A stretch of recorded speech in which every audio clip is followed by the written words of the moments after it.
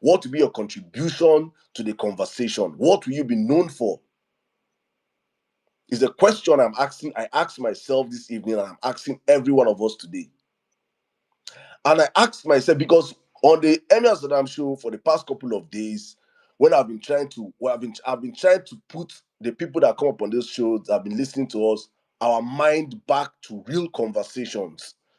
I kept saying, like yesterday, I was like, for me, whatever the outcome of the coalition is going to be, it's going to be months from now. It's going to be months from now. It's going to be months from now. Probably a year from now. Nobody knows. Who is guaranteed of life? Who is guaranteed of tomorrow? Who is guaranteed of next week? Who is guaranteed of next year? You might be the most healthiest of persons, taking care of your health, watching your diet, you have gone for all the routine checks, all the organs are working perfectly, and you're coming out of your house, and boom, something happens to you. You can be flying, you can be a victim of air mishap, car accident. You can be a victim, we can all be victims of anything. Nobody's life is guaranteed. So for me, I live every day as it comes. I try not to worry about events that I cannot control. This was what I was telling people yesterday on the Emir Saddam show. I was like, I understand the fears of some people, of many people. I understand that many of us are emotional beings. I understand many of us do not understand how it means or what it feels like to cut out from our emotions and deal with reality. Many people want to be happy. Many people even try, even when the happiness comes, they're looking for the next thing that will make them sad. Some people thrive in chaos. Some people want to see problems. Some people do not know how to react. They don't know how to be proactive. They only know how to react. And unfortunately for us in this movement, in the obedient movement, we are filled with, I will not say, I'm not gonna talk about obedient, I'm talking about the social media because there are two worlds. There's the social media world and there's the real world. On the social media world, unfortunately, it's filled with so many reactors. We have very few proactive people in this movement on social media. Very, very few. I said something about last week. Last week, Vawulence space. I was under the weather. I was sick myself. I had to open up that Vawulence space. Why? Because I had noticed that for the past couple of months, some set of obedience were actually working offline to bring to fruition the birthday celebration of Mr. Peter Obi on the 19th. And they wanted to use the Vawulence space platform to announce it and to speak. And me, I was not feeling fine now because I was like, okay, Omo, but we have to come out, Sha. We have to do this. If this is my only contribution I can contribute to these guys, let's do it that way. And I opened up the Vawulence space platform that day. And they came out here, the Jack Builder and all the guys that were doing this whole work. So you see, the people that are probably taking that will take the glory of that day are people that are making noise on social media. People that came and did giveaway. People that did and that promise some of them that promise what they did not even give. I want to give so and so people billions today. I want to use just cloud chasers, engagement farmers. The real people that did that work, the real people that organize that stuff, some of them have 50 followers, some of them have 20 followers, some of them don't have up to 100 followers. The people that did the real work offline, the people that put in the real effort, the real workings, the real doings across the country, then they're offline. They're not popular voices. They're not big names. They're not big handles. If they tweet, some of the ones that went to IDP camp in Kaduna, in Abuja, they reached out to me in the day and said, "Saddam, please, and we need support." I gave them what I could, and I said, "Okay, let's and please, can you help us and post this? They want to send it to you, so you see what we did." I said, "Please don't send it to me. Post, and I'll repost. I don't want all this thing for me. Just post and send me the link. I'll repost." The lady and the people that went in Benue State IDP camps also, the same IDP camps are over 200 were slaughtered. I said, post and we'll repost. Very, very unknown people. Unknown people. They don't know how to chase clouds. They just know how to work. They just know how to work. And for me, these are the people that, honest, I am not discountenancing the work done on social media, because social media for me is all about narratives. It's all about controlling narratives, all about shaping narratives, all about amplifying narratives. But when the narratives are not being amplified, when the narratives are not being shaped, when the narratives are just for clout, I begin to have problem with it. So I see all the hard work people are doing behind the scene and how they brought it to fruition on 19th and how it was celebrated. And I was expecting that these people's hard work would have been celebrated for days. Lo and behold, Pio's birthday finished on Saturday, Sunday. Some people are already shouting again. Coalition. Let us start fighting again. Even the birthday day, we could not even reap. For me, I'm looking at Pio's birthday was just on Saturday. Sunday, Monday, some people are already looking for chaos. People are already looking for war. People are already looking for fights. What thing go make the adrenaline? I woke up on Monday and I'm like, I look at the timeline, interpretation of different things. These are people that are not in the room. They don't even know what's happening behind the scene. People have come back to Nigeria. Probably this night we'll be having meeting with these coalition people. Probably this night. And I keep asking myself questions. And I'm not really going to speak for that side of the divide. I'm going to speak for the people, the place that I belong in. I don't care about what they come out and say. The Mikano people say. I'm not a Mikano person. I do not care about the Mikano people. I'm going to speak for the obedient movement that I am a part of. I belong to. I'm not speaking for everybody. I'm speaking for myself, how I feel, how I see it. It has been, we have just been running through circles, chasing things that do not matter for now. I call it misplaced priority. I said yesterday on my live, I was like, this is the height of misplaced priority. In fact, I had to wake up today, I had to mute that word called coalition. I had to mute that word. I had to mute the word because I had seen that some people were just getting engagement tweets from me back to back to back. And so many of the obedience will just say, when I was rush, go to tweet. And I was like, go like him. And I asked myself, like, if coalition candidature that I want them to give Peter Obi is next week, and I'm seeing this kind of ginger now, I will clap my hand and say, this is how it's meant to be. If it is next month, I will clap my hand. If it probably even is 2 months' time, which I know that they will not do. I'm saying that, I'm saying that, and I'm saying this on record. Because I've noticed this movement, I have timed this movement, the violence space have been, I'll say, the burden bearer of the emotions of this movement. Because for so long, all through last year election period, this movement, we hear so many things will happen. Our people just rush and amplify it. Tinubu will give people talking points. Our people rush and amplify it. We will come back on the violence space and redirect our focus. Because in fact, they got the point that our only job of violence was to redirect Nigerians to understand that 2022 elections is that it became a job that I got so tired of at a point. I was like, if I'm dealing with kindergartens, I understand. But I'm dealing with matured men and women, mommies and daddies, some grandparents. I'm asking myself, I'm like, me, I don't understand. I can't be like saying a therapy session me I do. I keep wondering, I'm like, can't we just understand the duties that we are meant to do as a people? I don't understand this thing. Honestly speaking, I do not understand. I ask myself, okay, we have finished elections. They have done all the things they can do. INEC have done their own. This judiciary have done their own. Whether we like it or not, we do not accept Tinubu as our president. I don't call him president. I've never called him president before. But the truth of the matter is that he's currently occupying Aso Rock. And we have a role to play. We have a role to play. And the role that we have to play is we have to play the role of an opposition. But many of us don't want to play that role of opposition. We have failed in doing that role for 2 years. We have failed as an opposition for 2 freaking years.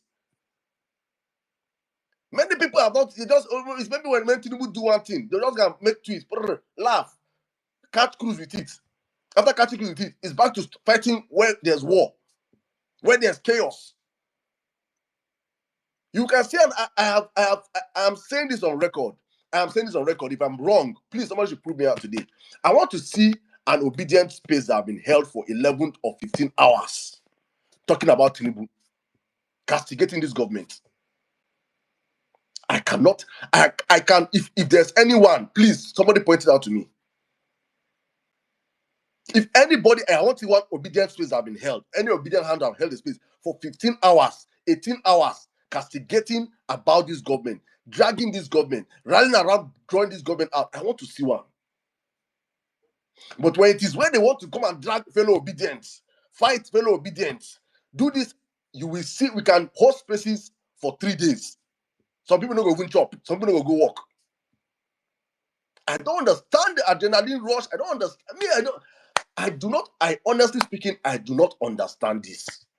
I've been trying in my brain to understand it. I'm like, okay, we say we are amateurs in politics. We know sabi politics. We just came into the political scene.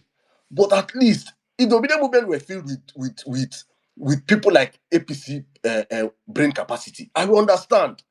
But this movement has the best of brains, intellectuals, wise people, sharp people, intelligent people.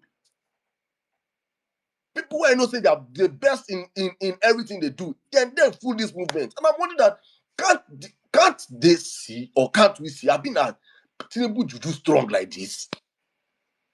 Is that how powerful, is that how potent Tinubu Juju is upon this movement? That we cannot hold this government accountable, that we cannot put our feet on the ground and say, let us run 1 week agenda against this government. We cannot do it.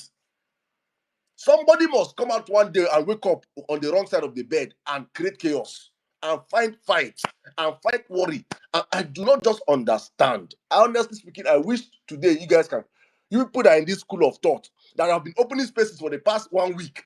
I've been talking coalition. I want one of you come out today and school me and understand me, explain to me why you are talking about and focusing your energy on an event that's going to happen in like 9 months' time today. I really want someone to come and school me, please.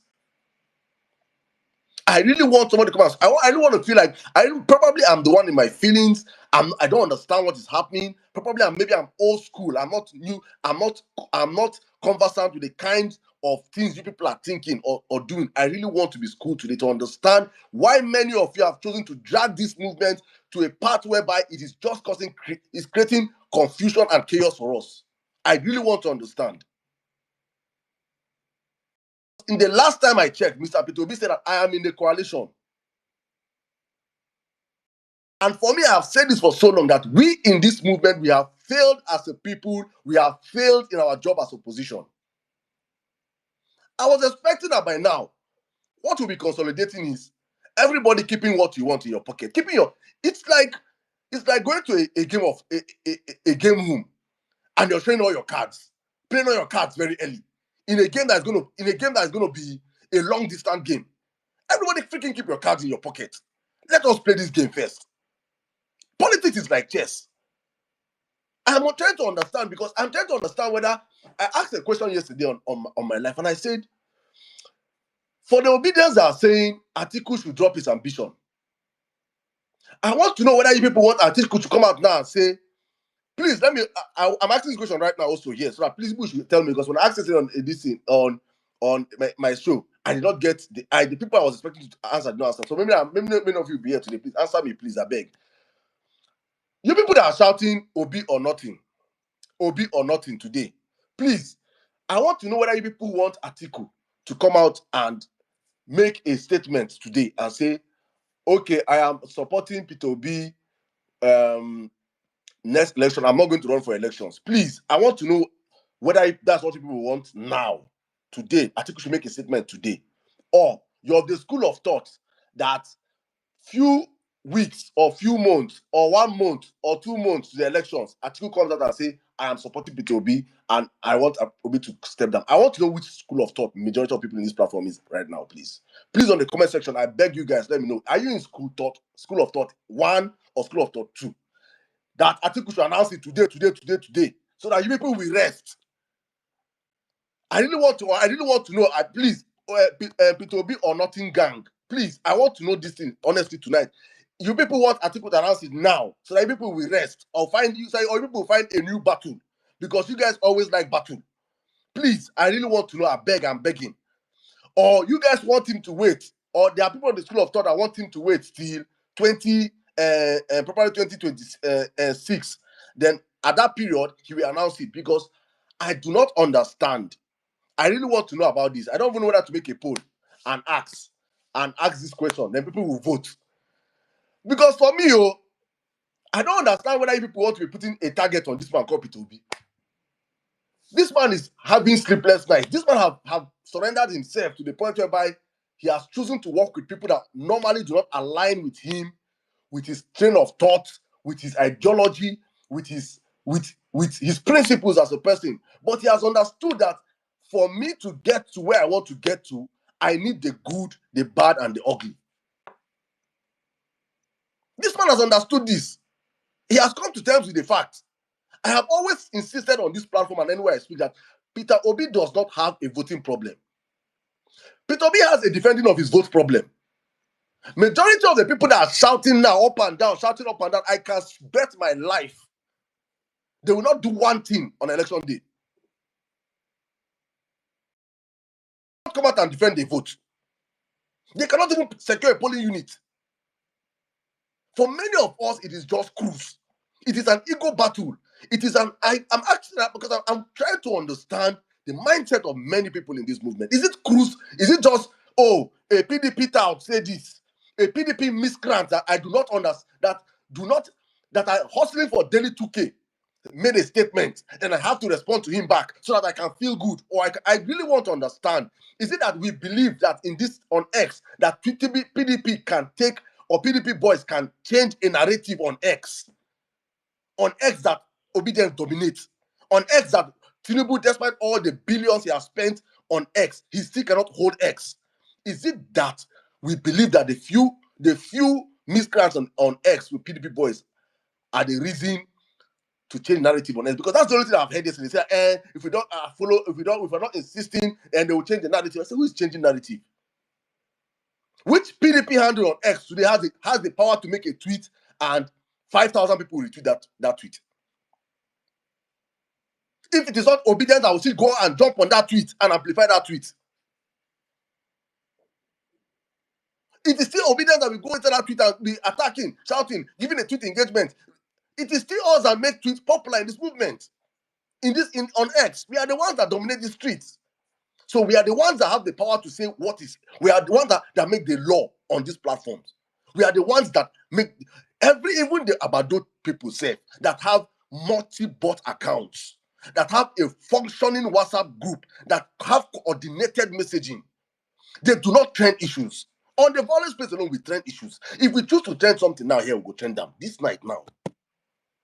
We have done it. We have done it multiple times.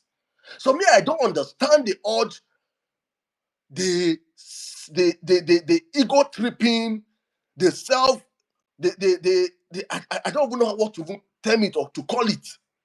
Because for me, I am looking at the possibility whereby you are in a room of people that it is evident. Let me just put it right now. Let me put it right now. It is evident that if you still think 2027 is going to be like 2023, you do not understand what's happening in this country up until now. If you think 2027 will be 2023, if you think Bola Ahmed Tinubu will give you free and fair elections, if you think Bola Ahmed Tinubu will give you a room to have a shot at it, you still do not understand where we are. And it is because we have failed to follow the process. It is because we have failed to document the journey so far. Probably we'll just have a day that we'll just talk about the things that have been going on in this country since 2023 up until today. We are in a total state capture. Nigeria has been captured before our eyes, and we are not even bothered about it. We don't even care about it. We are not even speaking about it. We are just living the flow. We are just flying. We are just cruising. It is, for us, it is cruise. Then what we are concerned about is an outcome that will happen probably 9 months from now. And I'm asking myself, I have lost a sister this evening. I got an information I lost a sister this evening that passed on this evening. It passed on last week, Thursday. Which of us here is guaranteed life? Which of us is guaranteed that we will see the 2027? Who is that magician? Who is that God here? The thing that is bothering Nigeria today, I asked myself yesterday, Bola Ahmed Tinubu borrowed the Senate. The Senate has approved over 20 how many billion? 21 billion US dollar extra for Tinubu to borrow. Today this morning, one of my sister composed a tweet on the Vawulence Space group, and she sent Saddam, let's change the narrative, please. Let's change that. I sent to me. I did edit small, post them. I post them. I intentionally posted that tweet, and I said in my mind, if I posted, I said, let me see I will see the engagement on this tweet today. It just be like saying a normal tweet, don't be anything. It just be like saying nothing. The issues that's bedeviling Nigeria, me and you today, the issues that should be highlighted to kick Tinubu out of office, we leave them. We leave them. Go they find who go kick Tinubu out of office when you're not even the events that you're meant to expose, that we show Nigerians what these criminals are doing. We are not doing it. Tinubu has borrowed 21 extra billion today. There is no space talking about it. There is no bomb twist talking about it. Because it's not going to bring engagement, because we don't know how to put this narrative. It is not interesting to us. It is not fight, it is not chaos. It is not dragging. The real issues that we should be talking about. Wike gave his first son land, gave his second son land, gave his 91-year-old father land. Tinubu came out on stage and told Wike to give APC land. It is not a problem to us. We are not talking about it. It is not an issue to us. No. Let's not talk about it. No, it's not our job. It's not our job. Let us keep shouting coalition, coalition this, coalition that. I asked myself that. I said this in 2 weeks ago. I made open violence and I said that coalition drama. I opened the violence in the last 2 years and I called it coalition drama. And I was talking about this whole 2 weeks ago. Our last 2 weeks violence piece. What I was talking about, I know when people came out and I was saying, Saddam, no. And I was like, if we can focus our energy on doing the hard work. Mr. Pitobi, I've always said, sell your candidates. You want me to work for you or work with you. You cannot bully me and tell me that I will give you, I will support you. Everybody, and it is disingenuous of you to think, or for me to think as a person, that Atiku does not have a right to want to contest for elections. In respect of how much I hate it, how much I feel against it, he has every freaking right. He's a Nigerian. Even when they talk, I get right to contest. He's a Nigerian. Let him be there. They contest him. They never born me. He has every right. It is superior opinions or superior conversations in a coalition that will convince the man or coerce the man to say, Oga, step down, sir. Please, with all due respect, we need you to step down. You don't bully him and attempt to step down. You cannot tell him and shout him down, step him down. He has every right as a Nigerian. You call it whatever you want to say, he's the problem of PDP. He knows a man that is ambitious is a man that is ambitious. A man who don't fight something. A man who don't fight something since they never born some of us. You think that by your shouting and by your this thing, you do not bully people out of a coalition. In a coalition, you negotiate. That is exactly what our principle is doing. You call yourself a follower of a man, you do not follow the man's way. The man go they suffer. I know when I know, and especially I'm saying this, especially I don't want to say social media obedience, especially obedience on X. Obedience on X they are part of our problem. I don't even know how to hide it anymore. Obedience on X are part of our problem. If you're here and you hear me, if they pay me, no say we keep paying you. Many of us on this X are part of our problem. Many of these X have the emotional content of kids. Many of us don't understand. Many of us should be out of social media. Just go and rest.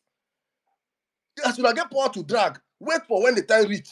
When it's time for us to ask for our candidate, you people activate and come back and show this energy, because the time now is the time now to call Tinubu out. Freaking do your jobs. You're not doing it. We are not supposed to do this work. That is why APC is ahead of us.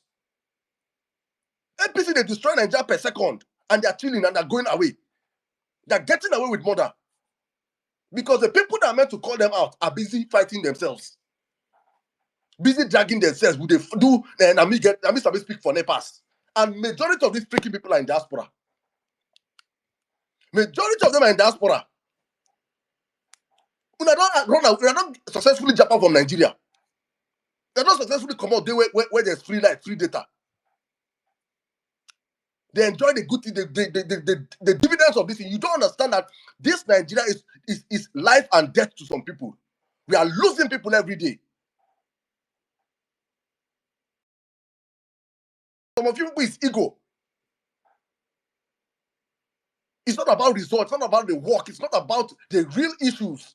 How many of you guys, I'm still challenging you, please. If you people should put it for me in constitution, I want to see that obedience space that have been held for 12 hours, 15 hours, talking about the carnages in this country. Dragging this government. You people will never do it. You will never open a space for 2 hours dragging Tinubu. You will never open a space for 3 hours coordinating and say, guys, let us take over, let us coordinate, let us sell our candidates. They want people know that we eat, because people understand that this obedient movement is run by emotions. We have so many emotional people that are in this movement, so many young people, so many people that want to see Nigeria work, so they are invested in their emotions. You people are harvesting their emotions. You people are freaking wicked. Because at this point in time, it's no longer like people do not know. Because I'm asking myself, even if Atiku wants to buy all the delegates, is he buying a delegate this month? No. Is he buying a delegate next month? No. Is he buying a delegate in 3 months' time? No. Is he buying a delegate in 6 months' time? No. Why are you freaking destroying this? Why are you disturbing us? Why are you disturbing us now about an event that you want to do in probably 9 months' time? I want to understand. I really want to understand. When they tell me that I'm going to show up working offline, we don't get any workings, no doings. Use this movement, gather clouds, gather numbers, gather followers.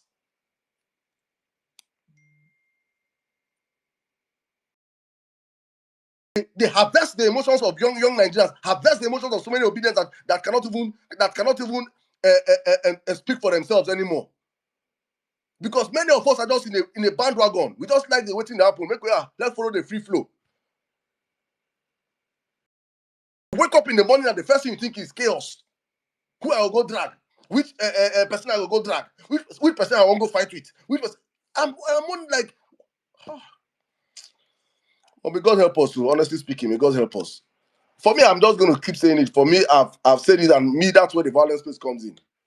If I come out here and I say it, if it pain you, make it pain you, make it pain you, pain you, enter your spirit, man. I don't freaking care. Because for many of you people think it is cruise.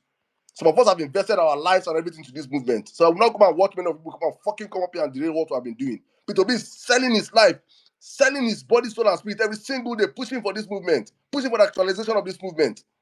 When many of us came out here, I remember when I platformed and Dan Bello on this movement. I remember when I was the first person to bring Dan Bello on violence space, on space. I know how many of these same obedience begin to attack me. Remember when I platformed Arewa, the voice of Arewa? You people remember when we brought voice of Arewa to should platform? Hey, why should you bring him? Why should you bring him? No people will vote for Tinubu. The beginning. I'm like, how do you think you want to win elections alone? You can win elections alone or what?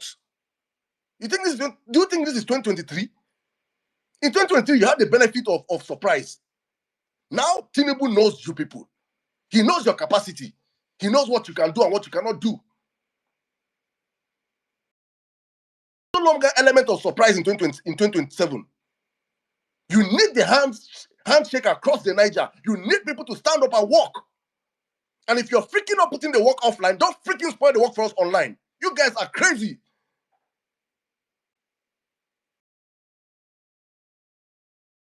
They invest work. People know they sleep for night. They go finish meeting. They will call us for morning. Almost that meeting will finish. We they see these things. When I go there online, we don't know anything. When I just for cruise, for retweet, for likes. They spoil work for us. Election time, you not go do anything.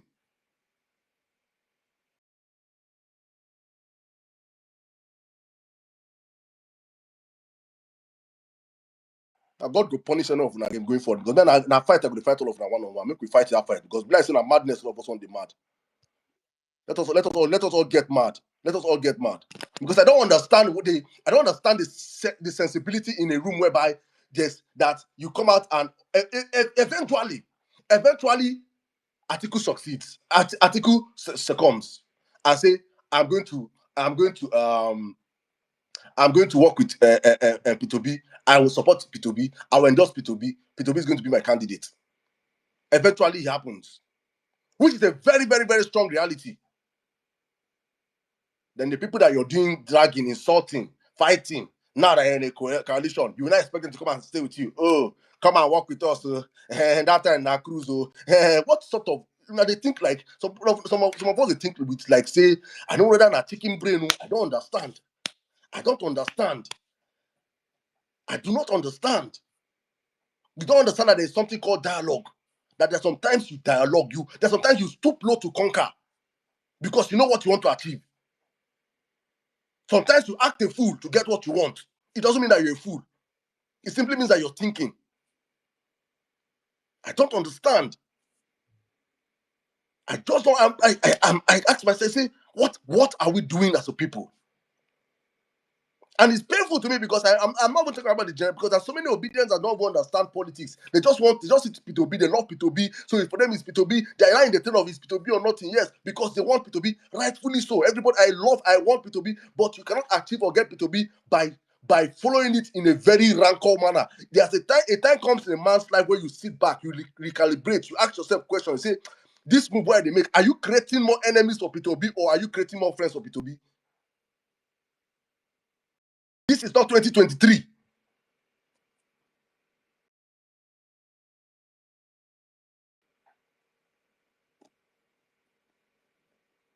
What is the guarantee that you won't be alive or that I will be alive by then?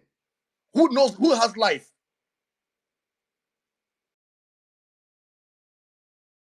And go and check it. Majority of them that are pushing these things, they're either in diaspora or they're faceless. They thrive in chaos. Because they have already, it is still that selfish Nigerian spirit. You have absorbed yourself from the Nigerian problem. So you can stand and withstand, if it doesn't come my way now, me Nigeria are born.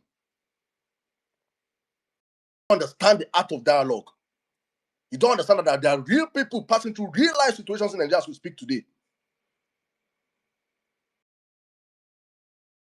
There are people that are in the market today now, market men and women that in their life they are telling them that their problem is not Tinubu.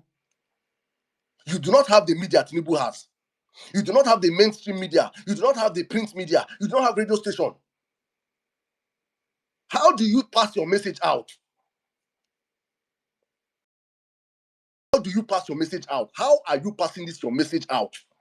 You don't have it. They have all these things. You're coming against a monster.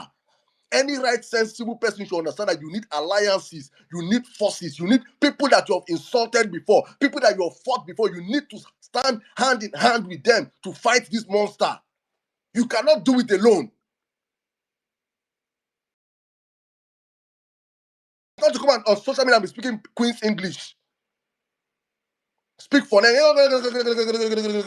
Now they end. You not go come out for election day, you not go fit do am. Don't defend this vote when it comes to election. You cannot. You say P2B is gentle. P2B now has gotten madmen around him.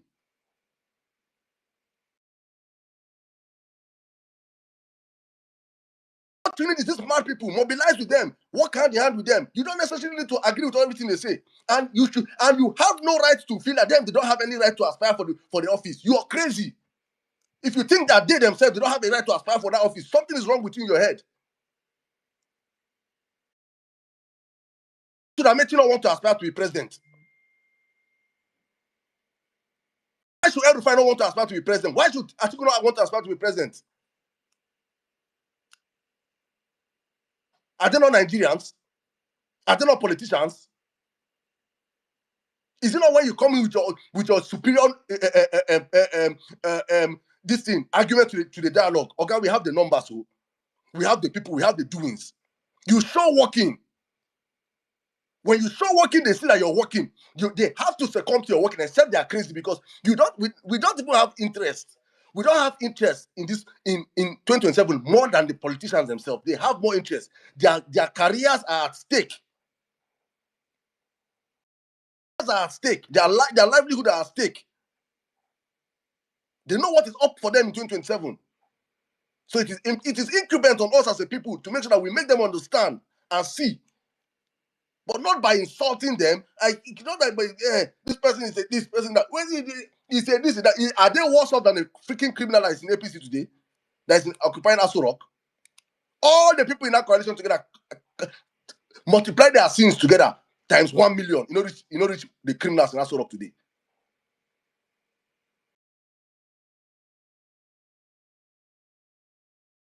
Yeah, please, this nonsense has to stop.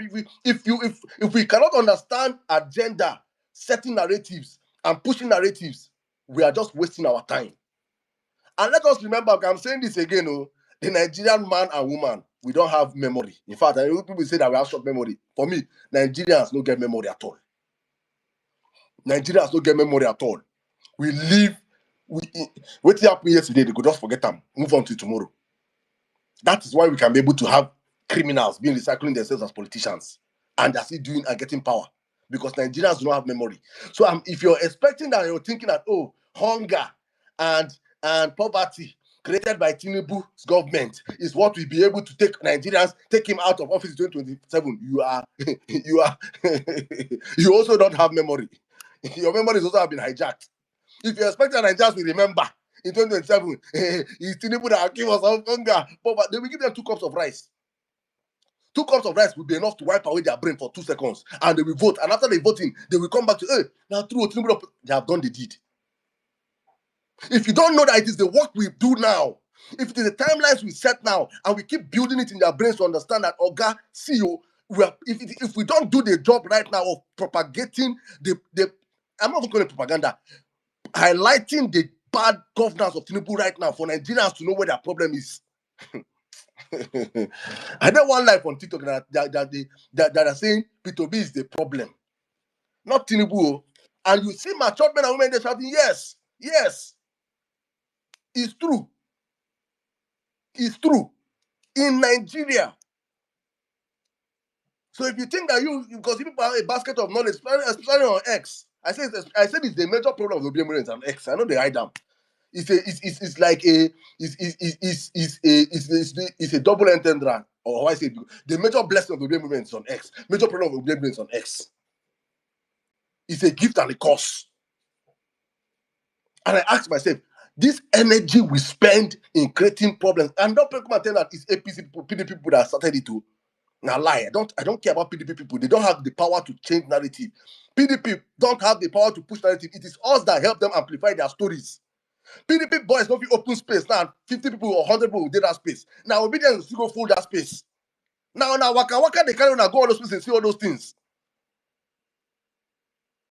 One Dr. Okafor make a nonsense tweet, and some of his tweets that he made nonsense in 2022, people did not amplify it. Now 20 people retweet him until today. As I don't go jump on the Twitter and tweet, don't get 100 retweets and likes. It is still obedient us that we're gonna jump on these people and amplify their voices. Now we. That power and time you use to be looking for trouble or looking for problem to quench, fire to quench. Fire service men and women. Fire service men and women.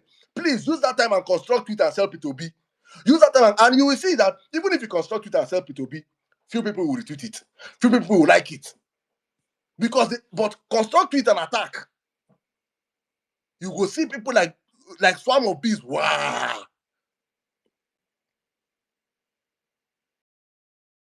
Look at what's happening. We're speaking right now.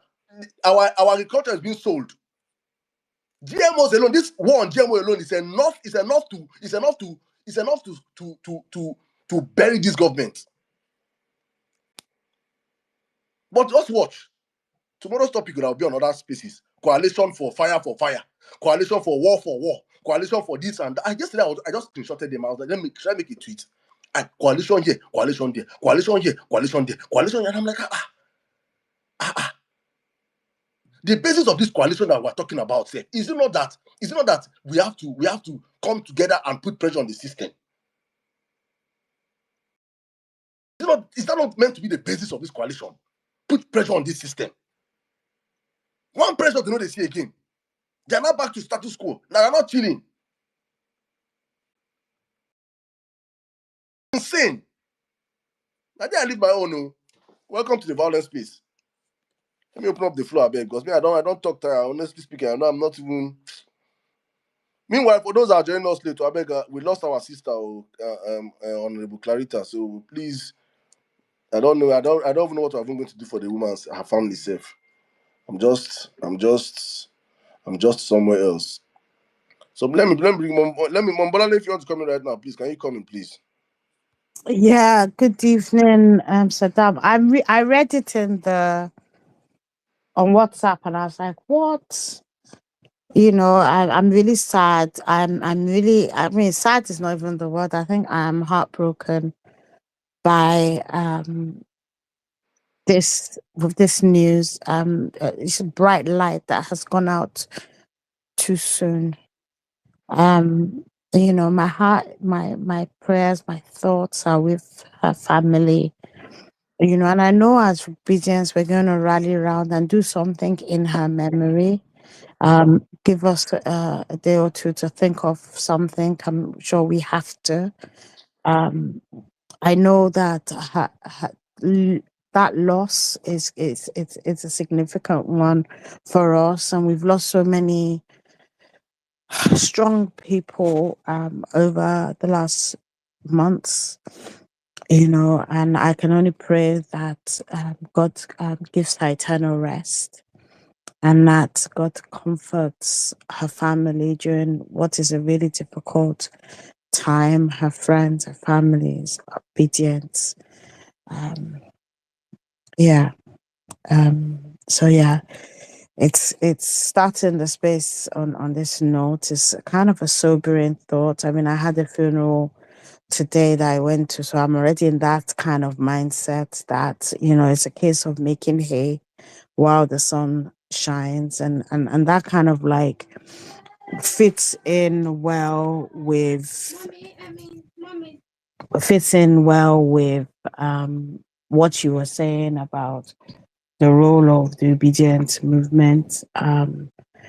Now, one from the perspective of the coalition, and I said it last time, I'm going to say it again. If you carry complaints, go and to speak with Peter Obi. He tells you that if you're not coming up with a solution to that problem, he doesn't want to hear it. And as far as he's concerned, all he wants us to do is sell Peter Obi.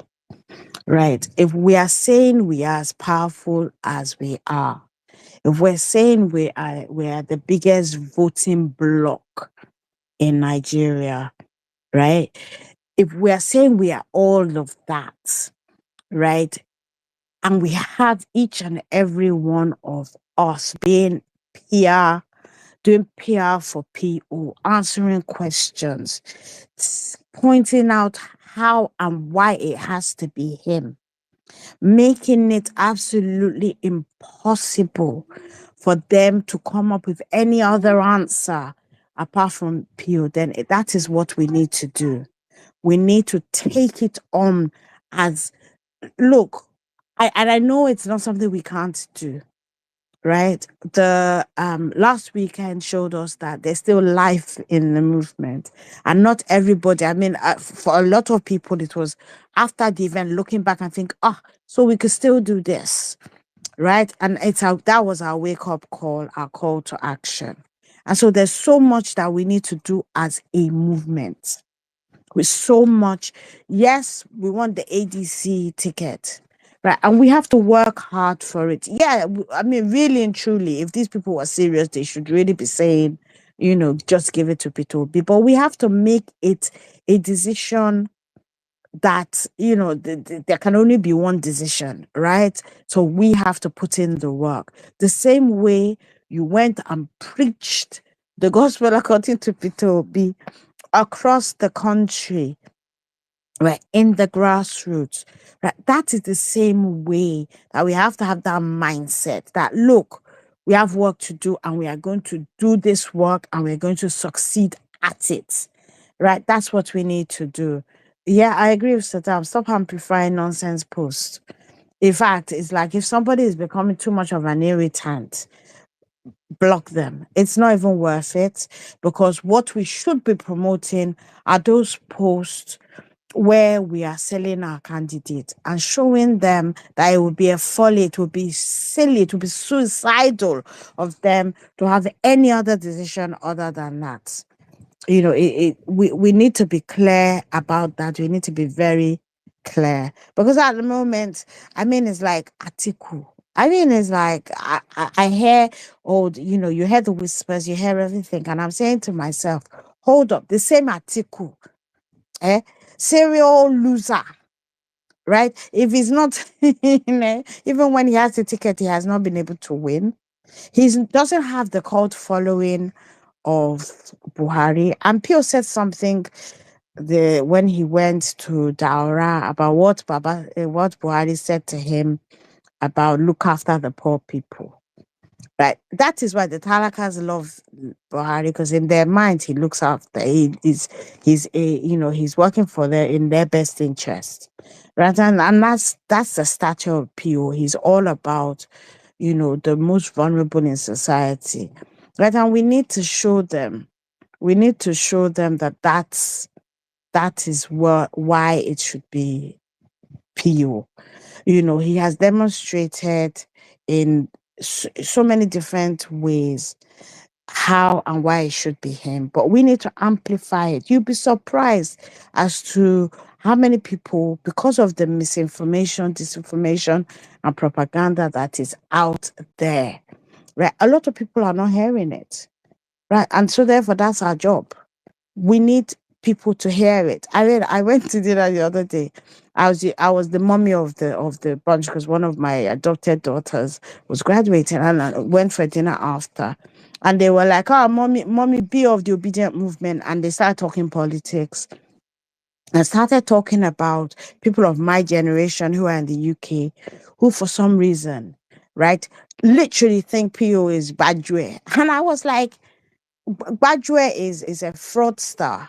Pio has not defrauded anybody. He's the most honest politician that we have in Nigeria. Right? He has not stolen, he's not corrupt, he's not, any of those things. Right? And yet there's a generation that still think that's the case. Right. And this is people who are in the diaspora. How much more people who are in Nigeria? A lot of people, sometimes when you tell them about some of the things PO's done, I mean, sometimes you will bear that out because on doing that TikTok live, that there are people who actually have believed the disinformation and misinformation and all the propaganda that has been put in the system. And if you remember during the last election, what we were saying is everybody, all of us are the media, all of us. So what do I mean by that? Right? As opposed to insulting them because they are spewing disinformation, misinformation, and propaganda. How about you tell them? How about you go and get that? Google is easy now. Even with AI, it can get you all those references and put it in front of their noses so that people are making informed decisions. Because those that we are upset with who are say APC, this, that, and the other, it's because they literally believe the nonsense that has been put out there. So that's our work. We need to burst the lies. And the kind of like, the meetings I've been dragged into and I'm listening, our work is a lot. We're talking about the coalition, we're talking about electoral reforms. We should be championing it. And this GMO, like as um Saddam touched on it. It's a serious issue. Because how is it they will give GMO seeds that spoil our soil so that we are reliant on the West?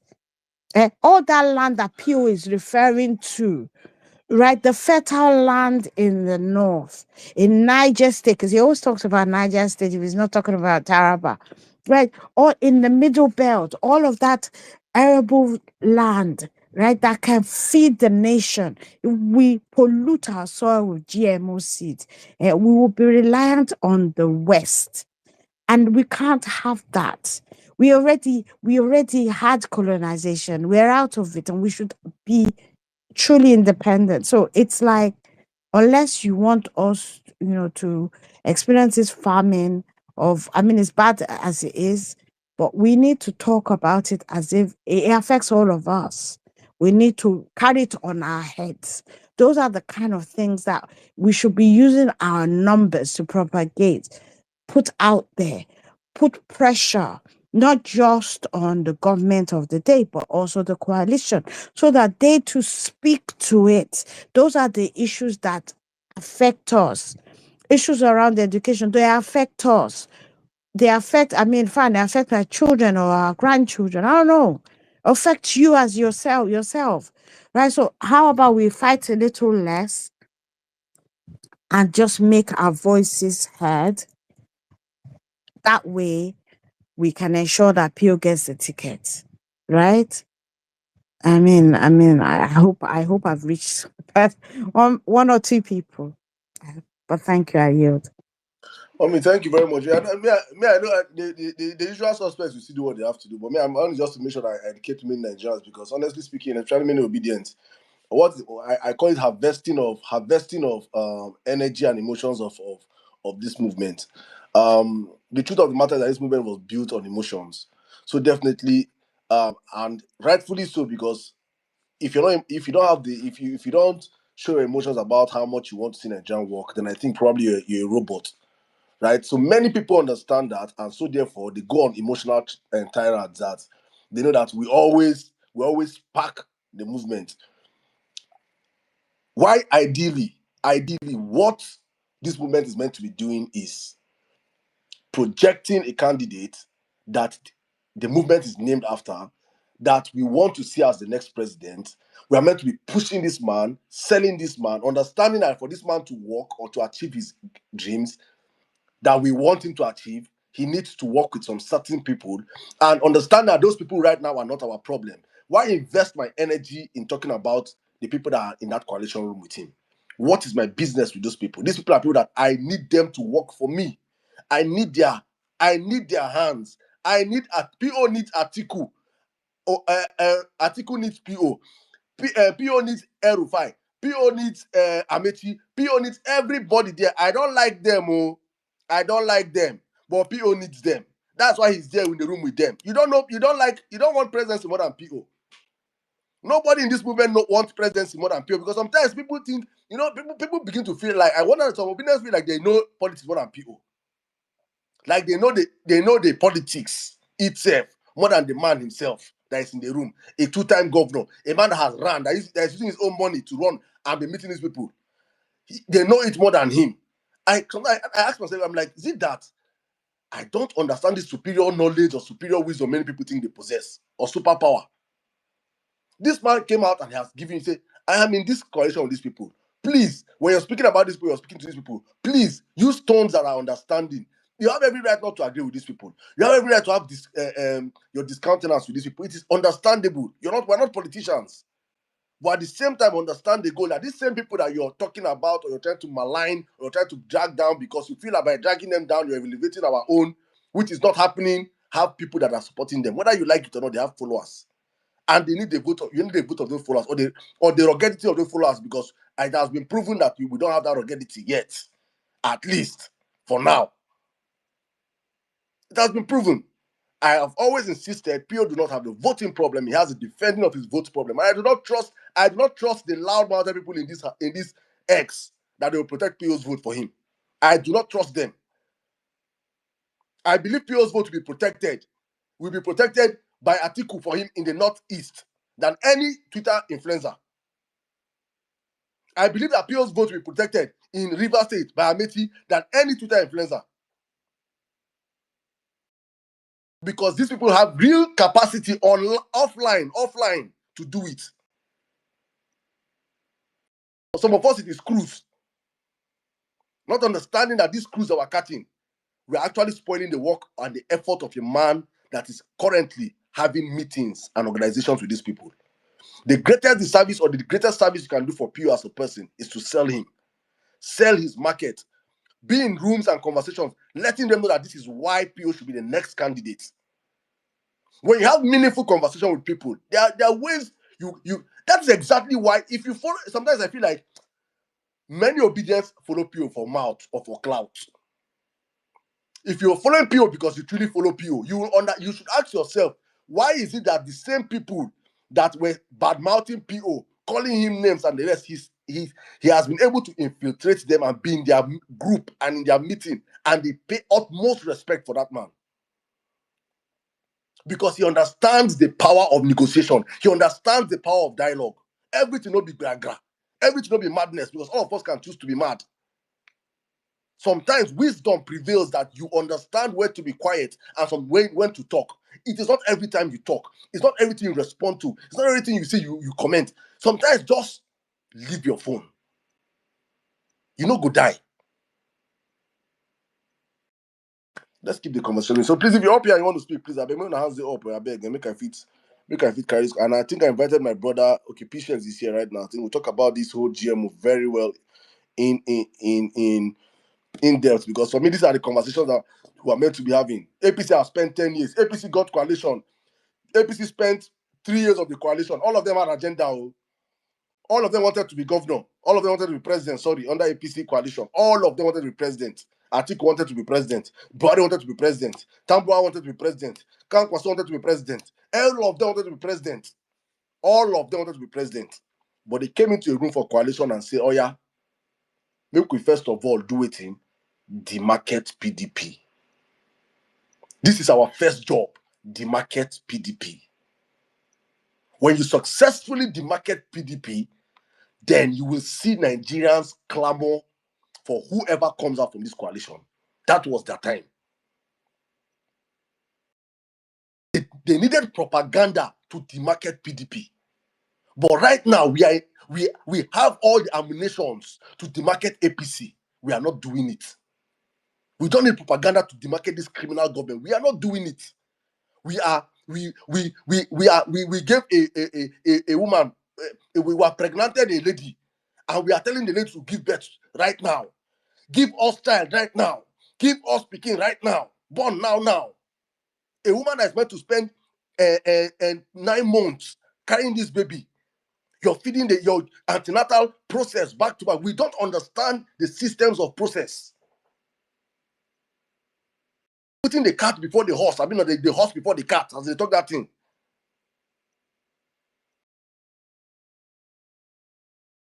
We are meant to be denied to demarket APC. 10 years of APC in power. 10 years of APC in power. Let the whole world be. This is what it's meant to be. From our side, from our angle, to the children of the Mikano, to every other angle, all the coalitors are talking about. Look at Ameti yesterday. He came out, he was saying that Nigerians are I am suffering. Nigerians are suffering. Any of the coalition members are saying any conversation against this government, we amplify it. That is our job on social media, because we are pawns. Hello, let me tell you again, we are pawns in this game of chess. None of us here be knight or rook, we are all pawns. When people will make that decision, he will make there. If you don't like him, highest thing you go log on social media. End to end on your retweet and your likes. It ends there. Don't make yourself so important. Many of people live up over bloated egos. Somebody has to deflate it and tell you guys the truth. Highest thing, you don't go open space anymore.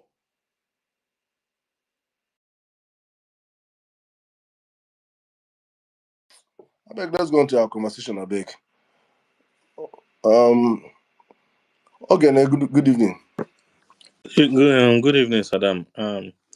I don't know if you can hear me. Please just confirm, because Yeah, you are gone. okay. So Saddam, you are really right, actually, because all along, if you know, I've always been the problem is straightforward, right? It's straightforward.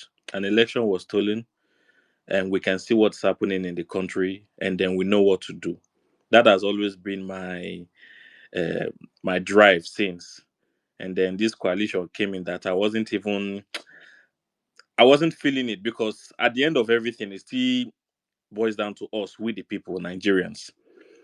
So we are the one going through whatever we're going through right now. So the news about coalition wasn't more of like an excitement to me. So what am I saying? We need to go back to what happened and where the problem lies. You know, I've always been saying that, 2027 will still come, because on paper, Nigeria is still a democratic nation. So that is coming right now. And like you said, we are distracted with so much of the battle and conflict and whatever in coalition and whatever. So that those spaces need to, I don't know, of course, you cannot tell people what to do, but we need to put an end to that conversation about coalition and all of that. Yes, I'm also part of this conversation as well, but Definitely, I just wanted it to end, and so that we can focus on the government on its own. And this GMO, there is so much happening. But like I always say, someone you didn't vote in, you don't expect him to do anything. So the plan is to take that energy to 2027, regardless of what comes out. And there is something I want us to take note of. Something happened at the National Assembly. We didn't even know that Natasha. I personally didn't know Natasha was going to resume and all of that. But you could. There was something I noticed that happened there that Nigerians need to know and then amplify and then take that energy times 10 moving forward to 2027. We need to show that first. You could see that those police blocking the road and all of that, the more the people moved, the more they were clearing the road, the more they were parting ways till they got to the gate that was locked. That little action there, it gave me so much joy. And I don't know if Nigerians saw what happened there. The energy that we need to take going to 2027. So that's why it's really sad that we are already having this talk of coalition and all of that. But like I said, we are emotional. Yes, you are right. We all want Peter Obi. Yes, we are right. And the truth is that we are scared that, I mean, look at the people we are dealing with. A lot of us cannot critically think of oh, will they give us Peter Obi? So now the news is coming up, so we are arguing about it right now. So I wouldn't blame anybody, but we just need to put aside that conversation and then focus all our energy on the problem we're facing right now and who the problem is, because these guys are so lucky. This man especially is just so lucky. So lucky. But we looking on the bright side, we saw what happened at the National Assembly. You could see that the more you move, the more they give way. That is something that we need to start amplifying as Nigerians. Looking forward to 2027. Sound the alarm, sound the bell right now, and let them know that, see, nothing is going to happen that 2027 if the people don't get who they want as their leaders. That force that was shown that day, I mean, I was so encouraged by that art. You could see the way Nigerians were moving forward and they were just parting ways. So we need to amplify that voice together and we push forward. And about this GMO, I don't know if we can start trending. I mean, this is the best we can do at the moment. No GMO in Nigeria, no GMO seed. If I know that this guy will still come up to speak about it, but after talking about it, what can we do? What next can we do?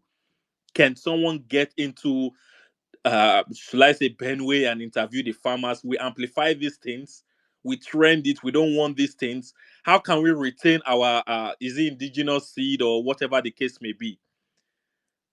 I mean, these are the things that we're supposed to be talking about and not Article and Peter Obi. I'm also part of it, so I also take that blame because I'm emotional about the whole situation because I don't think that after all these fight, the job was simple. We have everything it takes to win an election. What happened the last time we were, I won't say distracted, but we got into court cases and all of that, and then the energy died down. So, what you didn't do in 2023, you will have a chance to do it again come 2027. That is where your mind should be at right now.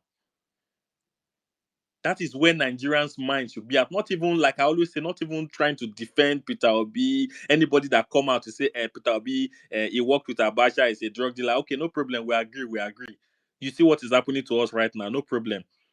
You just put it at the back of your mind that, okay, that 2027, it nothing is going to work if we don't get who we want as a leader, because democracy in itself is for the people. That is what we should be driving at, propagating the problem we're facing. Of course, everyone knows what we're going through, and then letting the world know that, see, make it not be like say war day or whatever. This is democracy. The people needs to get who they want. It's what we are supposed to be propagating as Nigerians. But every day is all about coalition, this coalition, that. And like you said, Saddam, and I've said it on a space too, these people in the coalition, they have much to lose. They have so much to lose. So leave them to fight their own fight. All you have to do is to push the person you want as a candidate, who of course is the most qualified, and then propagate your own problems and what you are going through as Nigerians. That is what I've always said. So moving forward, please, let's look at what we can do as obedient or whatever the situation or whoever we are. Let's look at what we can do to propagate the problems we are facing as Nigerians and make it known that, see, come 2027, it's not going to be the usual. That is what we are supposed to be doing right now. Anybody that goes on any space or anybody talking about we are going through problem, you are talking about what Peter Obi has done, the lies he has told. Anybody that talks about that thing, all we should be talking about is that we are suffering or we are dying or it has nothing to do with this man or this is the problem we are facing or what is your answer to it or anybody, them Reno Mockery or any, yeah, they go on spaces or whatever to talk about who is lying and who is not. Okay, we have heard you, but this is what we are going through right now. What is the way out? And Peter Obi is lying. Okay, no problem, but we are currently having GMO seeds on our soil right now. What should we do about it? And Peter Obi Atiku is like, okay, no problem, no problem. But this man just borrowed this money now. We are getting into debt. He wants to collect another one for Coastal Road. What should we do about it? So any question, direct it back to this current government so that people will know that it's not about even the coalition again. It's about we as Nigerians. And that's my take. Thank you, Saddam. Thank you very much, my brother. Thank you very much. Thank you. Our job is just to keep dragging our people up to understand. Man, emotions is not politics. So emotions will never take. Emotions will only take you as far as it wants to take you. When you wake up, you understand that emotions is all about emotions and understand where we stand and the role we have. It is painful for me, most especially knowing fully well that I am, and I'm not even saying this like I don't know. The majority of people that are creating this confusion will not even come back and vote. They will not even come back and vote. Now where they pay me pass. We are playing checkers with the lives of Nigerians. Conversations we're meant to have, we're not having them. Invest that time now. Invest this energy. Just invest this energy now. Invest this energy now and push agenda. They cannot do it. They cannot spend time, invest time and energy in pushing agenda that will help benefit this movement or that will help bring this government down. As in, I can't even call it propaganda. We don't even need propaganda against Tinubu. Amplify the misgovernance, mismanagement of our economy by Tinubu. They will not do it. Hard work.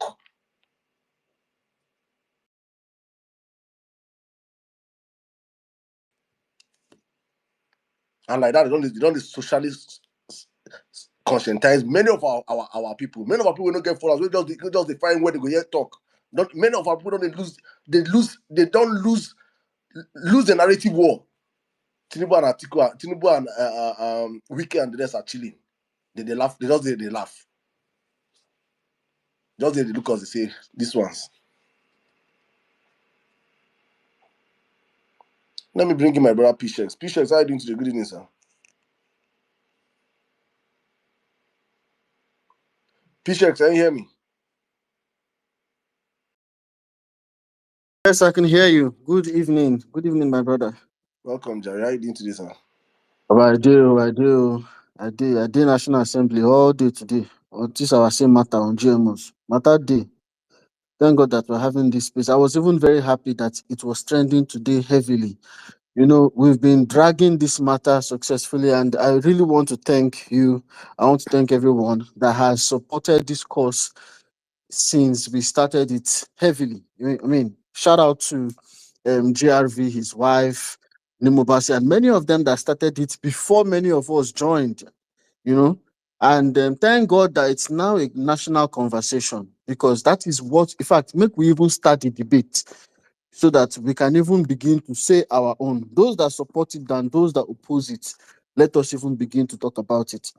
And since November last year, when we had the public hearing at the National Assembly, all of us were there. We were about, I had there that there about 12 professors in various aspects of agriculture, biotechnology, and they were all there. we had the people on the other side, the people that support it, the people that are pushing it. They were all there. We're on the left, they were on the right. And all of us, look, I really would want everyone to watch that video, to watch the full video of that public hearing. It will give us a very good information of what is going on.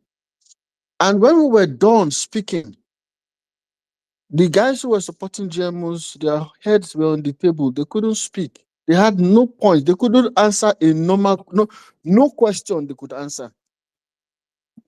And then they left. In fact, while we were having that public hearing last year, we were streaming it live on the internet. And then they went and started shutting down. The people at the back were jamming the signals so that the stream wouldn't go out. This was happening in Nigeria, you know.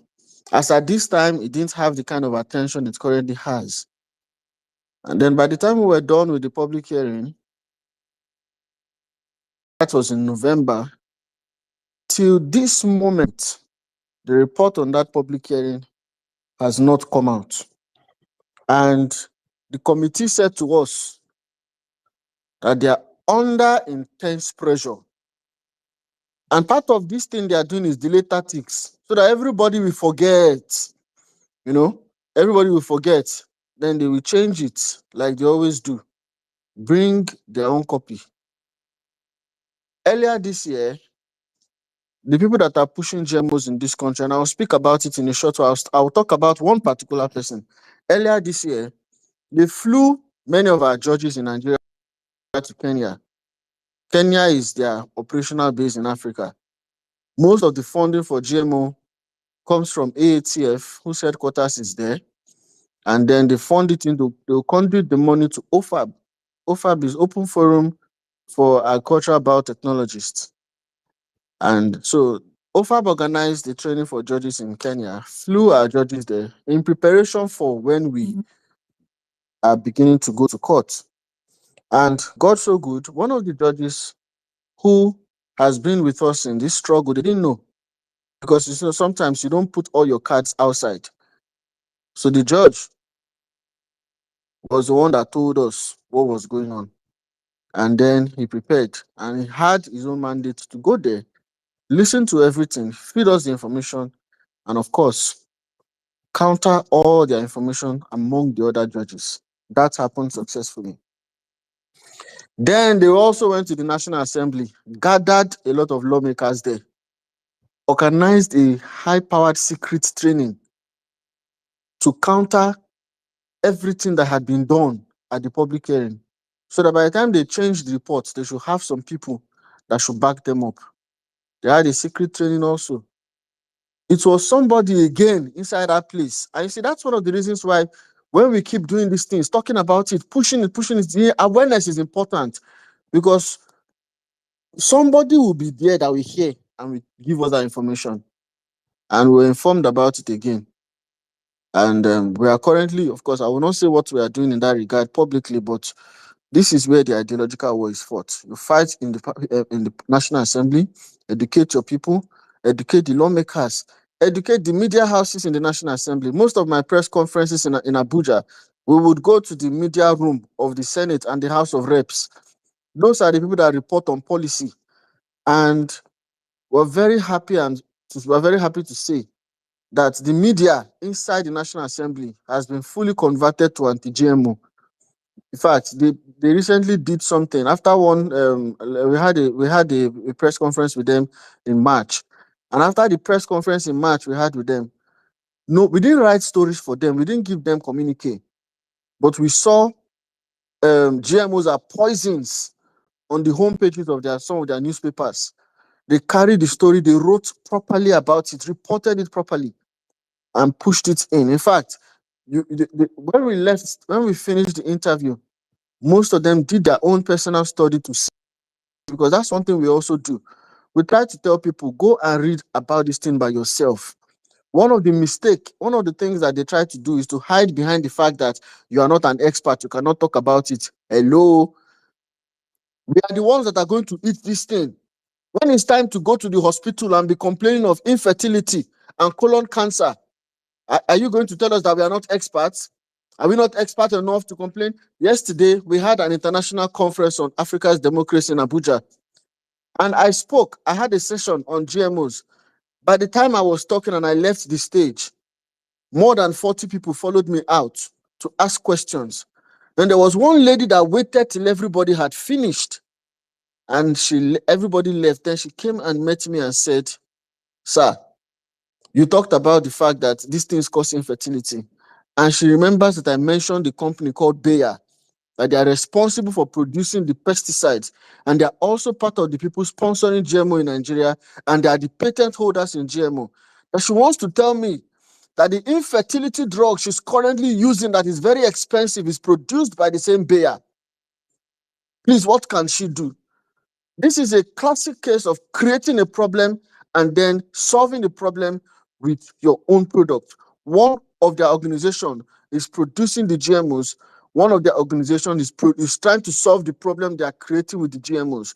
They have been sued in many countries for these things. But in Nigeria, where our legal systems are not strong, that's why they came to Africa. After Bayer Crop Science bought Monsanto for $66 million in 2016, Monsanto has at the time was already having a litany of litigations against them because of their chemical Roundup, because most GMO crops are herbicide tolerant. That means you can use as much agrochemical as possible. It will not kill the plant. So because of that, farmers now overdose the farms with pesticides, with agrochemicals, because it's not going to kill the plant. But the plants are taking in those chemicals, glyphosate. The plant is taking it. World Health Organization did a research to check the carcinogenic properties of glyphosate. 70% of the scientists that participated in that research reported that glyphosate causes cancer. And then World Health Organization labeled glyphosate as probably carcinogenic. That was how they put it. But at least they acknowledge that this thing causes cancer one way or the other. Because you can't hide from the fact that Bayer has paid more than $12 billion to over 100,000 Americans that sued them for this same thing of catching cancer from using their products. And they did all of that out of court settlement in America. This news I just said, Google it. It's available on the internet. You don't need to be a professor. You don't need to be a scientist to see it. Then this same Bayer, after they bought Monsanto was the company that started it, and they bought Monsanto in 2016. Their share value dropped from about 93 euro per share. It dropped to 27, 28, 30 euro per share because they already had bad publicity. In America, about 20-something states, 22 states or thereabouts have banned glyphosate and are working to ban GMOs. Mexico, they've been banned in Mexico. Many parts of Europe, they've been banned there. In fact, the home country of Bayer is Germany. They have banned them in Germany. In Asia, they are banned there. Where are they going to recoup their investment? They've paid 66 billion to buy Monsanto, and now they are losing. Where are they going to recoup it? Then they moved into Africa fully. They are currently moving strongly into Africa. They are Bill Gates partners. They are the ones that own the seed. Monsanto, in what you call GMO maize in Nigeria, is actually MON 89034 and MON 87460. The MON in front of those two things I said is Monsanto. Those are the patent holders of GMOs that we are currently eating in this country. Today, I was offline most of today because I went to an event where the Minister of State Agriculture was there. I took a media company there. And when it was time for the press conference, we asked him very direct questions. We said, these GMOs, because you are giving farm inputs to our farmers, to the women that were in that particular event, how are we sure that they are not the GMO seeds? And then the man told a big lie. He said, GMOs, they are not yet in this country. That what you have are improved seeds. So also we got the information last year that since the word GMO has been bastardized in Nigeria, they have given it a code name called improved seeds. And the man said it there and there. He said, what you have are improved seeds. And then he did the same thing Aproko Doctor did in that video. He did the same thing of mixing hybrid seeds with GMO seeds. In GMO, you cross the species barrier. In other words, you would take genes from, in GMOs, you will take seeds from, you take genes from another species and plant it in another species. And what we have in Nigeria, what we have as our teller maize in Nigeria, the GMO maize that is currently all over Nigeria, is insecticidal genes were taken from a certain bacteria called Bacillus thuringiensis. Now, that particular bacteria, anytime nematodes and some insects eat that particular bacteria, they die. It causes, it affects their body systems and they die. So scientists have taken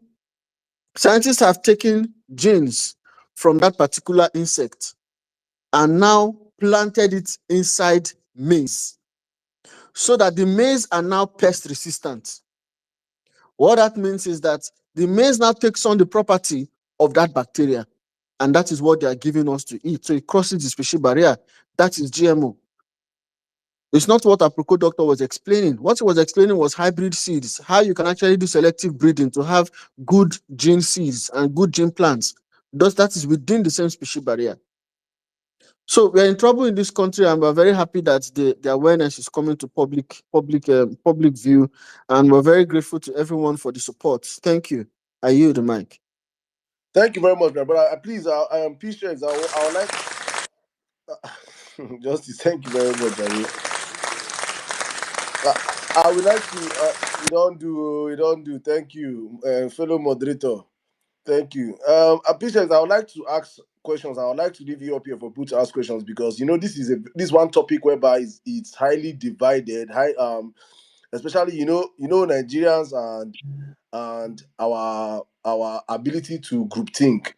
So many people have seen what this the Proko doctor guy have posted, and many people just draw up the narrative like, oh, it is conspiracy theory, and GMO is conspiracy theory. So it's important for me. It's a very, very important conversation that we should have, and one that should not just end here. It's one that all of us should be able to put out there in the mainstream, reject it if it's something that's meant to be rejected. But there's this my big Oga, Babatunde Badamosi, that have also been very vocal against GMOs, right? And he talked about glyphosate, and I heard you talk about glyphosate. So I don't know if you could just, I want to ask personally, this glyphosate, what is it for a All right. layman Yes. like me Glyphosate. that is not that does not have science? Go on, please. Yeah, glyphosate is the active chemical. First of all, glyphosate was manufactured. It's not organic. It was manufactured in 1974 and it was manufactured and patented by Monsanto in 1974, and it was manufactured as a herbicide. Now, before I continue on glyphosate, I don't know, Emir Saddam, if you could remember, myself and Professor Christobeg, a certain professor that I posted here on this space before, we've been in this campaign together. Professor Christobeg Please, is a where's that professor. man, Seth?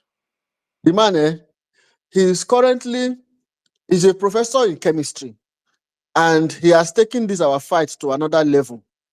When we started this, Can we have him on space, please?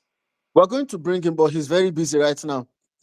I can bring him on the next space, and I Please, want next to. week Thursday, please. Yes, I'm extremely happy to announce myself and Professor Christobeg, we own an organization together called the Center for Food Safety and Agricultural Research. He's a distinction professor in chemistry. And I'm very happy to announce that he is now the vice chancellor of a new university that he initiated with the Benue State government, the Benue State University of Agriculture, Science and Technology. And the major thing that he's going to be doing there is producing and working with people to produce an alternative to what we are currently dealing with, to provide a body of science to counter and fight these things. It's a mandate given to him by the government of Benue State. And he's the vice chancellor. He was appointed about a month ago. Yeah, about a month ago. and he's also with us in this struggle. So if they need an authority, I will produce authorities. Like I mentioned, we took about 12 professors. In fact, the professor that stood to negotiate the Cartagena Protocol for Africa at the Organization of African Unity, as at that time, not the African Union, as far back as year 2000, a very elderly professor, Professor Johnson Ekpere. I would bring him on this space. He's a professor emeritus. He retired as a professor almost 25 years ago. I will bring him on the next space. And then I will bring a professor of molecular biology, Professor Tatfeng Mirabal. He's one of the less than 20 of them that we have in this continent. We're going to bring the 3 professors on this space next week, so that let us hear from the professors. We have fielded them on a space before. I think that space was hosted by the West African Weekly. I think so. I will bring them, and I will bring maybe 2 other professors. Let us have about 5 to 7 professors on the space to come and dissect it from the scientific point of view. Please, that day, whatever is trending on the internet, we will sack it, and let us make the whole internet come and listen to professors to speak on it. Now, this thing you asked about glyphosate. Glyphosate is actually a weed killer. It's the most popular weed killer you have in the world, and it's a weed killer that it has defied total ban in many countries. However, in countries that are very serious about protecting their people, they ban it. Now, it is currently owned by Bayer, and in Germany, Bayer's home country, glyphosate has been banned in that particular country. Glyphosate is the weed killer I was talking about earlier, that they have sued more than 100,000 people for catching cancer from it. It is the chemical I mentioned earlier on that the World Health Organization prescribed has been probably carcinogenic. And it is a mandatory add-on with GMOs. Now, let me explain how mandatory it is, and listen to this very carefully.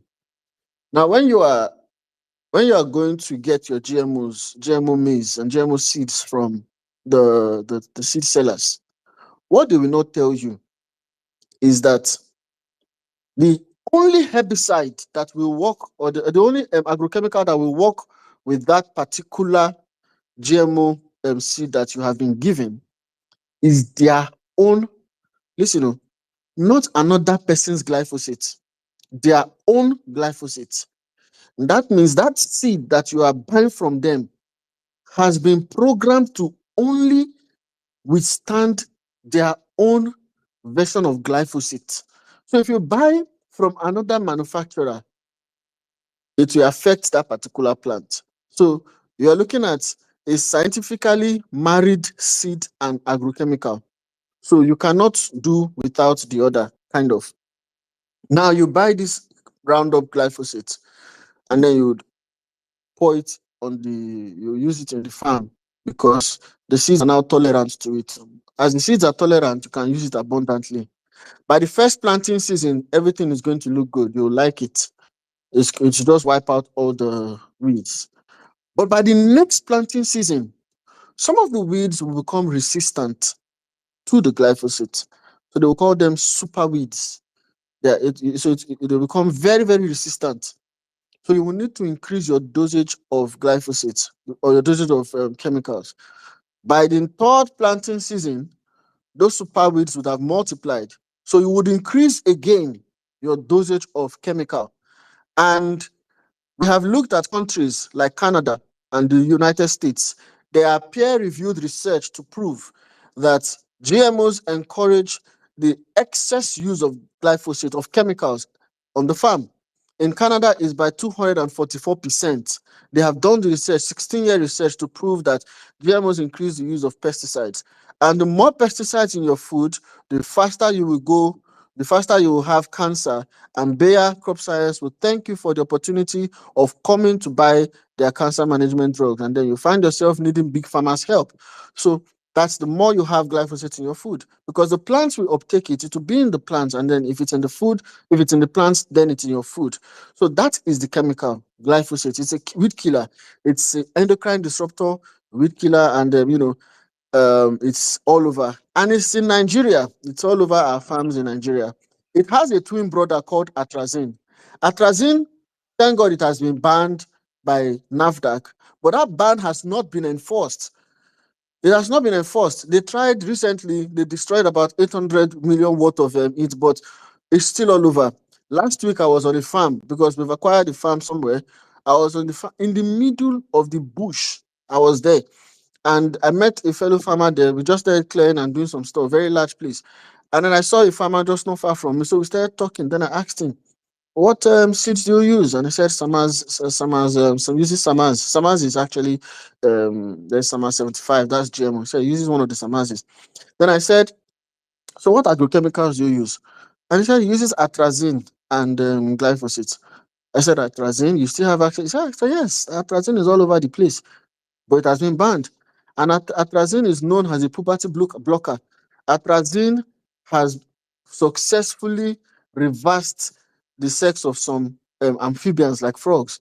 Atrazine stimulates the production of female hormones, and then you have boys approaching puberty, and then their voice is not breaking. They are developing female features because atrazine is inside the food that they are eating. Atrazine is known to it's one of the strongest. It gives cancer. Especially female-based cancers because it stimulates the excessive growth of female hormones. So you have your breast cancer, your cervical cancer, and the rest of them. And atrazine, as in very dangerous chemical, very very dangerous. It's known to suppress testosterone in male. And this particular chemical, you need to read up about atrazine. Very interesting.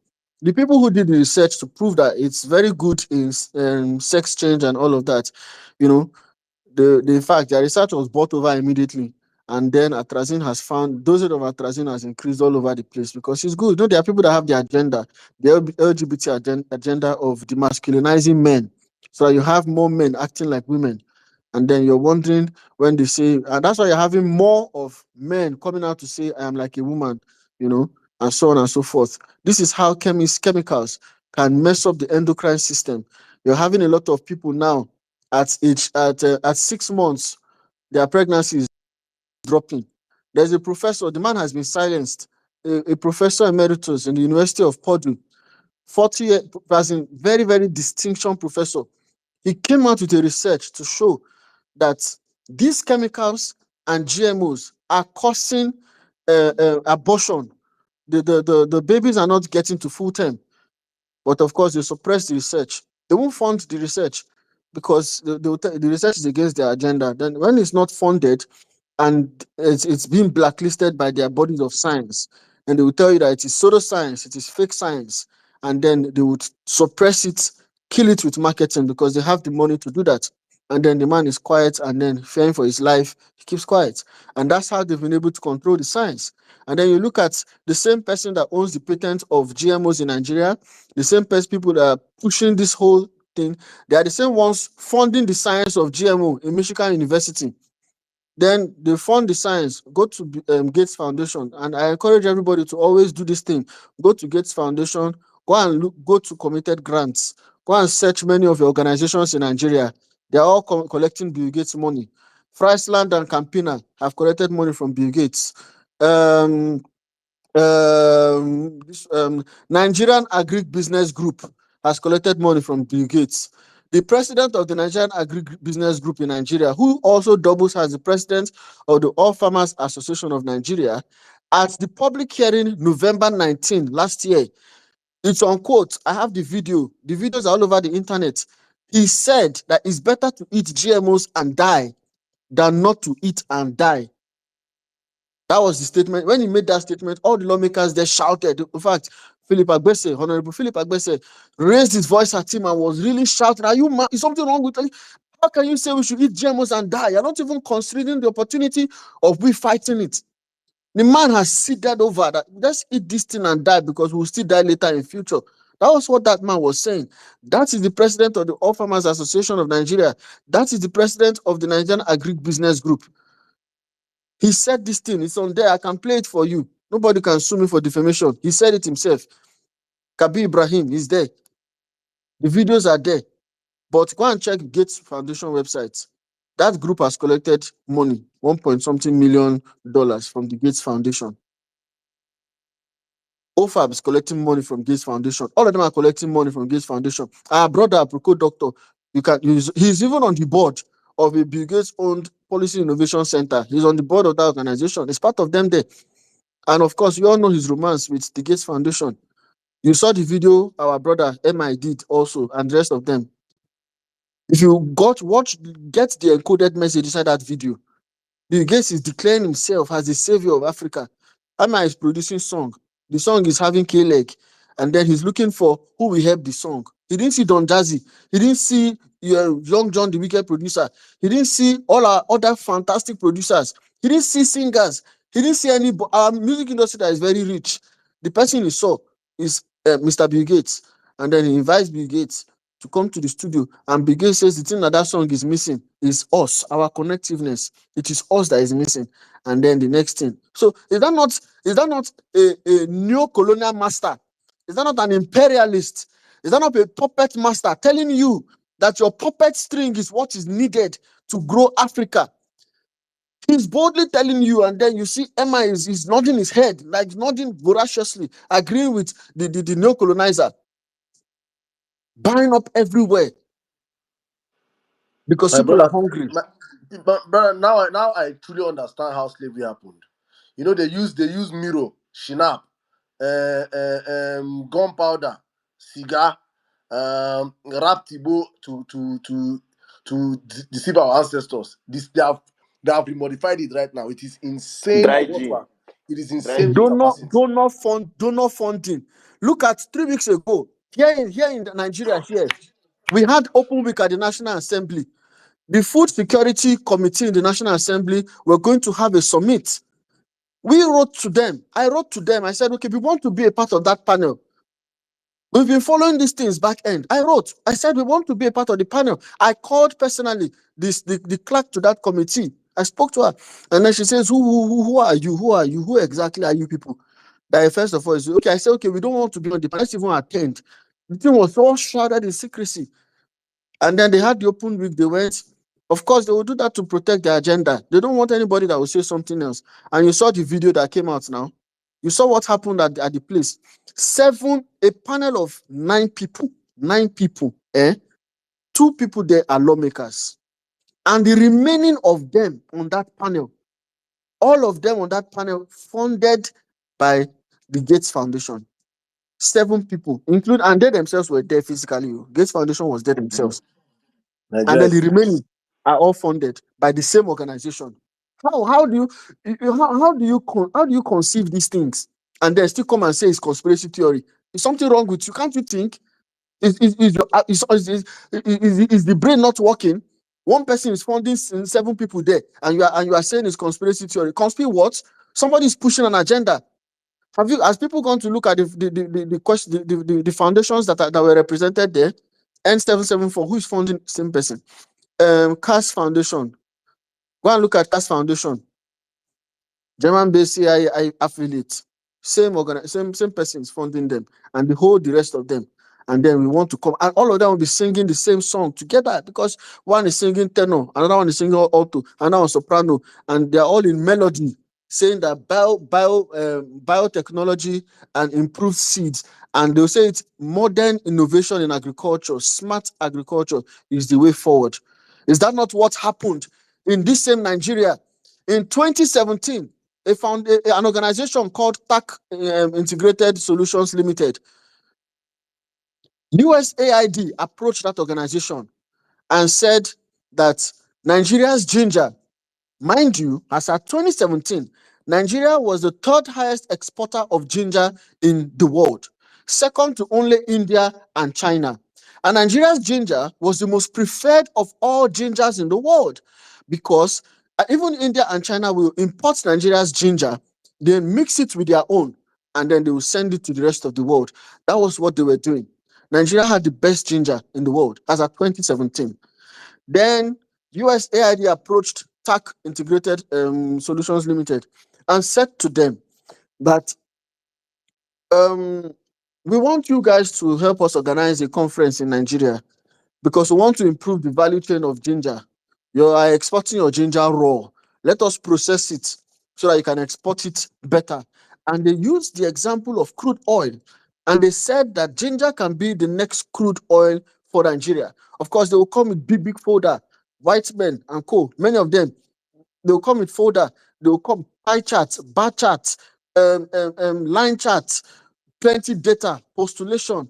By 2025, by 2020, by 2030, they will show you charts. You will move from maybe 3 billion to 900 and something billion. And everybody will look at it. Hey, beautiful. Everybody will run, invest. You collect money from your father, your mother, your brother, your sister. You will go to Lapo, collect Lapo loan. Everybody.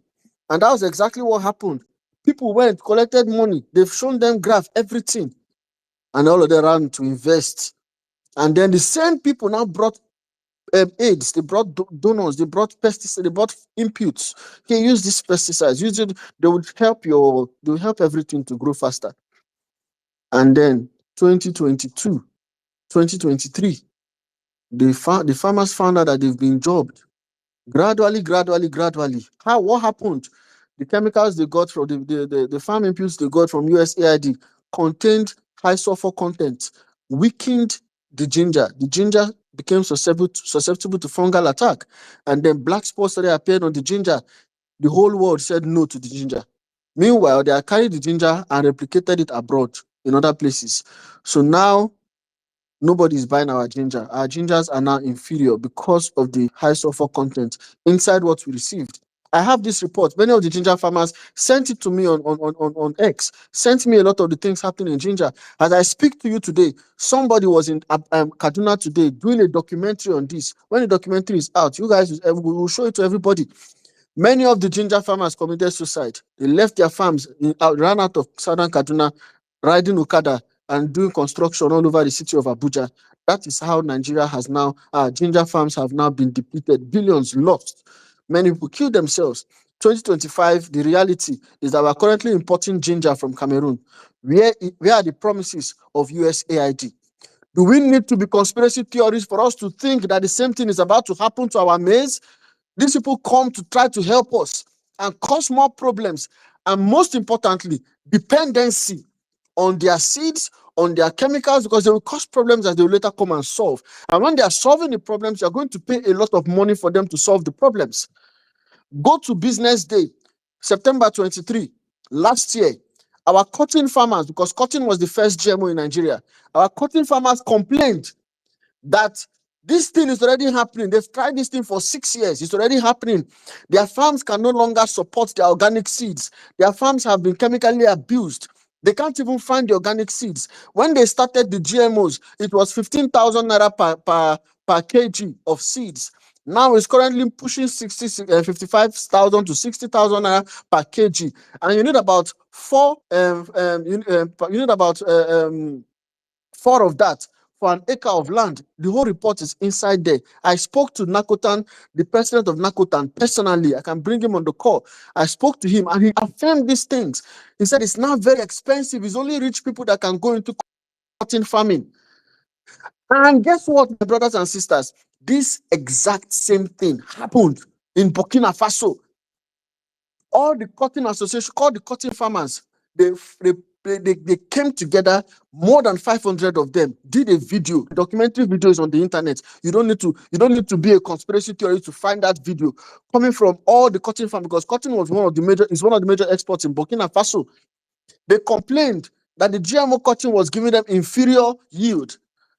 First of all, inferior in quality. They will tell you bounty harvest, but then the quality was inferior. The whole world began to reject it, and they lost their businesses, lost their farms, and they had to reject it, and then they began to save their industry. Our cotton farmers cried out last year. Nobody is hearing their cry. Yet we are using our two eyes to enter into the same problem Burkina Faso had. See, if you're on your phone, just open the internet. Use Google or use Yandex. Google suicide cotton farmers in India that committed suicide, and see how many, more than 11 to 12,000 cotton farmers in India that killed themselves because of the same thing that I'm saying. And Monsanto came up in 2011 to admit that their GMO cotton failed in India. It failed in India, failed in Burkina Faso, and failed in other countries. Nigeria adopted it in 2016. Who was the person that adopted it in 2016? First of all, it was PDP in 2015 that approved GMOs into the country, and it was done on the behest. There's a Premium Times article of 2016 to tell this story properly. We need to start doing our research. This thing didn't start today. Premium Times did an investigative report to prove that Monsanto Agriculture Nigeria Limited, they were the ones that lobbied the NBMA Act of 2015 that opened Nigeria up for GMOs. They were the ones that lobbied it into our laws. And after they lobbied it into our laws, we now adopted it. Then on May 1st, 2016, May 1st, 2016, go and check it. It's on a Sunday. May 1st, everybody in the world knows that May 1st is Workers' Day. May 1st, Dr. Rufus Ebega approved GMOs for cultivation in Nigeria. May 1st. Where is the risk assessment he did? No risk assessment. Last year, we used the whole of last year to ask the NBMA for risk assessment. They refused to, they didn't give us. We debated this thing with them everywhere. We've called them, come to the studio, let two of us sit in the studio and debate this thing. When they tried it with us at Mbelembe studio in Abuja, they brought one professor and one doctor. They brought the doctor that did the PBR in Africa, in Nigeria. Very intelligent guy. But by the time we're done, even the peasants, everybody knew that this thing was a problem. We debated it live with them. There is no risk assessment for these things, no health risk assessment. When we went to the Nigerian Agri-Seed Council, we met a certain doctor there. The guy, when we were going to discuss, he closed his door and he told us we are in danger in this country. He said he's a PhD holder in genetics, studied in the UK. He said we're not. Hey, My brother, oh my goodness. I could just sit back here and listen to you as in speak. Because for me, you see, this is what Nigerians should be talking about. You see, but go on the timeline, and very few of our people they talk about this thing. This is our country being sold in our very before. Our country is being exported. We're witnessing modern day slavery. Modern day slavery. But go and check the conversation on social media. Go and check what Nigerians are talking about. If very few of our people that have been talking about it, that are making it even trending today, just go and check it. What we are meant to focus on. Let me read the message I just got right now for my DM. The person say, please keep me anonymous. Say, hello Emir, please drop this contribution from me and you can confirm this form. Should I call this name? I will not call the person's name, but the person is a popular person. I have a farm in Benin, in Benin, and we were looking for maize for planting for this season. And every shop that we this English no good. And every shop that we were looking for seeds, behold, it was all GMO seeds that was available to sell. This, I'm not going to call the name that should not be mentioned, was aware, because I asked him to get me real seeds from Kaduna instead. This GMO has eaten deep into the Nigerian soil. Maize seeds, actually. So we're dealing with it. We're in a country whereby we are facing recolonization of our well-being. Like a country whereby he who controls what you eat controls the nation. You think it's a coincidence that all the major Fulani headsmen attack that we have been facing in this country for the past couple of years has been in hinterlands, farmlands, displacing of farmers? Ask yourself, waiting is this headsmen? Which headsmen? Waiting then get with farmers. Now only their cows they chop this thing. What is the agenda? What is the underlying agenda behind this thing? Benue State is the food basket of the nation for a reason. Plateau State, when you go to this mango that they're talking about, my family back in the days, my family used to own hectares of lands there. We used to be massive cultivators of maize back in the days. Maize, soya beans. All these places now all these farms are abandoned. Some people are gradually making sure that Nigerians can produce what they will eat. They have settled our influencers. Our influencers are in bed with them. Our influencers are on the good side. For goodness sake, if the moment I just saw Bill Gates first, that has just this drug baron on his after inauguration, the first person that visited him was Bill Gates. I say, haha. I made a post. I'm going to find that post. I said that if you're looking at this Bill Gates visitation to this drug baron and you're happy and you're smiling, you don't know what is coming to Nigeria. If you see Bill Gates and in your mind you see that this man is trying to help you as a Nigerian, you are the most naive. No matter your educational level, no matter the educational level you have attained in life, if you see Bill Gates and you think Bill Gates represents good, you're the most naive person on earth. It means you have not done your own hard work to go and see how well this man has been rejected across other countries in the world. A country where Nigeria is so fertile that you don't even need to plant on top of our roofs. Our atmosphere alone is so fertile that on top of our roofs, things they grow. If you leave your roof, things go begin fruit go just pour tomatoes on the floor. Nigerian land, tomatoes will start growing. We are witnessing the eradication of our own ability to produce what we will eat, and it is just normal thing for Nigerians. We could do banter on social media. No wahala. Thank you so much, Patience. Please, if you can come back, man. Thank you so much, my brother Maurice. Maurice will send me a perfect illustration of the kinds of ginger in my DM. I just saw it right now. It is insane. And they did a very well documented a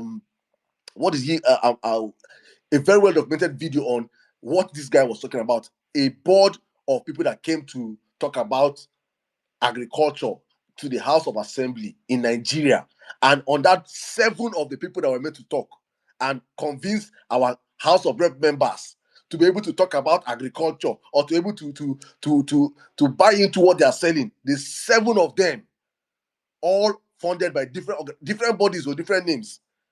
Saddam, underneath Saddam, funded by Bill Gates. Mommy Bolanle, underneath Mommy Bolanle, funded by Bill Gates. Justice, underneath Justice, funded by Bill Gates. Unilever Best, underneath Unilever Best, funded by Bill Gates. Tai, all of us that come open space. That come open space, going to say, GMO is good. You know what I'm saying? Behind the scene, all of us are collecting. We don't collect corn. We don't chop corn. God said, my Nigerians, let's welcome my brothers and sisters. So let us know what we should be speaking about. For me, I say this all the time. I say we like chaos. The kind of chaos we like, when we put our energy to fight what will save us, what will save Nigeria, what will help Nigeria. Please, I know what I've been saying this, and I'll keep saying it. Let us keep going. Let me bring in my brother Osaratin. Please, if you real our best, please let me bring in our best. Real our best. I've been here for a long time. You know, greatest you have now. You bless you. This is your palo I again. bet me I quit do. I did change oil for motor. I did come on now. Okay. We level Go on, best. I bet relax. God bless you. The reason I quickly pick up my hands is this GMO. You know, when fertilizer came in, then that was when this education started as far back as 1992, when fertilizer became something very important. During that time, you know, the NPK fertilizer came, the nitrogen, potassium, phosphate fertilizer. So this thing actually changed the genetic mutation in food. You know, when we say genetic, we mean the growth, the life stage of it. And it takes time. People wonder now, why is cancer everywhere? Because it's years, it built up with years. More cancerous conditions are in overseas than in Africa. But they want to program Africa to be like from 2050s. Then you see more cancerous conditions. That's why they want to bring this GMO to Africa. Because when they started this GMO, people were like telling us we are far behind time. You don't need this planting of cassava 1 year before you uproot. You know, a cassava in the olden days, most people might even forget, it was 3 years. You know, 3 years your cassava stay before you uproot.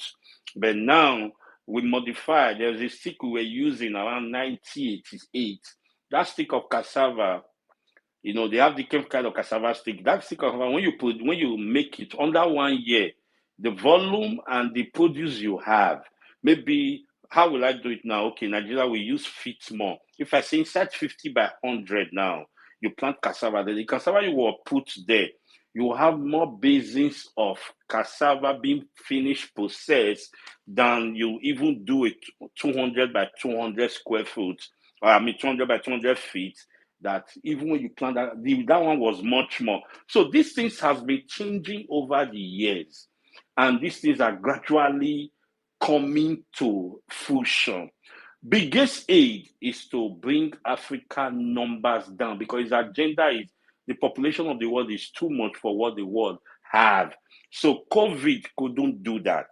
Now he's coming to GMO. Like you said, when he came to visit our current president, everybody was alarming it. What does he have to offer? What concerns Bill Gates and Nigeria? But he said he's going to build one 5-star hospital, blah, blah, blah. You know, he's also in organ harvesting matters.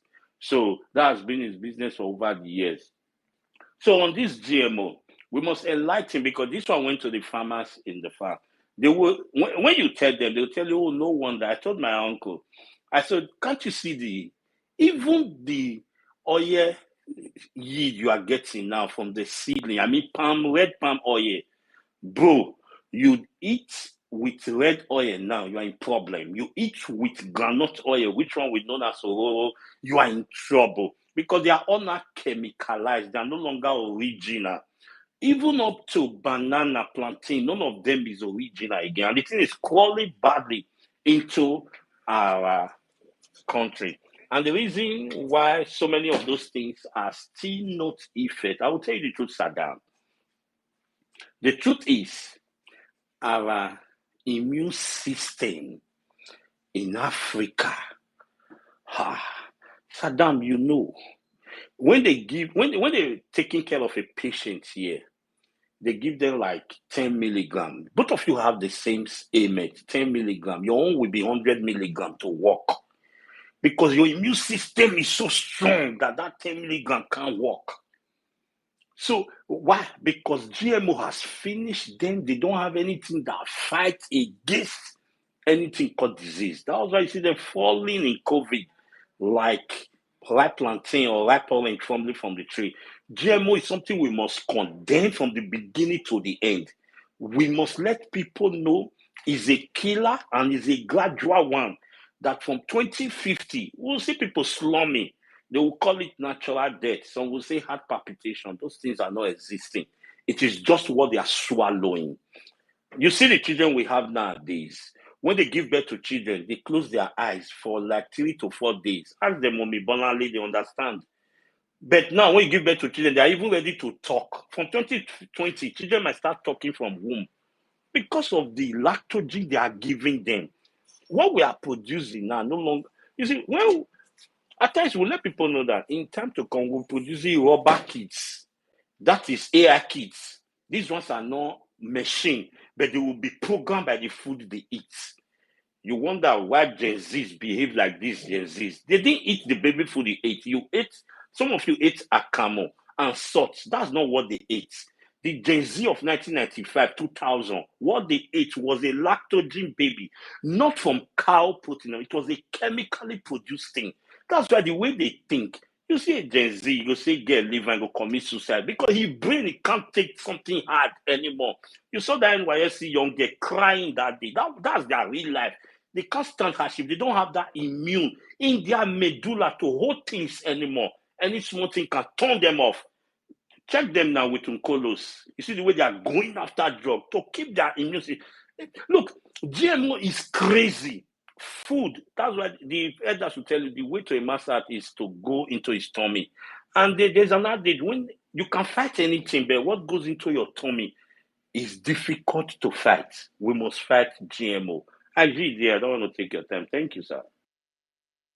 Thank you very much, my brother. Oh, thank you very much. Thank you. Thank you. This is a conversation that I think we should be having. We started this conversation last year, and we had a professor on this platform.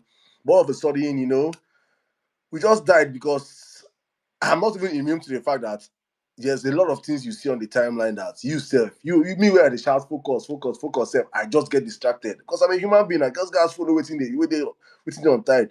But the truth of the matter is that we have to be proactive as a movement. We have to be proactive as a people. We have to be proactive in trying to save our country. conversations like these are conversations that we should be amplifying, irrespective of where you stand. Because okay, we go give children, our children go to chop food, we chop, we wake up, their brain go just empty, brain nothing. I can't even doubt what he says. Because look at the upcoming this ones, their brain, nothing, their head don't finish. In America, 10 apple is $3 in some stores. That is this GMO apple.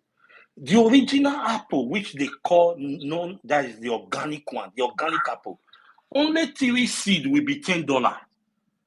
And you see all elderly men in America, they all walk to that shop, they sell whole food. They call it organic food sales. They pay dearly for it. They don't eat GMOs anymore. No, we can't go to GMO, not negotiable. Yeah, make I even talk something. Sorry, Master Dam, I'm back. Patience, come here, please. Come here, I beg you. Thank you. Today you're my co-moderator because this is a very, very important conversation. Please come in. Thank you. Make I talk something very important. You know, say before I went off, I never know say I know they charge that phone. Now, you know, say they talk something to buttress what he just said about children now having issues. At the this is inside the National Agric Seed Council. There was a doctor we met there. He's a top guy. One of their top guys there. I will not mention his name or anything close to him so that he will not be profiled. And the guy said that people in government who began to speak against GMO, they were either drafted or they were made to become spokespersons for GMOs. That means it's now your terms of reference to go and become a speaker to support the science. They will first send you for conferences to go and learn how to defend it. Then they will now make you an ambassador of you originally were against it, then they will convert you. But the guy said that all the things that we're even saying about the dangers, the concerns, he said he's aware. He said, now waiting to study for school. He said, but there's even one that we are not even talking about. Now that's even the one that is scaring him the most. He said, it's the fact that this thing can alter your second generation. In other words, your children. There will be gene transfer. It will mess up your children's gene. So it's not in you. So you will not know that something has happened. Then, when your children, the things start affecting your children, they will not be able to know what is causing it. Neither will you know. But as at that time, the people that planned this thing will have a solution for it. So you have a generation of people that may be totally dependent on them. Right now, there is no sufficient. Why do you think that there is no? You know, I posted something earlier on. I said, why do you think there's no sufficient science? Say GMO is good or bad. You think it's accidental? Inside our current Ministry of Health that has received $64 million from Bill Gates since this administration started. $64 million between October, November last year till now, they've received more than $55 million. Converted to Naira, know how many billions that is. That's how much that ministry has received from donor funders like Bill Gates. Yet there is one department inside that Ministry of Health. Bill Gates is just a man dashing money. He just like dashing money. A capitalist like that. You see, let me tell you guys something. I like that guy for one thing. He's very serious with his work. He puts his money where his mouth is. He's very, very serious with his work. It is we that are serious with our work. It is us that we are serious. We're serious with our life. He carries money, gives that, but there's one department that is underfunded. Guess that department, that unit. I didn't even know this. I was engaging a medical doctor, which I'm going to start pushing that guy very soon because we need him. We don't have health advocates in Nigeria. If you know what is happening in our hospitals, anyway, that's not today's conversation. Anyway, that particular unit is underfunded. Do you know why? That is the unit that is supposed to go and investigate when there are deaths in hospitals. What killed this person? Why did this person die? You know, those kind of things, you know. But that unit is underfunded. When there are deaths, when people complain on the issues they're having in hospitals, that's the unit that's supposed to work. So question is, why is that unit underfunded? Do you think they want to look at the data of people that are dying and why they are dying? So the absence of the data means absence of research, because data feeds research. So when the data is not there, there's no research. So when the GMO, the risk assessment, because as it is now, as I'm talking to you right now, there is no long-term health assessment for GMO anywhere in the world. No long-term risk assessment for GMO. And because of that, Ecuador burnt all their GMO farms when they were doing confined field trials. When they were done trying it, they burnt everything. Tanzania, they went the same time they came to Nigeria with Telemins, they went to Tanzania. Tanzania did field trials and truncated it. They lobbied them again, they did it, truncated it again. They said they don't want. Meanwhile, Tanzania is currently. Yeah? I want to ask you a question I've been bothering me, that I've been hearing. Okay. I don't know how true it is. Is it true that any land that these GMO plants have been planted on, that those lands can no longer be, normal plants cannot grow there again? Is it true, or is Make I that open, I recall, make I pick my laptop. Sometimes, say this thing, you go need to read. They cram many of these things. Or make I open laptop, answer this question. Hopefully, I go find that research. I want to share. If I don't, I would talk about the research here, but I would also share the link to that research, because now if they say we do conspiracy, make we find the exact research. There is a research to prove this, so I will not just say it off my head. There is a research to prove it. I think I posted that research recently. Maybe I'll look for it. And yes, the soil becomes affected. Yes, it is not wrong. It's even logical. Think about it. You are dowsing, after you have super weeds, with the emergence of super weeds on the farm, the dosage of herbicides pesticide will increase. Of herbicide, it will increase.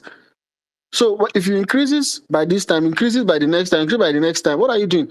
And those chemicals are not just killing only, because what is weed? Weed is unwanted plant.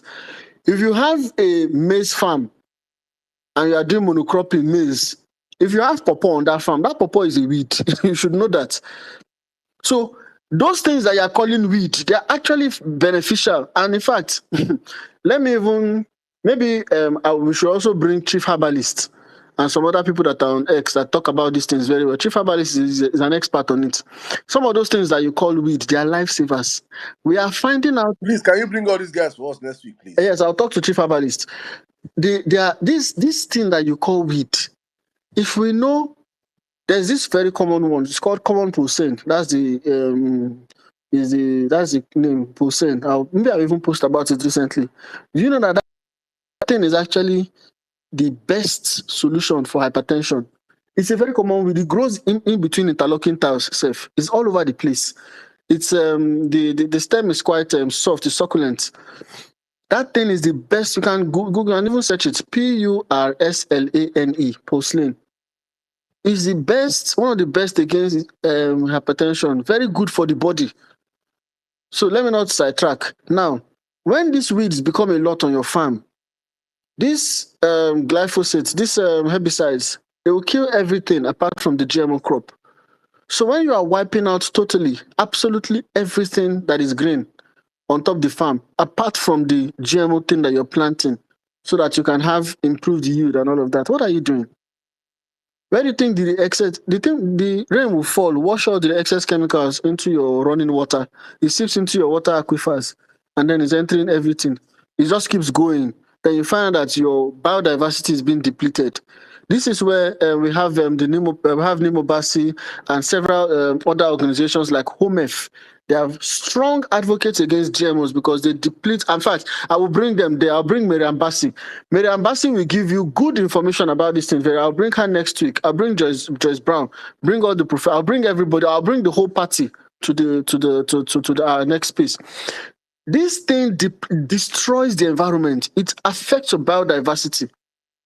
Before they say that we are also conspiracy theorists, I studied forestry and wildlife in the University of Agriculture, Abeokuta. So it's not as if I don't know what I'm talking about. It affects the soil.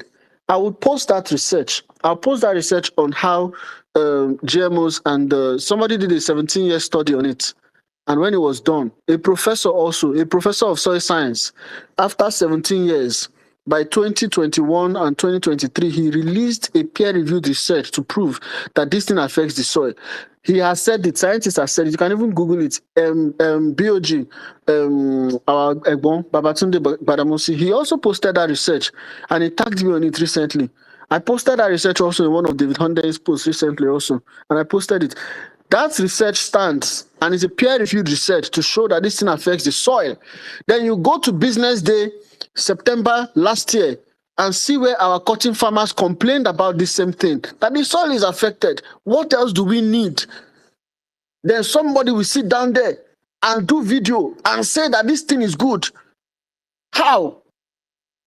It's good because you have been paid to promote it. You know, so these are the imperatives. These are the things we're talking about. Then you look at the children now. Like, let me go back to that other point. The children now are being affected, but we don't know. How did sickle cell become a racial sickness? We don't know. We just met it. Then we are dealing with it. And then the next generation will start dealing with some new types of sicknesses. How many people eat beans today and the beans just digest and you don't use Gestid? How many people? We are getting to normalize it now.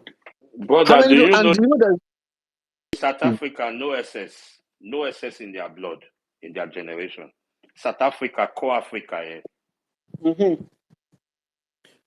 How come the thing is affecting only one race? So some people.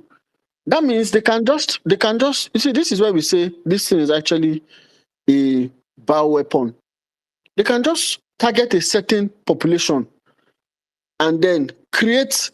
You see, we are not against biotechnology as it were. You can use it for road, make our road stronger, better. Use it to use it for all those other things. It's good. But when it comes to food, life, the body, human body that has existed for thousands of years, scientists, like I was talking in one meeting, when you open that particular corn or you open that particular thing, you met genes there. Did you put it? No. Then what gives you the right to carry that gene from one species to another species without causing problems? Who gives you the right to do it? God arranged all the genes there. God thought. Because God thought, he said, okay, these are the best genes that should be inside corn, put it. These are the best that should be inside bacteria, he put it. These are the best. But you scientists, what body of knowledge have you consulted that gives you the right and authority to do that kind of thing? And when you are done, you will now say what you have done is good. What you have done is not good. It's only God that said it. After God created, he said it is good. And then the evening and the morning the next day. And God, when he created the seed, he put inside every seed. Go and read Genesis. Use it as a research book. Even if whatever religion you are, use the Bible as your research book. Don't use it as a religious book. Go and look at what was said there. He said after he created the seed, he put life in it. So that is food security. So that the seed can be regenerative. God made every crop to be regenerative. Science has come to say they want to now patent it. Then they will own it and control it. So that they will decide who will eat or not eat. And we are saying that it's not a problem. You open it, you meet gene there. Then you start playing with the gene up and down. Tolom, tolom, tolom, tolom. Pressing A, pressing B, doing this. And you say you are doing science. There are some areas of science that you should just leave for the creator. Leave him alone with it. You're not about it. You can do your selective breeding, like Aproko doctor was talking about. Those are hybrid. But you that in your generation, there's no bowed person, A to Z. Then you say you like baldness. Then you now look for somebody that is bowed. Then you go and take the gene that is making his head go bowed. Then you took it inside your own head. Something is wrong with you. And let me even use the example that was used at the 7th National Biosafety Conference. I attended it. Biosafety Conference. I'm going to talk about this again. Biosafety, we have a Nigerian Biosafety Management Agency. These people are supposed to be the regulators of GMOs in this country. They are the ones that are supposed to be like the NAFDAC. When Monsanto came and they lobbied it in, they first came in, they went to NAFDAC. NAFDAC said GMOs are banned. They are pesticides. We don't want GMOs. Then they said, okay, it's not a problem. It's because you are the people that are stamping this thing. Then they will go to the National Assembly, lobby the bill in. that we should have another agency to regulate biotechnology because it is expert science. And then they successfully had the NBMA Act of 2015. Quote unquote, in other words, that stamp where NAFDAC no one stamp am, they carried that stamp and gave another agency. Then they planted the person as the Nimo Bassi and Miriam Bassi will come and talk about this thing very well. They planted because they know when all these things were happening and they followed it up. They even know the guy. The guy used to be anti-GMO, but of course he was bought. Rufus a beggar. That's what they told me. Then they gave the stamp to NBMA. Then NBMA now has the stamp that NAFDAC had before. And everything they took to NAFDAC, they took it to NBMA. And May 1, Workers' Day, the guy was stamping away Nigeria's future. That same guy went to a conference last year, June 2024. I think he still has it pinned on his Twitter handle. A conference on GMO mosquitoes. So we'll be talking about that in another very soon if we don't start doing something about it. Then the guy now stamps all these GMO things, stamps cultivation of GMO beans. The 3 approved in Nigeria for cultivation. Then there are some others that are doing codedly, rice and co. But there is maize, beans, and cotton. That was how this thing entered. This agency, NBMA, puts that one as equation 1. Everybody, if I don't say make people carry paper and biro come to this space because people are saying a class to go enter. Write NBMA, put it equation 1. Then another agency I want to tell us here in this meeting is National Agricultural Biotechnology Research and Development Agency, NABDA. Put that one as equation 2. Now, NABDA, the one I just talked about, they are the promoters of biotechnology in Nigeria. Then, number 3, Open Forum for Agricultural Biotechnologists, OFAB. Put it as equation 3. These are very important things that we need to note. Then number 4, write AATF. African Agricultural Africa Technology Foundation, something like that, AATF, as equation 4. Now, AATF and OFAB, 3 and 4 equals Bill Gates. OFAB is owned by AATF. AATF is like now, we want to conquer Africa. We want to conquer Africa's agriculture. So we'll use technology to do it. And then we now create a foundation for it. That is AATF. Everybody can Google anything I'm saying. You check the facts are there. AATF are the number 1 funders of GMO on the continent of Africa. So go to Bill Gates Foundation website and check committed grants to AATF. It is in the tune to over $300 and something million. You can check it. I have the Excel sheet on my system. Then AATF now says, okay, we are supposed to do technology foundation. We're a technology foundation which involves mechanized and many other things.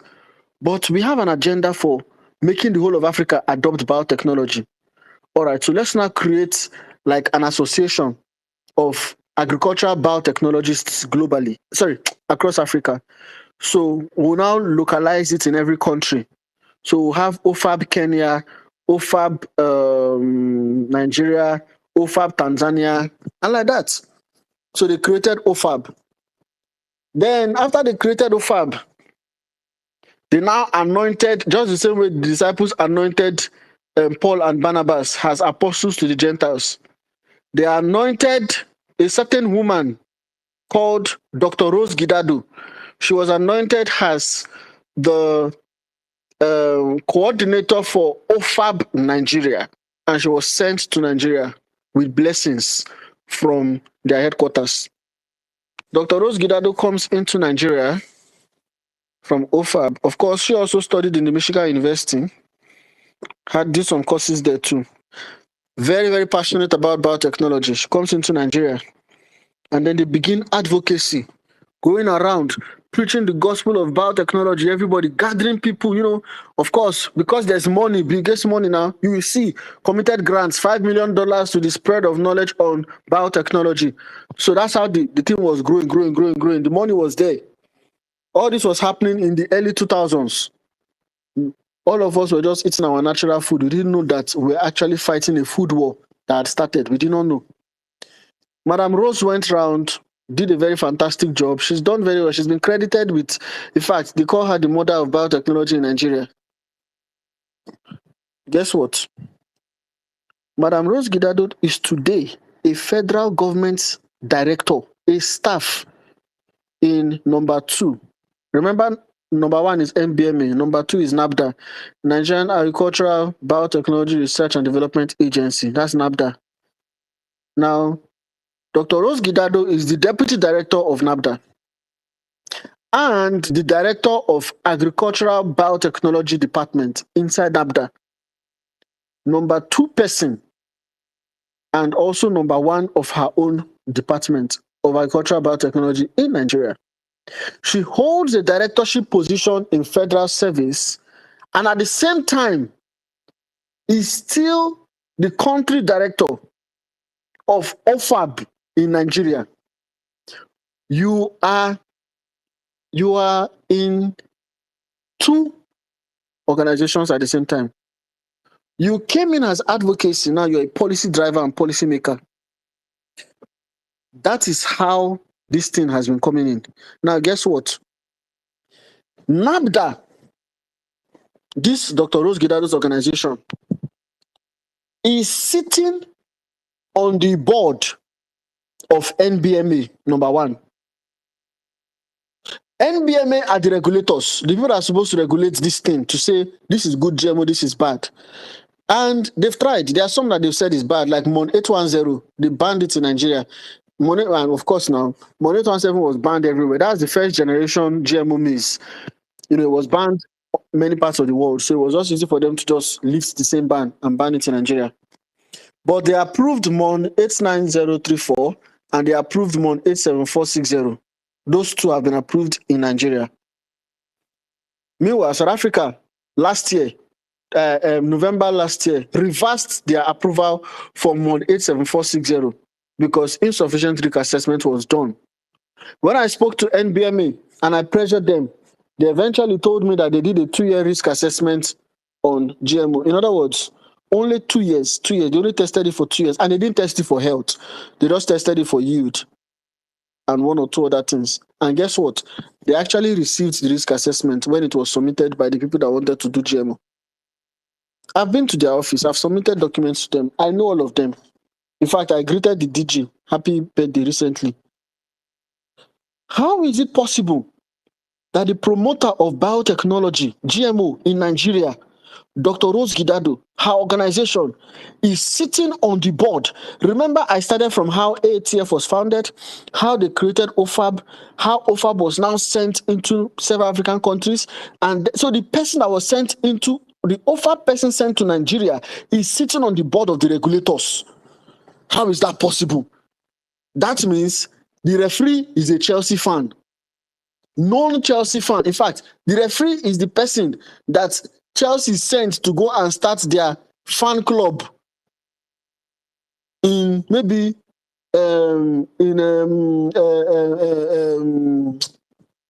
Spain, for instance. They're about to play PSG.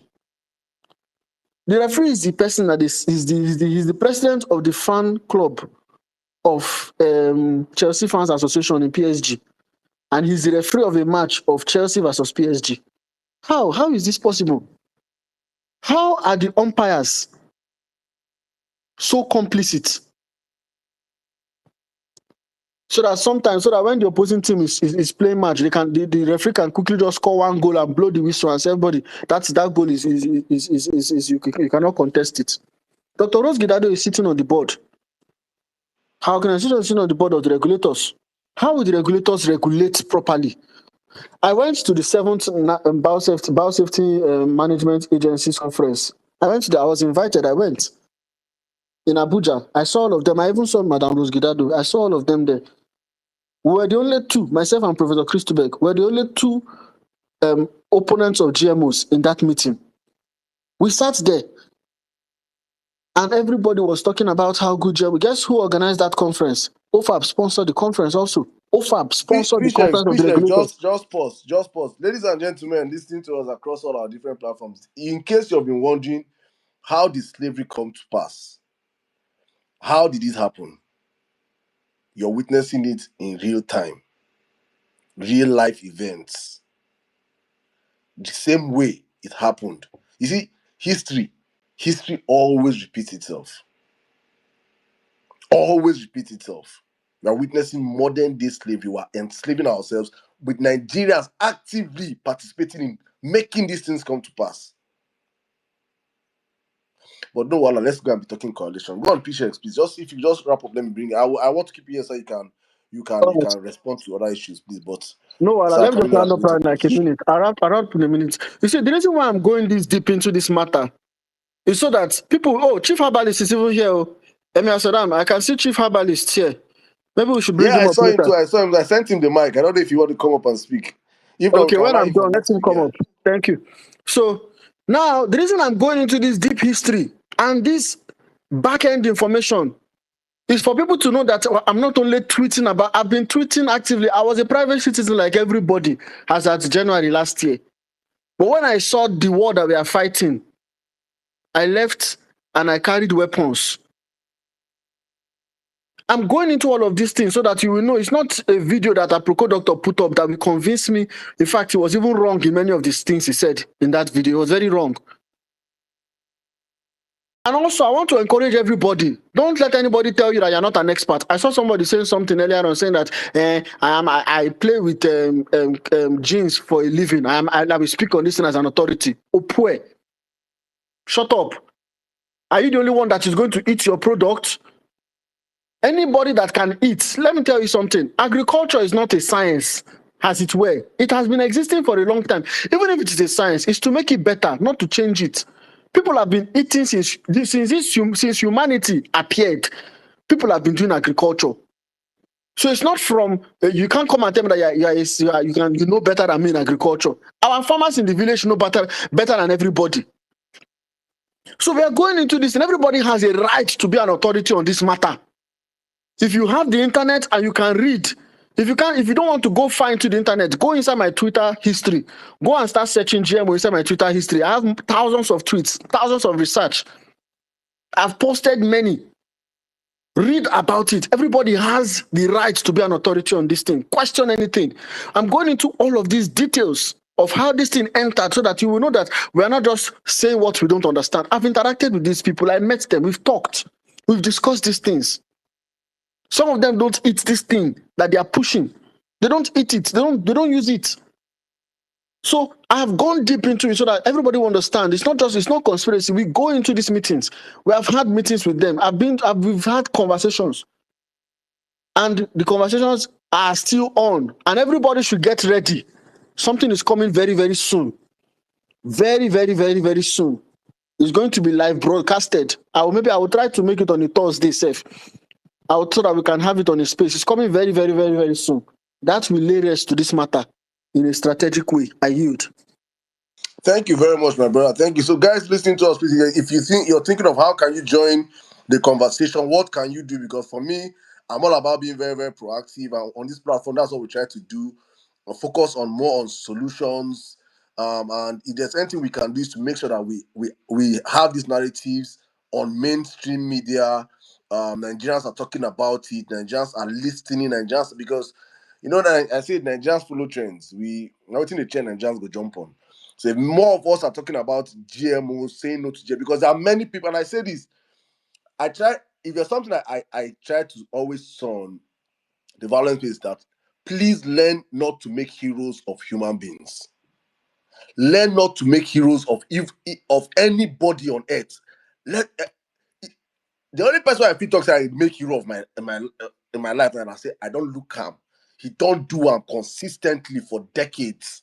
Now, Peter B, he has consistently shown why I can make him a hero. And even as I'm making a hero, I'm not saying he's infallible.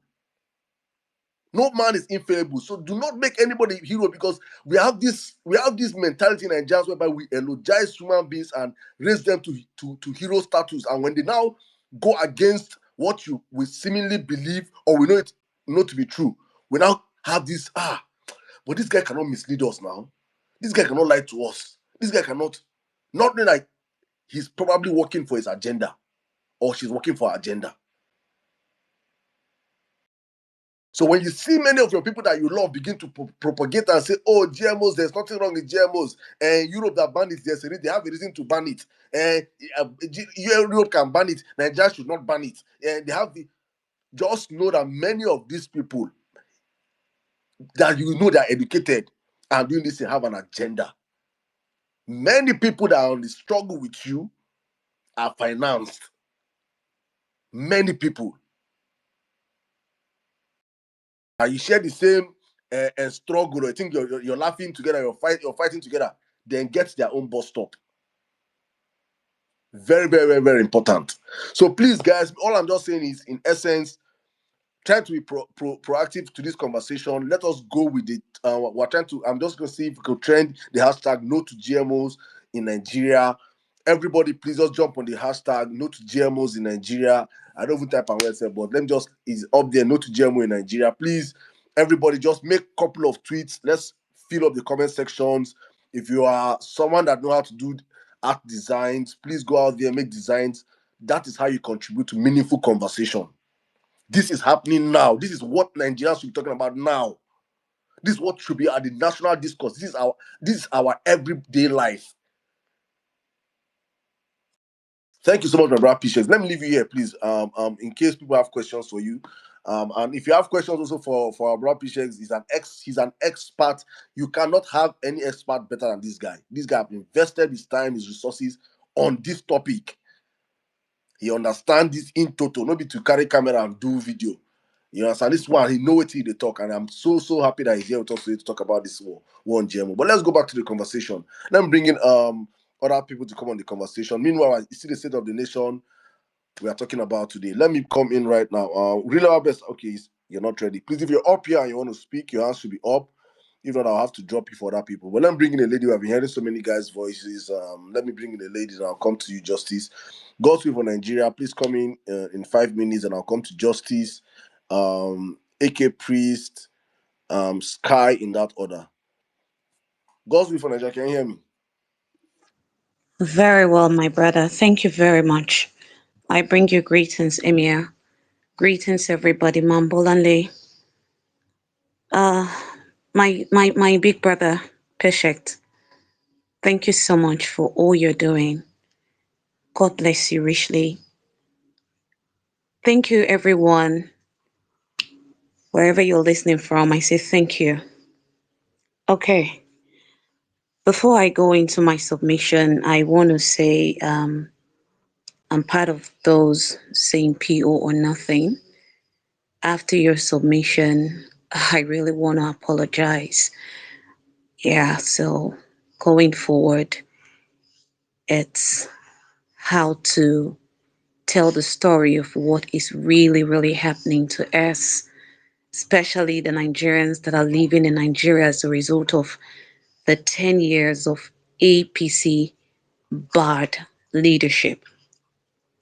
And then let's go to Bill Gates and his GMO foods in Nigeria. Not quite long, Mr. Patient posted a meeting that was held somewhere, their agenda. And in their agenda was population control. If you are, of course, for those of us who are, especially on us, we see these things. These guys always talk about population control. How else do they intend to control the population if not by the food we eat? For you that is still saying nothing is wrong with GMO, I don't know what you're thinking, or I don't know where you know, the fact that GMOs, they could not differentiate GMO foods from the normal foods that we know. That alone should tell you that these guys they don't mean well for we, especially we Africans. A Bill Gates that was known to be the computer person, the Microsoft guy, all of a sudden left My sister, what made him he's to not a be. Microsoft guy. The guy does not have any knowledge of computer self. Now the same thing. This is the same way he hijacked the computer industry. It's the same way he hijacked it, But at created least antivirus for the that virus was they create. This guy is just a maniac. But go on, please. but that was what we knew him to be. Then all of a sudden, Bill Gates wants to give us GMO seeds.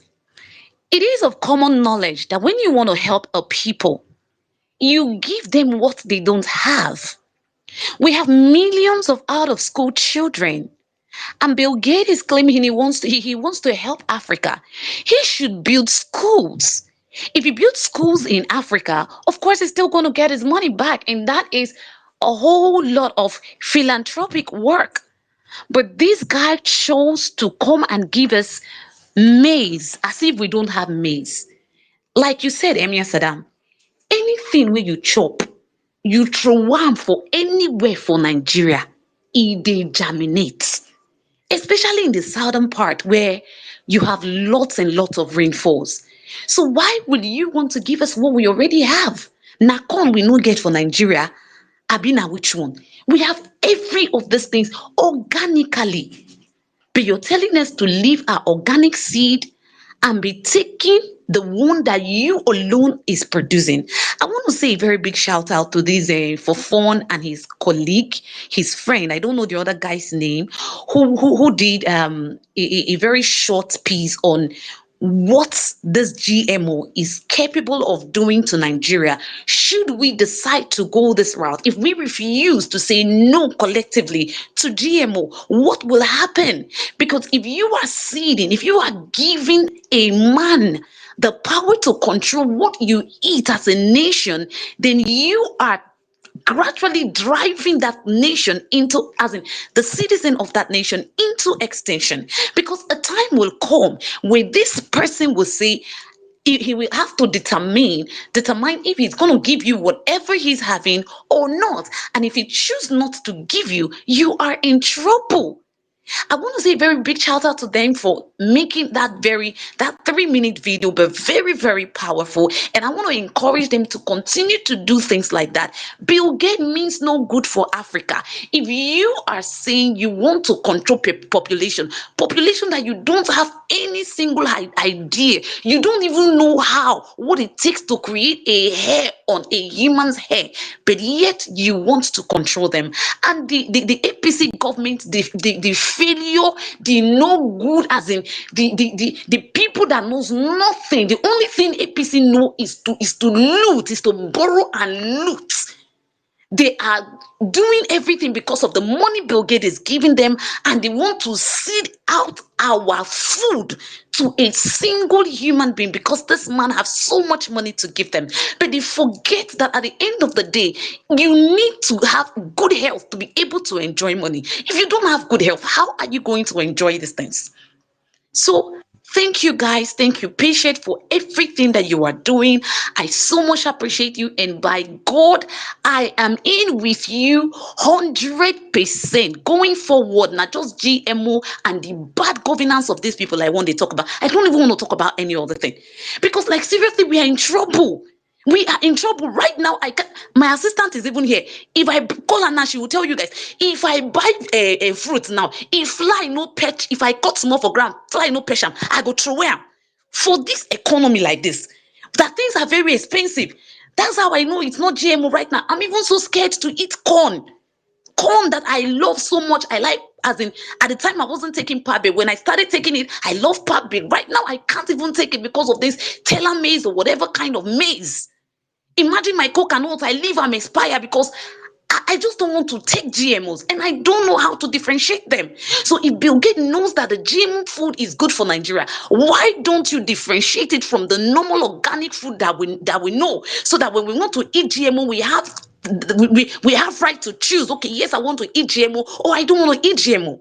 But you're deceiving us by making it look like the organic food that we used to know, which is not good. So that alone shows that it is not good, because you not carry your food chest take do am. Every manufacturer, every person when they produce goods, he won't show himself say, now me produce this one, now my own be this. They differentiate it from every other product in the market. So why should GMO be a resemblance of the organic food that we know, and yet you're telling us it is consumable?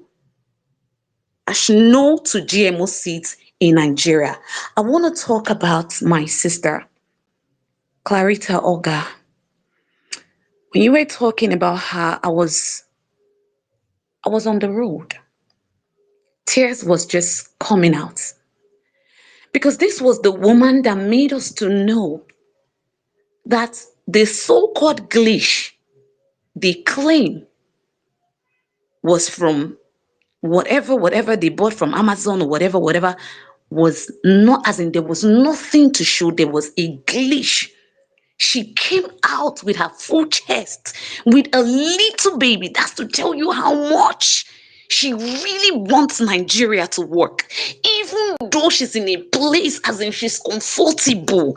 If they like me, they sell things more expensive than a day right now. She still can afford it, because she knows that even though she's eating, not every Nigerians can afford to eat like she's eating. She still came just to stand and say, this is not like this, just because she wants a better Nigeria, and all of a sudden she is dead. She could not even live to see the Nigeria of her dream. May her soul rest in perfect peace. Saddam, I did not hear you say 1 minute. Let's do No, 1 minute silence for her. sorry, So I we don't did know that at the if, beginning of the show. oh really? Okay, maybe I was just so carried away because I was here from the beginning to the ending. Maybe I was just so carried away when I did not even like, seriously, it was a huge, because the lady I saw was a very young woman, energetic. All of a sudden, she's gone. May her soul rest in perfect peace. As no to All GMO right. seeds in Nigeria. Thank you so much, everyone. I yield. Thank you very much, my sister. Thank you very much. Thank you. For me, it's important nobody's I say nobody's above learning. For me, the most important thing with the violence space is where we come out, we learn, we relearn, we unlearn. I stay down here, and for me, that's why one of the reasons why I try to make sure I allow many people speak, because out of the abundance of what people say, I still get my own lessons I learn from. So for me, it's important. Why we have these conversations, why I understand that the movement is a very organic movement and it's fueled by emotions. I'm trying to make sure that we do not. I have also noticed that we have emotional harvesters, people that harvest the emotions of our people and use it for engagement, which is very, very, very, very not like they care. They don't really care. For them, it's all about cruise. But for some of us, it is life and death. We have lost someone now, someone that gave in her all. Her all. She sacrificed everything for this movement, every single thing, up until her, up, at the detriment of her job, she became one of the key witnesses in the last electoral tribunal that actually testified and proved that there was actually no technical glitch. And we lost her. And so for me, it's just a wake up call for every one of us that are crying and shouting about an event that will happen 9 months from now. Probably 9 months from now is whenever a coalition talk we're gonna know who's gonna be a candidate. 9 months from now.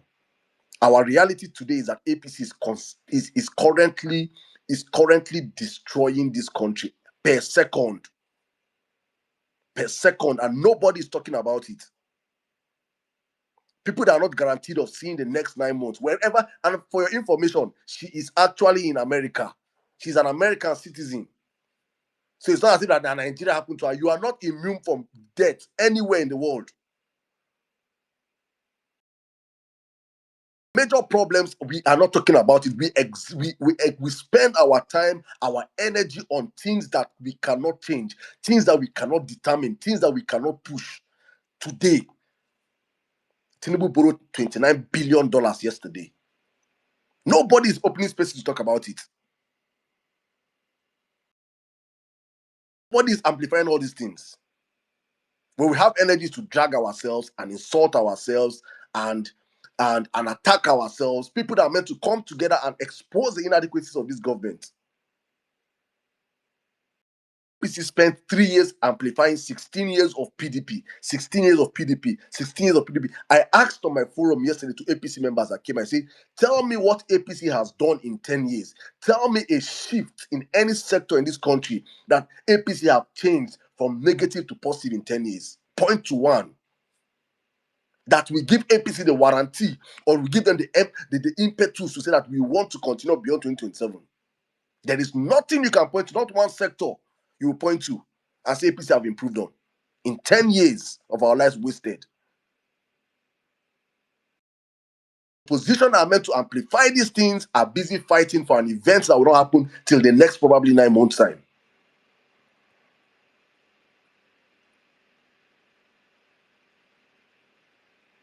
I call it misplaced priorities, and I hope we understand these things. So let's keep on going with the conversation. Thank you so much, my sister.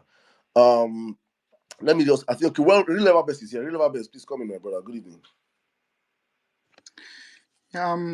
Good morning, good afternoon, good evening, depending where you're spacing from. Saddam, thank you for the space and everyone that is here. It's a long time I came to space last.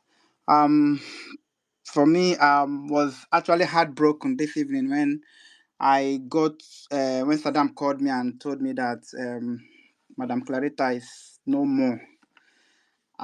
It was a shock to me. I know that death is something that is very common and all of us, will die one day, but there are people you meet in life, you just wish, they don't die. You just take it for granted that, nothing of such will happen. And given the fact that she's a very young woman, um, meeting her, I used to, during, at the build up to the election when we talk on spaces, um, there's a period when people will come and say, "Oh, P2B is not known in this place. P2B is not known in this place," and I will get into argument with people and ask them, "No, why would you say P2B is not known in this place and this place?" And she was one of those persons that I got into that kind of conversation with, and she was actually talking about her own place, either somewhere in Cross River, very interior place.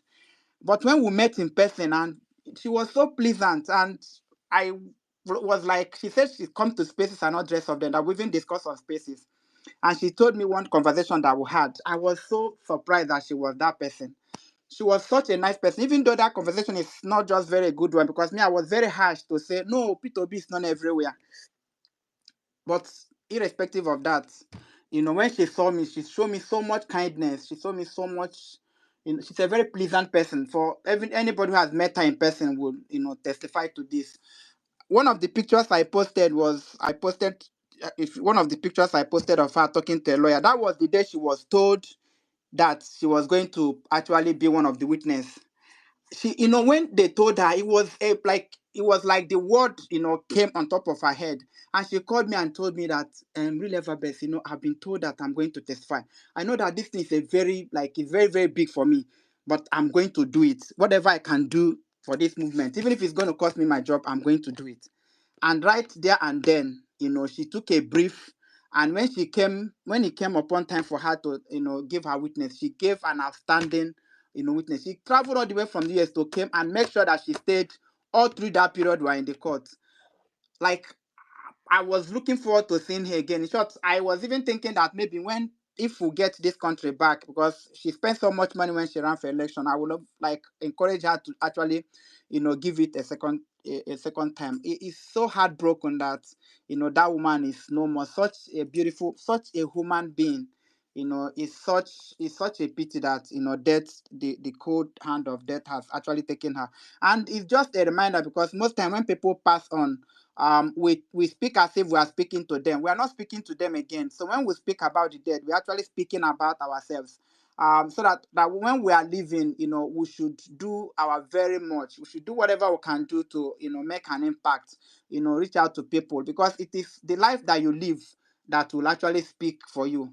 I know that when the son grows up, she will grow up to know that her mother, was a very good woman. She was a pleasant woman, and while she lived here on earth, that she touched people in a very, very special way. And that is what all of us should actually ask, because we don't know when it will happen. I know that people die at every age. There is no limitation to age, but there are people that will pass that you keep asking yourself, like, why this person? Why did it have to happen to this person? But it could happen to any of us.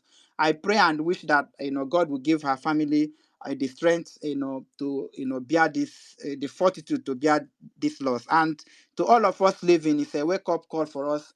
Let us actually do whatever we can do, now that we are living. Today is the best time to live the best of your life. Tomorrow is not guaranteed, but at least since you're still breathing now, you still have, today to breathe. It's a big loss, to her family and to the obedient family. This is one person. I know there are a lot of very, very good obedient people. People have contributed their all to this movement, and we want those people, those kind of people to live. We want them to continue to inspire us. We want them to continue to be here. It's unfortunate that she didn't live to see that new Nigeria that she actually fought for. I pray that her son will actually grow up in a Nigeria that her mother fought for, in a Nigeria of her mother's dream, and so that she will always have something to say that yes, my mother fought, for this new country that we are living now. Having said that, I want to say a big thank you to everyone here. It's a long time I've not spaced, I've not come to space, but I'm still here. I know that actually I have a lot on my table. I'm trying to actually sort out.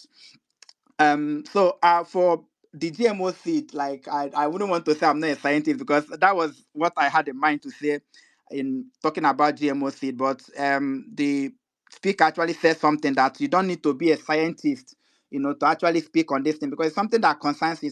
It's the food that you eat. So even if you're not a scientist, you have to actually educate yourself enough to be able to add your voice to it. It was only recently that I saw that John Kerry, is it John Kerry, the former Secretary of State to the US, he was not even a scientist. He's not even a scientist. I think he read political science or so. And he's the one who has been carrying this climate change. And if you see him speak about climate change, you would think he's one scientist like that. But he studied politics. So most of the people that is actually pushing some of these things to us, some of these, neoliberal ideas, they are not even scientists per se. I've listened to a lot of conversation about climate change, and most times, even when I'm not a scientist, those discussions get into places that when you ask them questions, they will not. Most of the claims that they're making, they will not be able to answer it. And the same thing goes to GMO food. I remember growing up that most of the product I will have, like guava, pears, all those things, all those cash product that we saw growing up, that were improved, that were not like a kind of maybe scientific improvement to them, that is not to the extent that we are seeing now, that made them to be more, maybe grow faster, produce more, and not the rest of them. But today those things are no longer the emphasis. The emphasis now, how are they going to use artificial, how they are going to change the organic seed that we have to artificial, like somebody noted here. We have these seeds already, we have the land. Why are they not actually creating an enable environment so that we can produce more organic food? Because if we produce more organic food, like somebody noted, organic food are more expensive. So we can produce more organic food and export it. But they don't want it now for us to have this organic food.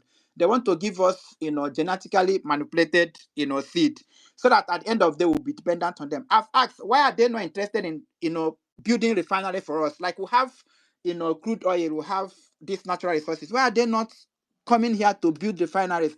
I listened to Obasanjo's one of the interviews. He said there was a time he called Shell and said, "Can you people actually take over this?" Shell said, "No, they cannot take over. They cannot take over the refineries." Why are they not coming to build refineries for us? Why are they not coming to build, modern railway stations for us? Why are they not coming to build, healthcare facilities for us? Why are they not coming to build some of these things that we don't have, that we really, really need? We need their expertise. We need actually their technology to be able to develop or not. Why are they not coming? Why are they not coming to improve power? Like power, that is something that is very, very important. Why are they going to those things that are at the end of the day going to be detrimental to us. Those things for which we are going to be, dependent on them. And that's why most times when we see some of these donor agencies, that's why most times when some of us are critical about some of these donor agencies like USA, people say, oh, why you, they are the one giving us malaria drug, they are giving us HIV drug and all that. You don't ask yourself, the HIV drug they are giving you, who even brought the HIV in the first place? Now that they are giving you HIV. So in the midst of some of these things that they give you, there's a bigger picture, because there is no country that gives their money for just for the fun of giving it. There is an agenda that is embedded in that money they are giving you. And that's why they're saying, some of these people that used to fight, some of these advocates, they're putting them in positions that they can no longer speak. They've given them money, they've collected money. And this is what happens in every sector of our life. Even in education, if you go to Europe, most of the Ivy League schools are dominated by these new liberal professors. And these people pump money in those schools that they no longer care about what ordinary people say. What they want to care about is the agenda that they want. So what is going on in the world is very, very, very, very powerful. It's beyond the ordinary man. It's good that we have internet today, we have information that even ordinary people are having access to this information. I'll be able to speak. Most of these discussions we are having on a good day is bigger than us. But thank God we are having the platform to actually speak to it. And some of these things they are susceptible. Okay, they can easily get their way when you have a government that is not responsive and responsible. They can easily get their way when you have incompetent government, because Tinubu administration now is like a drawing man. He's looking for anything that he can hang on. Oh, people are hungry. If they are going to tell him now that, oh, this GMO seed is going to make your administration in the next 1 year, there's going to be food everywhere, he's not going to think the effect. He's going to think the immediate result he's going to get, because he's desperate to see how he can tell people that, oh, I've improved in agriculture. So most of these people knows why they go to countries, developing countries that does not have, stable leadership. They don't have well, informed, leadership. Those are the people that they can easily manipulate. And that is why it becomes important for us, while we speak on all these things, we also make sure that we are interested in who governs us. We can no longer continue to say, oh, we don't want GMO seed, when we have a government that can easily be manipulated. So when we are talking about we should also focus more on leadership. Leadership is key in the world we live today.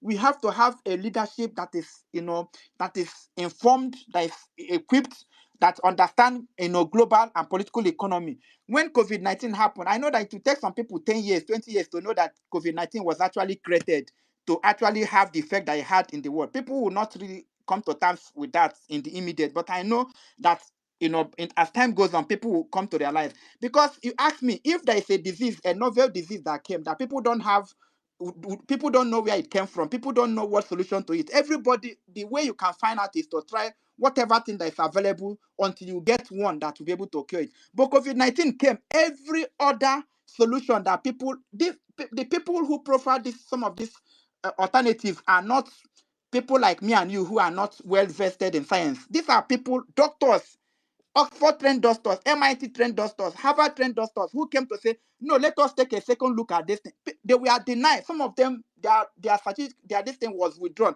Their life was ruined because they dare to speak. They dare to have alternative view.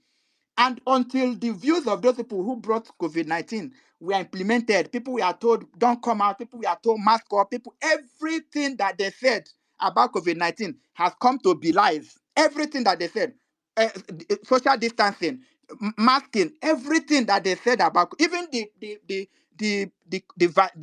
vaccine that they created, it's not causing problem. A lot of people who took that vaccine today are regretting that they took it.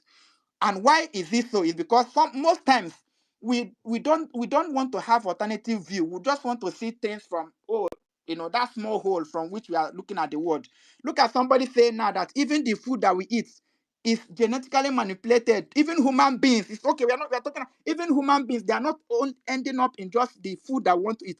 They are genetically manipulating human beings. And somebody said, oh, the children that have been given birth now, some of them are now feeling like a woman. That's why if you go to most places today, they will be telling small children that, oh, you can become they'll be telling a boy child you can become a woman. They're telling a girl you can become a man. This is the world we live in. It's insane. And these things are, when people talk about it, people just want to they want to cancel you, they want to shut you up and all the rest of them. There's an evil that is going on in this word. And when I talk about evil, I'm not talking about evil in the sense of spirituality, in the sense of going to heaven or not going to heaven. But there's this idea that is repugnant to the repugnant to human existence, that is repugnant to our natural way of existing.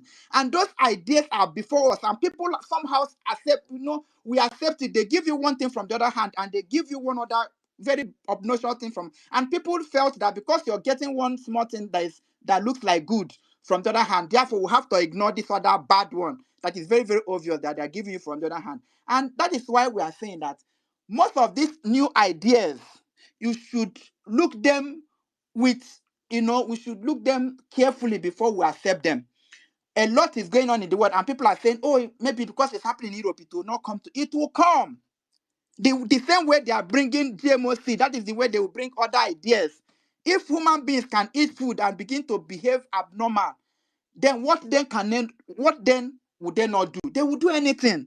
And we are the one who will stop it. And part of the ways to stop it is to make sure we have leadership that is responsible in our country. I tell people that, you see, election rigging, I've come to realize that, you see, election rigging, to rig election is worse than Boko Haram. To rig election is more than bandits. To rig election is more than stealing money. Because rigging election is what actually laid the foundation for people who will allow Boko Haram, for people who will allow terrorism, for people who allow banditry, for people who allow human parts to be sold. Because if election is not rigged, a country will have the ability to choose leaders. There is nothing wrong in, even if you make a mistake in one election cycle and you elect somebody that is not capable, you can say, okay, next election cycle you actually remove them. But in this our case, if you make a mistake, you cannot repay it again. The mistake that people made, say, remove Jonathan, we are still suffering. It's 10 years going now. We are still battling how we are going to, actually sack these people. These people does not have plan. The Tinubu government did not have any plan to rule. It doesn't have any plan. The only plan they have is how they will reach themselves. And the people in power today that we see is worse than any other group of people that view this. I want to repeat that again. The set of people in power today are the worst that Nigeria have ever seen. People like Wike, these people don't want, they don't want to go. Look at what they did to governor in Rivers State. These people don't want to go. And they cannot go without a fight. And the only way they can go is for us to unite. And that brings me to my last point, to talk about coalition. Let us believe, like every other person have said, that we have a leader. Let us have the faith in him that he will have the ability to negotiate, because most of the places that PO is going to step in, we are not going to be in those places with him. I pray that when he enters in those places, that God will give him the knowledge and the wisdom to be able to speak, with utterance that actually will affect people, and people will agree with him. Let's have that prayer and pray it, that whenever he enters in those spaces, in those unfamiliar spaces, that God will give him utterance. But for we, in the space that we occupy, let us make sure that we actually focus on the focus. Let us actually focus on the things that matter. Let us not actually aspire to be in that space that ordinarily we are not privy to. We don't have the power to be in that space. Let us be in the place where we have the power. And the place we have the power is the place we are speaking now. To say right now, what matters to us is, how do we come together? Coalition, a time will come when the issue of who becomes the candidate will become a thing on the table. And at that point, we'll deal with it. Let us also believe that the person who we are working with has the ability to take a decision that we know is the best, for us. He understands us, and let us pray that he will speak and work whatever and work out our vision for us. But for right now, let us not criticize, like kill ourselves, like Saddam said, very much noted that most of this is because I've heard a lot of people, even people have left obedient before. I've listened to somebody the other day that had a podcast, and he said, people who had moral ground, that before somebody had moral, Labour Party, nobody entered Labour Party because Labour Party was a good party. Labour Party had their issues even before P2B entered. There was issues in Labour Party before P2B entered Labour Party. So people who did not go to Labour Party because Labour Party was good. We understand the problem that Labour Party, but that was a platform that was available at that point, and we had gone into that and made it popular. That was how. So the person we followed was P2B. The person who drove the engine of awareness in Labour was P2B. That was and that P2B has not changed. So when somebody come and say, "Oh, Labour Party is now," that is not your problem. P2B is still there. He has not changed. That man is still what he is, what he said he is. That is what he has, the life he has been living, and that is the man we are following. So when people come and gaslight us and say and the worst people you will see today are the worst ones who are saying they are sitting on the fence. There is nothing like sitting on the fence. You either for APC or you're for good governance. It's either you are here or you cannot sit on the fence. Nobody sits on the fence now in currently as we speak. So let us come together. Let us as a group, because this is when obedient, if we are saying that we have the strength, we have the number, this is when we are going to show it. And whatever thing you can do, if you have a TikTok page, if you have a Twitter handle, if you have Facebook, whatever thing you have, Instagram, whatever, every day post on it.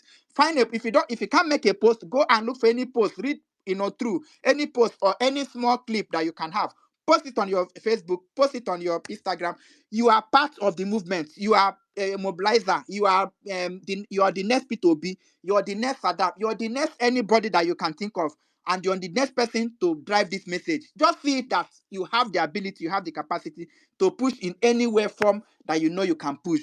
And I know that at the end of the day, we will get it right. The task to heal this country and rescue Nigeria is in our hand. It's in us to actually rescue this country. If we don't rescue this country is going to hell right now. These people here are definitely the people ruling this country today. Like Saddam said, can anybody point anything to say that this is what APC has done? And every day, this will come and say, oh, if not for Tinubu, what? There is nothing. There is nobody I've met today that have not. The people who are actually enjoying this government are the people in government. And that brings me to the point that government is business. So when you see politicians moving from here, to them, it's not for us because we are not in politics. It's not. We don't really understand how these things work. Politics is a big business. If you're in politics today, you won't be crying. If fuel is 2,000, you buy. If fuel is 5,000, you buy. It is the ordinary man who cares. That's why when you see them, you say, why are they not worried? Because they are not worried because they are the money they are borrowing, they are the ones spending it. It is me and you. So when we come here and kill each other and say, oh, I'm going to insult you. Oh, P2P will not win. Oh, it's your destiny that you're selling. It's not me. It's your destiny. You're poo-pooing on your destiny and you think you're insulting me. No, you're not insulting me. P2P is made. He's living out his life. If you think, oh, P2P, he will quietly live his life, all the rest, and be happy. But me and you that are still here are the ones who should actually fight every battle, every minute of the day to make sure that we get a government that cares, that is responsible and responsive. So thank you for the time. And Saddam, thank you so much. And everyone on this space, thank you so much. And I appreciate everyone who is raising their hand, who is using whatever resources they have, who is spending their time, to actually fight. I think it's now time for us to actually get ourselves organized, be more on ourselves, and not fighting among ourselves. We have a battle to fight. I don't think we have the strength to begin to fight ourselves again. So thank you, everyone. I appreciate you all. Thank you very much, my brother. Thank you. It's been a while. It's good to have you back on the platform. Thank you. Wonderful submission, man. You touched everything, rightfully so. I'm just gonna I even say add or subtract. I don't even know which one. But my brother Wembley Nigeria, it's good to have you on the platform. Thank you for joining us. You know, my own 2 cents to this is setting narratives. I really wish we can be very, very proactive. And I know I cannot control what other people say, what other people do, but at least we have a very huge community on violence space, and we are growing every single day. So for me, it's important. I just say, please, if you want to be proactive. When I mean proactive, we want to be setting narratives every single day. APC have spent 10 years running this country to the ground. There is nothing to show for it. The opposition members are, when I mean opposition social media members are all sides chasing clout and chasing agendas that for me I don't think is is is is needed at this point in time. The time will come for these agendas to be set. We are the ones that march to PDP and say, PDP, give us P2B. We did not march to PDP 6 months before the elections. We marched to PDP at the right time. At the right time. There's a time for everything. There is a time for everything, in my own opinion. So for now, it is time to demarket APC. This is the time to demarket. Some people say we can walk and chew gum, but I don't. And I say all I see are people chewing gum. They are not walking. If you're walking and chewing gum, I don't have a problem. I've gone through so many. I go through I scroll down and say, This thing where Tinubu borrowed 21 billion now. Tinubu has borrowed more money. Let me put this in for Nigerians. Tinubu has borrowed more money. Peter Obi said it like a month ago. Tinubu has borrowed more money than Obasanjo, late Yaradua, Jonathan, Buhari combined. He has gone on to add extra 21 billion to it just yesterday. As we are speaking, APC are three members or 2 members short of being absolute majority in the House, in the Senate House. We are here catching crews, insulting ourselves on social media. Thinking that 2023 is 2027.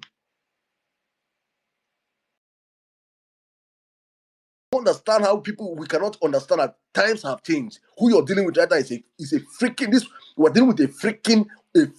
These are the worst set of people in the history of our country. Well said by women. As in the worst set of human beings. These are bottom dread satanic human beings. They do not care about governance. They do look at the kind of people that are putting into governance into the government. Look at the Monday D7. Look at the kind of governors they are producing. It is intentional. APC are just making sure that they collapsed everything in the country. For me, I say APC is a political Boko Haram sent to destroy this country. We see all these things, and they are successfully me and you have failed. APC is meant to be poor. Shame if they mention them, if they call APC, people go pour spit. They mention that party. But we don't want to push this narrative. No. We have more energy on trivial things than on doing the real work of demarketing these people. 10 years of our lives have gone. In fact, it's 12 years because the drug baron will have to finish his remaining 2 years. 12 years of our lives. And I'm certain in these 12 years, there is not one sector you will point to at the end of this criminal tenure that you point to and say, Nigeria have made strides in the economy. Nigeria have made strides in education. Nigeria have made strides in sports. Nigeria have made strides in healthcare. There is not one place. Every year they have been. I think NC's made this tweet. Billions upon billions upon billions of naira have been budgeted to Aso Rock Clinic. If you go to Aso Rock Clinic tomorrow, you're not going to see paracetamol. APC have been stealing all this money. But we are not focused on demarketing them. And you want to take these people out of power. You do not have the mainstream media. You don't have a radio media. You don't have print media. They own all these things. In fact, Wike is ready to sponsor front page of all the national dailies every single day to election day. He's ready to sponsor it. We don't have these resources. The one way we get, we were supposed to amplify the crimes of these people. We use them, they do nonsense. I'm still putting this challenge. I'm still here to see. I want to see an obedient space that will be hosted for 22 of 11 hours, 12 hours, 15 hours, talking about this government. Dragging this government. I want to see that one space. You will not go see them. But you will see space of that hours dragging fellow obedience, attacking fellow obedience. You will see such spaces. We have power and time for trivial issues. But the real work we are meant to do, no. Power and time will do for that one. I'm not here to say what I have to say. So history will remember and beckon on me that Saddam spoke out when everybody was keeping quiet, when everybody was gallivanting, looking for clues, looking for bomb tweets, because the tweet when they hot, people go retweet and like. I was telling Nigerians and obedience, focus on your problem. The marketing Tinubu is the biggest job we have to do. Everything is a blade for us on the table to use it and do. We're not using it. Let's keep going. Welcome, Nigerian brother. Welcome to the live, Jerry. Welcome. Yeah, good evening, Saddam. Oh, God, man. Good evening. I know say that news don't scatter your head, but that's part of it, man. Sorry, bro. Bro, I swear. I just good evening to everybody on the space. Good evening to everybody on the space. Those on the speaker section and listeners alike. I just weak. I was just coming on the road. I didn't say bus when I hear, because as soon as I go into the bus, I was just listening to submissions. When I started listening, I was listening to Rita's submission. When Rita said, I want to talk about it, our sister, my mind was like, with like what? And That was the first point I heard. And I never even checked, like, this is really sad. This is really sad because, I mean, some of us, I understand, and maybe some of us, I just go our DMs now, go check. I mean, the very first message that Clarita sent to me was, "Oh, thank you very much for that shout out." I remember the very first time, it was, back then, and that was like January 2023, when we were still in the heat of leading to the election. And, she just came online trying to push. And, I even went to WhatsApp because even, I just went to her WhatsApp, and because last message I sent to her was like trying to check on her and all that. It's quite sad. Like Will Everbest said, I think this kind of losses um should really do some reality call of just beckon on us to know where we are. And I mean everybody. The real question is, everybody will last die, but what have you really done? What have you really done? It just brings to mind when you see the. It's crazy to think that people that support bad governance and do all this nonsense, they will still die. Like, one would have thought you do all this and it gives you more life. I mean, you could live, but you will still die. You will still die. So, I mean, what a waste of human being you would be if you couldn't just do the least of the very, very least thing of. I mean, I understand if politicians have the motivation of the money they have access to not want to do the right thing. But if you as a person, you don't have access to that amount of money, then I'm just asking myself, what can possibly be your motivation? Your motivation is hate, like, oh, maybe hate for a particular religion, a particular tribe, or what? Your motivation is just literally because you want to be in the opposite of a particular set of people. You feel like, if not so these people be, I want to be opposite them. Honestly, I'm like, God, my my my entire mood switched so far, because I was very excited when I was just coming. I was like, make I enter Vawulence place, listen before I reach house, then I go request mic.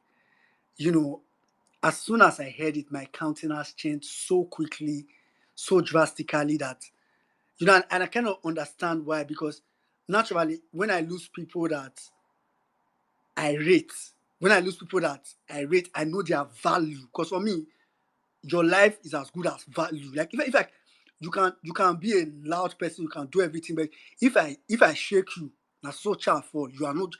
I mean, I try to imagine, if I take you out of the picture, would I miss you? Would I have any value? Like, what is there any value you are bringing?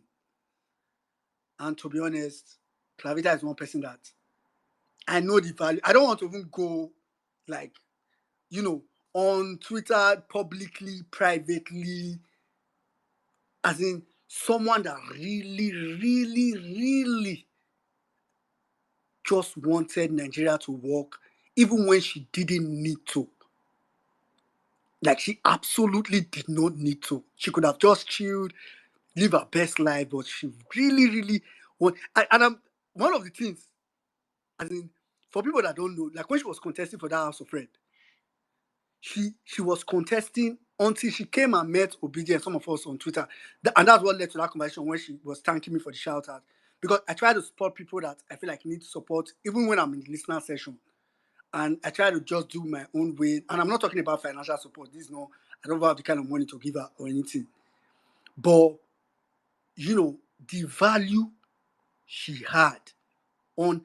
I remember one of the things she reached out to me for was, she wanted to train Labour Party then. Don't tell Labour Party here. They couldn't get agents. They were doing this old agent confusion with her. So she wanted to get her agent herself, train her agent herself. So she reached out to me to see if I could find a way to train her. And I'm just remembering things that we tried doing together, and I'm just thinking, until the climax where the one a lot of people know was her testifying in court, like Vile was saying. Anyway, I honestly pray Her soul rest in peace. And honestly pray that God will give our family the strength, the fortitude to bear this loss. Because I can imagine if that kind of person has this level of value outside, I can imagine the amount of value she would have to our family. Anyway, thanks, Saddam. This is a huge loss. I mean, I'm sure maybe not everybody know her that closely and all that, but believe me if I tell you that this is a huge loss for Nigeria. I'll put it like that. Like, there are not so many people that genuinely, there are many people that like the clout of, like, oh, bigger movement, hey, is the reigning thing, is the, if I join bigger movement, I'll get many followers. There are many people that do that. But I can tell you, many are called, few are choosing. There are only very few persons, let me not say few, but it's not everybody that acts like, oh, we want this good governance, that really want the good governance. How you know it is what Saddam was saying just now. When push comes to shove, when it gets to the point, when it gets to the point to do something that you will not directly gain from, you will not get followers from, you will not get likes from, will you still do it? That's and so for me, that's the measure of value. That's the measure of value. It's not. I just went to her tell. She had like just 5,000 followers, but I can tell you, back end, front end, even to be honest, that testifying thing, I didn't even know about it until she was there. I was like, this woman don't still go reach court to testify. Oh God. I mean, I'm just glad that That all I woman have about testified. That woman testified with. I don't want to. She was.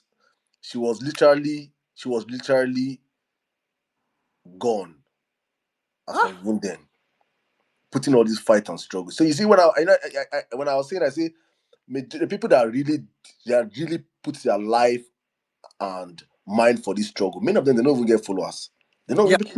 They're very, very just listen, and that's why for me it's very, very painful when I see people harvesting the emotions of this movement for personal gains. I feel so sad because we have lost real people that made real life, as in real life decisions for this movement. Hmm. It's so painful. Honestly, it's very painful. I mean, I don't want to go into details. Like even I was why Saddam, like immediately I heard, the first thing I did was went through our chat both on DM, on Twitter, and on WhatsApp, and I saw the kind of, like, when you look at the conversation you've had with someone, then you know who that person is. I saw the kind of, I wouldn't say, oh, we're like talking about person. Every of our conversation was about what she wants to do, what she's doing, what she wants me to maybe. It's usually maybe about, oh, well, help me. She called me by my actual name, Nelson. So she'd be like, oh, well, help me amplify this on violence space. Help me do this. Help me do that. It's really what I'll come. Anyway, thank you very much to everybody on the space. I see the topic. I listened to people already talk about, GMO.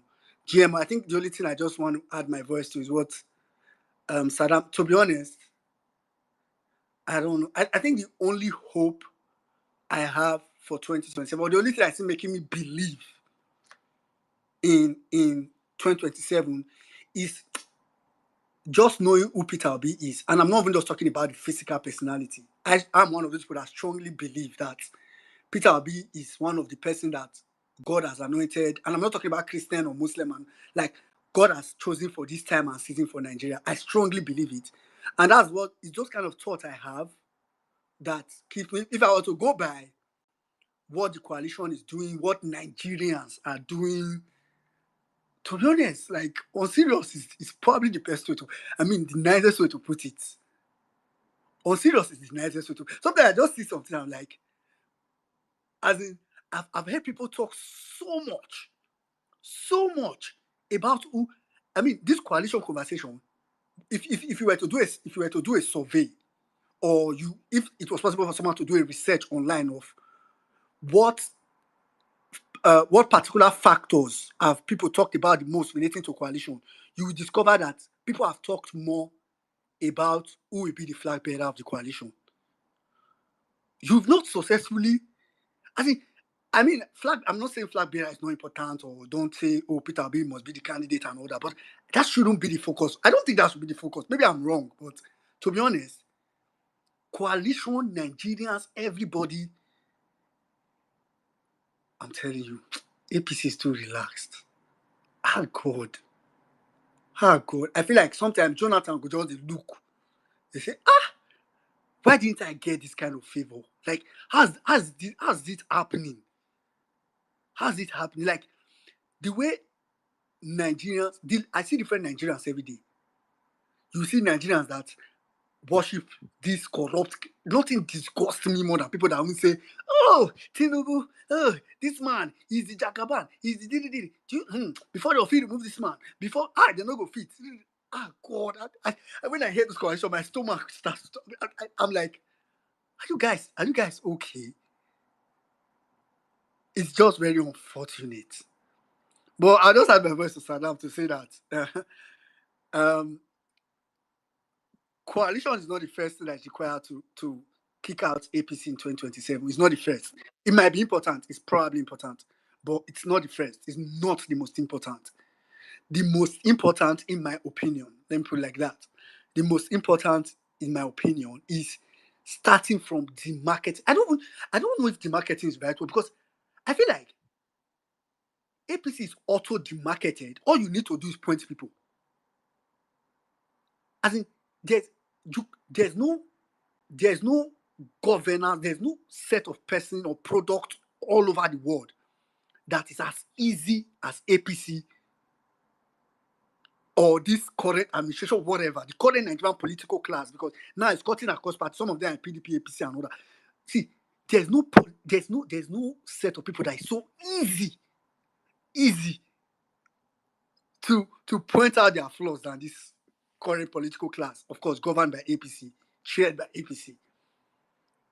So if you are not focusing on all this, I don't even, for me, it's like, loopholes might sound like, oh, there's one small hole somewhere, but APC is loopholes personified.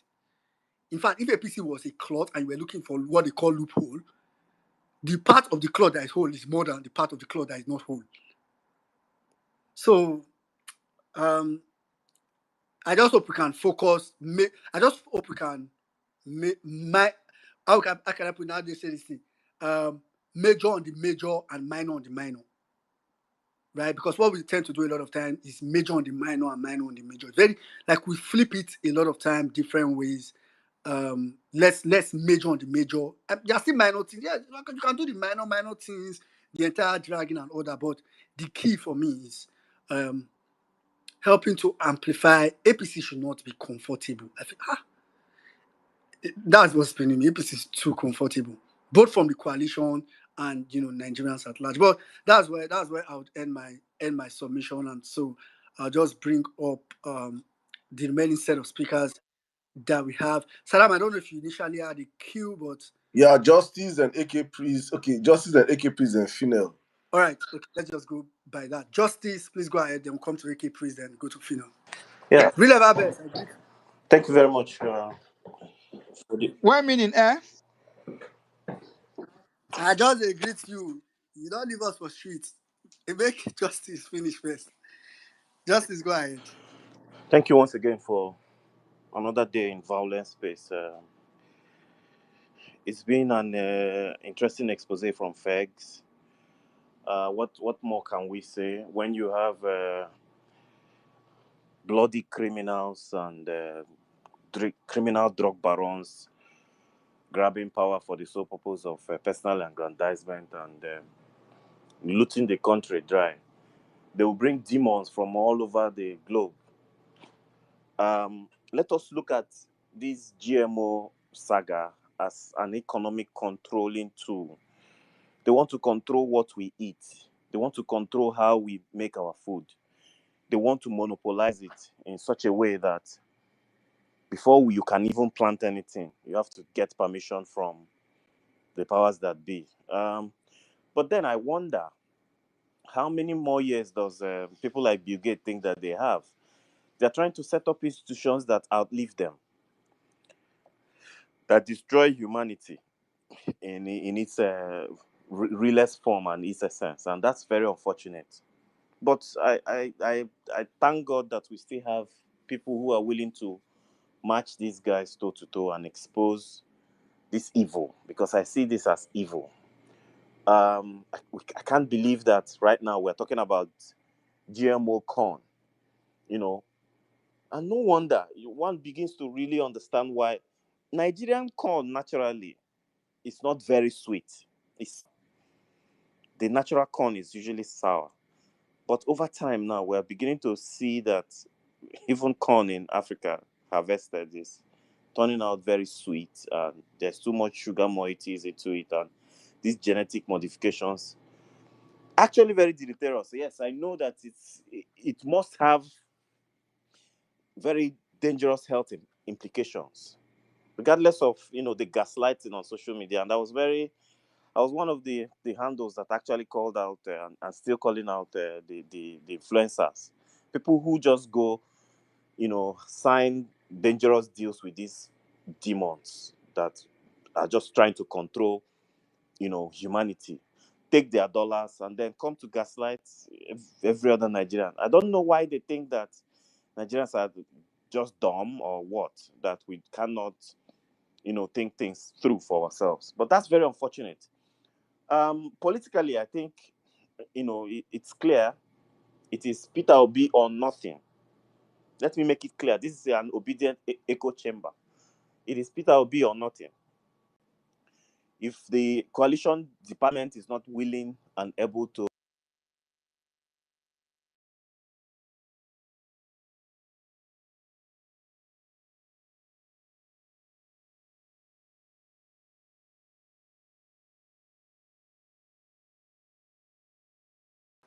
Is it just me? Hey, I wanted to say the same thing. Oh, okay. Justice, Oh my God, what your village. Justice has, I think he's dropped. I can't see him. Yeah, but I think it's trying to come up can you now. Let me see. hear me? Yeah, yeah, Yes, go on. Yeah, I yeah, go said on. on the coalition, I believe everyone is clear right now that it is Peter Obi or nothing. Uh, we hope that the ADC coalition rises to the occasion and does the needful, considering the demands of more than 80% of Nigerians towing towards one particular direction. And of course, yielding to the fact also that it is still in the gentleman's agreement, the turn of the South, to complete a full turnaround of 8 years in political office before he returns to the North. That being said, I believe that wisdom will guide them to doing the right thing and producing a consensus candidate, in my opinion, that would herald the kicking out of these criminals in government who are already in bed with GMO experts that want to change the agricultural demographics and the economic output of Africa, in this case Nigeria, because this is what is happening. Beyond looking at this dangerous trend in its very adverse medical complications and implications, I'm looking at it primarily from the economic standpoint. Now it begins to make sense, just like Emir Saddam said, why you know the farmers in the middle belt, Benue and all the places where we have subsistence farming and to some extent even commercial farming, are being slaughtered every day without a serious government concern. It's making clear sense right now.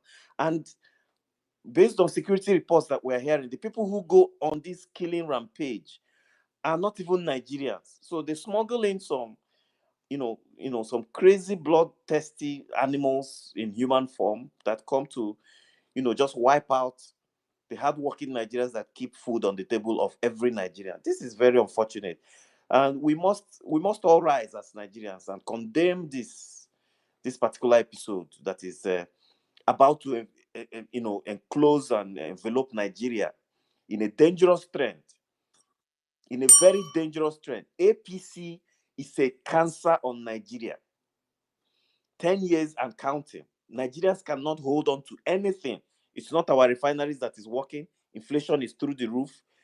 There is hardship every day on Nigerians. Killings and bloodletting have tripled. So I do not see any meaningful impact this political party has brought to Nigeria. So the high time we ended APC and rejigged Nigeria to face it to the right direction, the better for all of us. Otherwise, we are all going to be buried in Nigeria. And this includes even for Nigerians within and outside the country. It affects everyone. All hands must be on deck to rescue this country we call our home, Nigeria. Thank you very much. I yield the mic.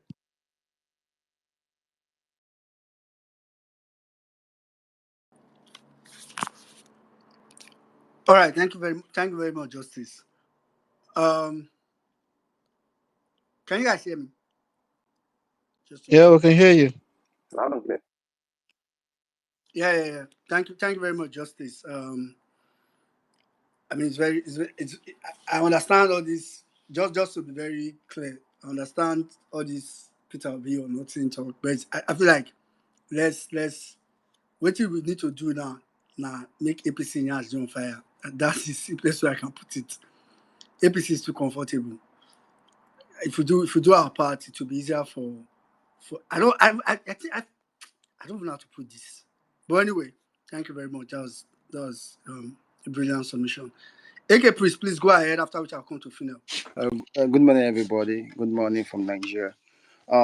I want thank you for this opportunity. First of all, Clarita, I remember her when she flew at her LP and this thing. After the election, I was looking forward for her to win, but unfortunately, the system bring her out, and I was kind of sad for her for the election. But knowing that she has gone, it's a great loss. It's a great loss to the movement. It's a great loss to Nigeria. It's a great loss that we've lost a bright mind. May our soul continue to rest in peace. Um, to be sincere, as obedient, we need to sit down and talk as family. We if we have leadership, Peter Obi is our leader. We have a structure and we have an obedient structure in every place, in every establishment. There is a ladder. Peter Obi came the last time on Parallel Fact and he told us that he will be on the ballot. He is going to be on the ballot. He told us that. He told us clear. This is a clear. This is just a clear something. He said he's going to be on the ballot. But to be sincere, when we try to do something that this man has worked hard for 22 months, we are trying to damage that reputation. It doesn't make any sense. To be sincere, to me, it doesn't make any sense. At least we have the likes of Tanko, who are the spokesman, who will see us as our image maker. They are doing that for us. If they have any issue, they bring out a statement, and we can hold on those statements. And with most of us, anytime anytime they come up with those statements, we don't engage on those statements. We don't really engage on those statements.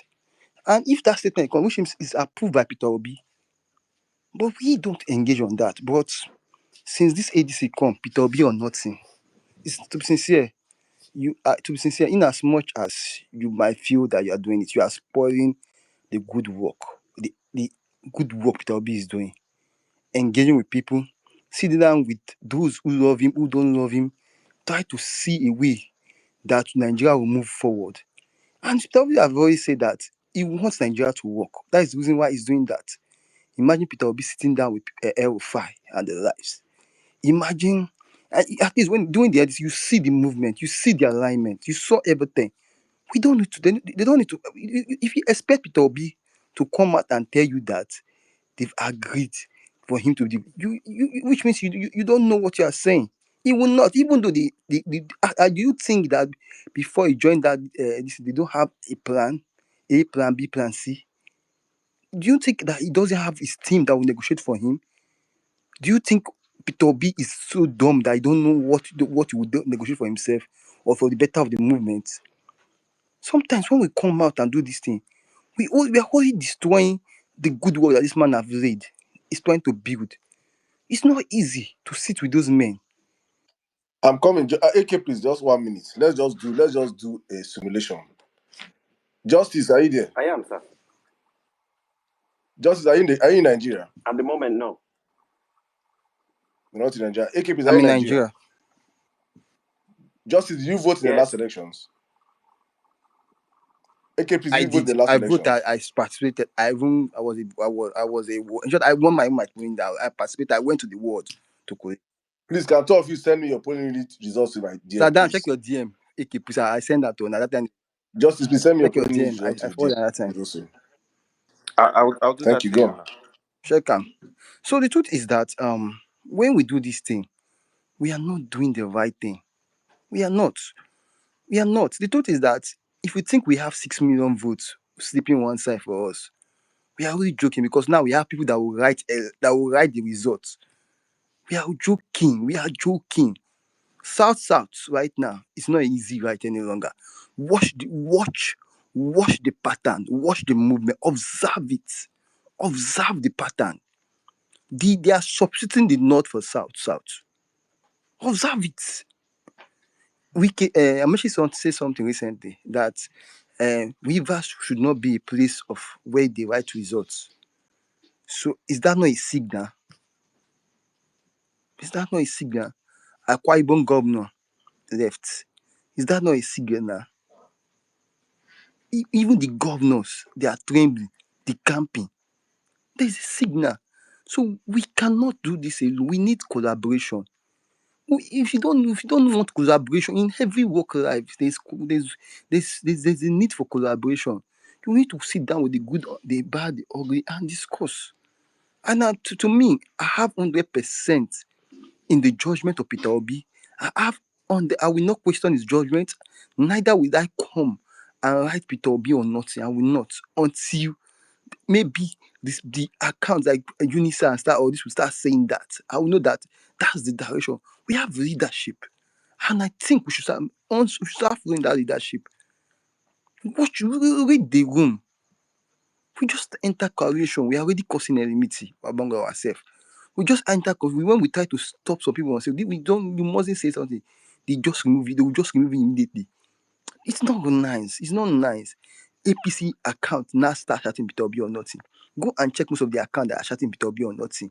Either new account or account that supported Peter Obi, that is supporting Tinubu that have changed obedience. They're not shouting Peter Obi or nothing because they know that a divided house they will not achieve anything. Since this ADC thing, they have been attacking our principal. That man is going through enough. Is going even governors are now attacking him. Governors, these are not spokesmen. Governors. For them people to know, for we to know that what is happening, that they know this man is a threat and they know he's building something that might shock them. So they need to look for a way to bring down in this thing. Please, I beg you, obedient. I'm not happy about what is happening, and please, we should please ensure that we follow the leadership. We are no longer a head. We have a leadership. We have people and they are well known. The Unisas, the Tankos, and the race that speak for us. Please follow that line. Thank you.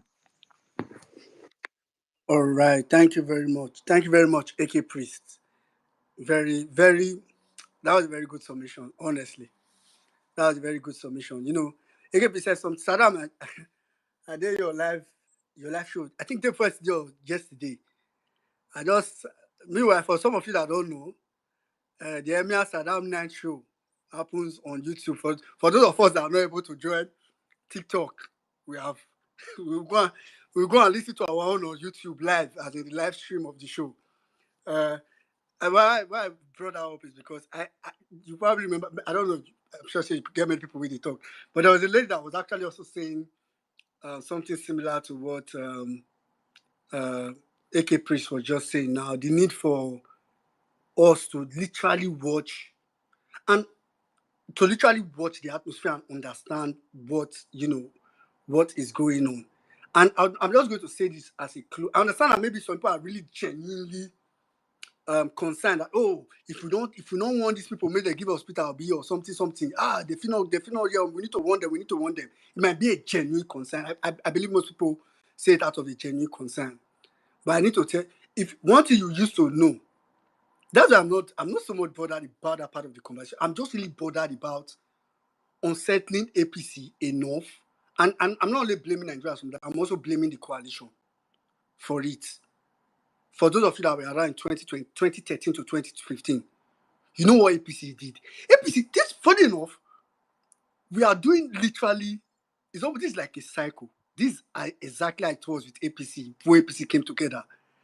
But less conversation was about who will bear the ticket, because the article was interested, Buhari was interested, No Ribadu, there were so many people that were interested.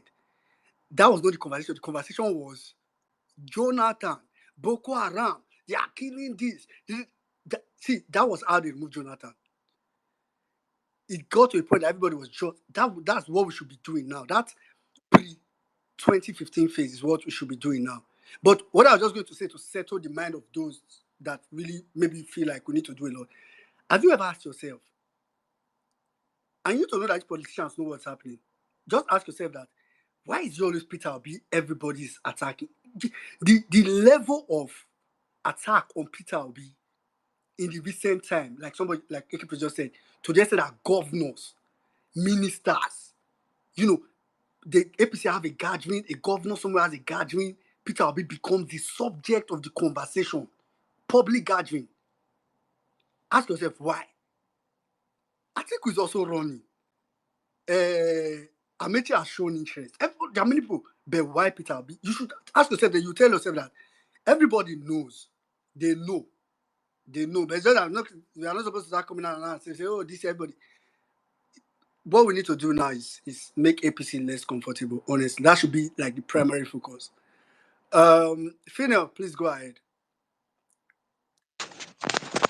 Yeah. Good morning, everyone. Can you hear me well meaning? Yes, perfectly. All right. Emia Sadam, I greet Madam Bolanle.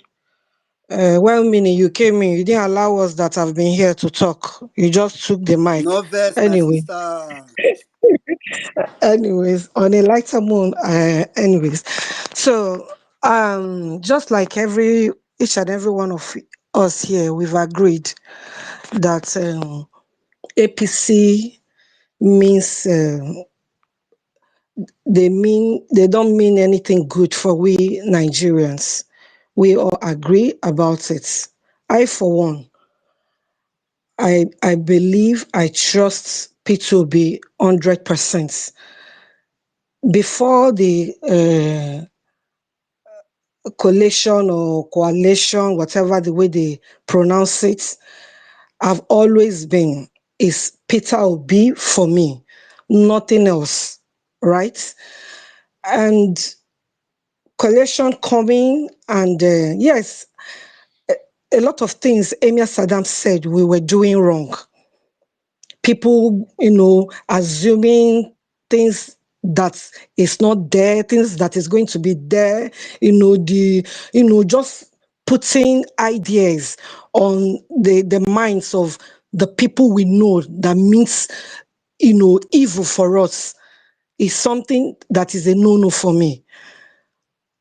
Before I go retweeting anybody posts, I personally take my time to read that post and know if it's something that is resonates with me personally before I do that. P2B made me to be, I'm very aware to be more intentional now before I do things. So me, supporting Emir Saddam in what he said, which is not wrong. In the other hand, I'm not blaming those who, people like me.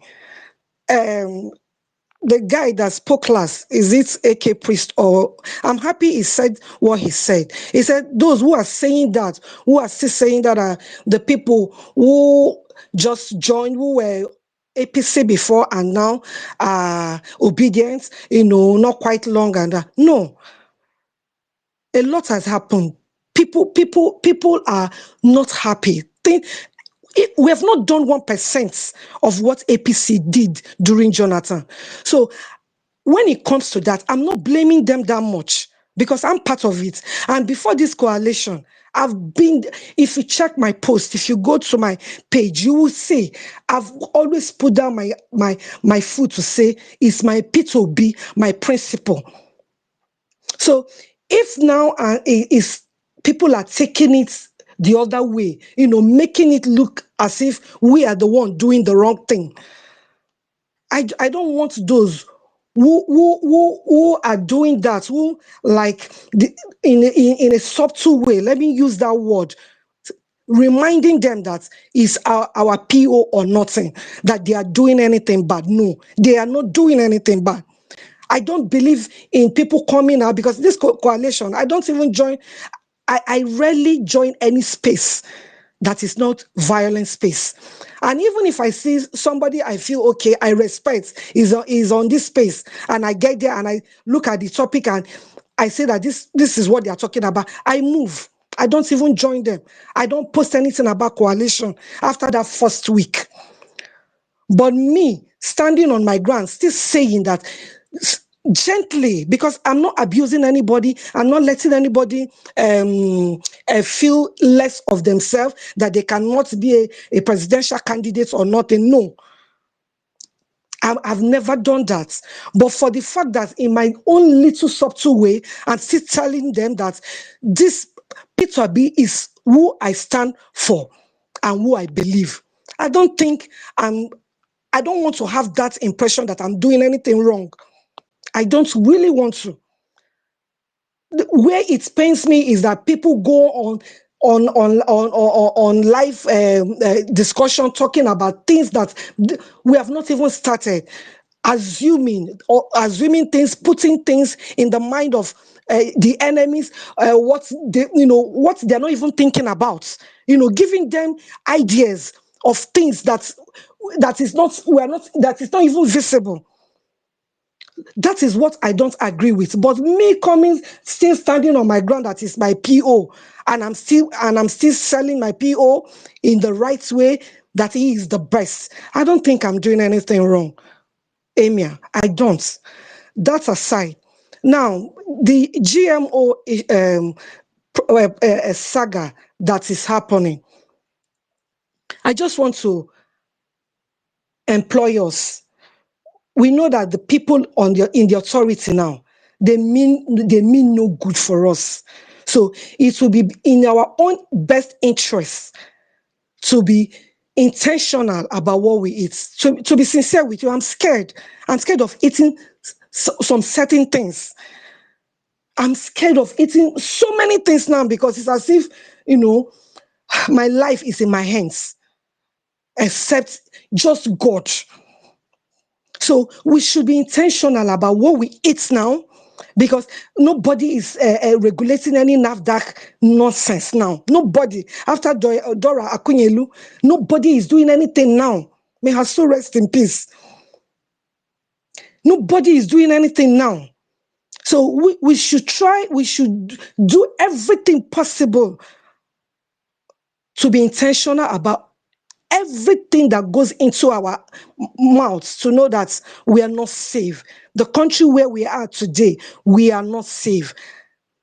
We should be intentional about it.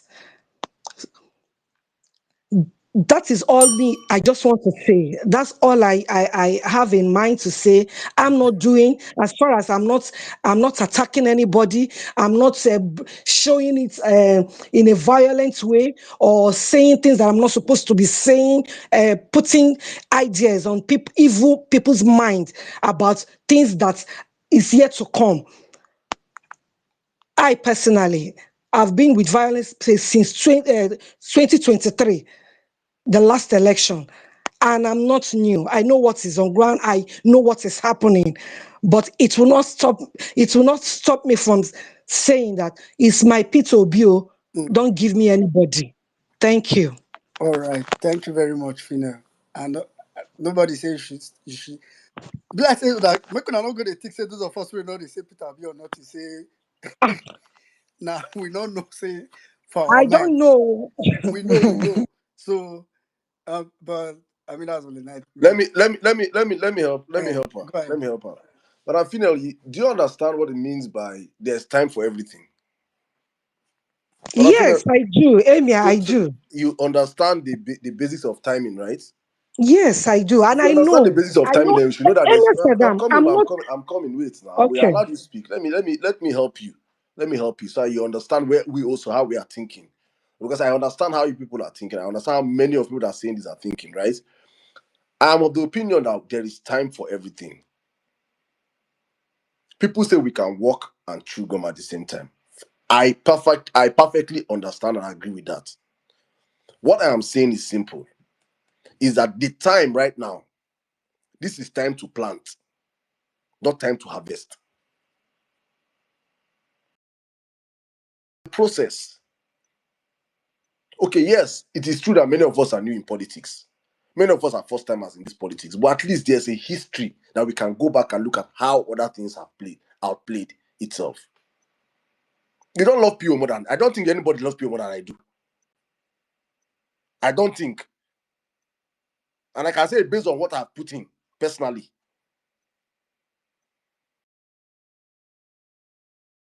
You can come out and say, oh no, but me, I'm saying it my own personally. Sacrifices, time, everything, finance, everything. But I understand times and seasons. I understand that there's a time to eat, there's a time to sleep. There's a time to canvas, there's a time to walk. I understand that this is 2027, not 2023. We were the ones that were pushing on violence, telling Nigerians it is possible when people were saying it's not possible. You don't get any House of Rep member, you don't get any structure, you don't have anything. We're the 4 people sitting in a room. For me, I've learned from that process. And I understand that going to 2027 can never be 2023. If you're expecting 2023, a repeat of 2023, 2027, you're wasting your time. It's not possible. Wake up from that reality. That's the reality I want many of us to wake up. We are still sleeping. You're dealing with a totally different beast. And you want to play him with the same tactics of last time. It's not possible.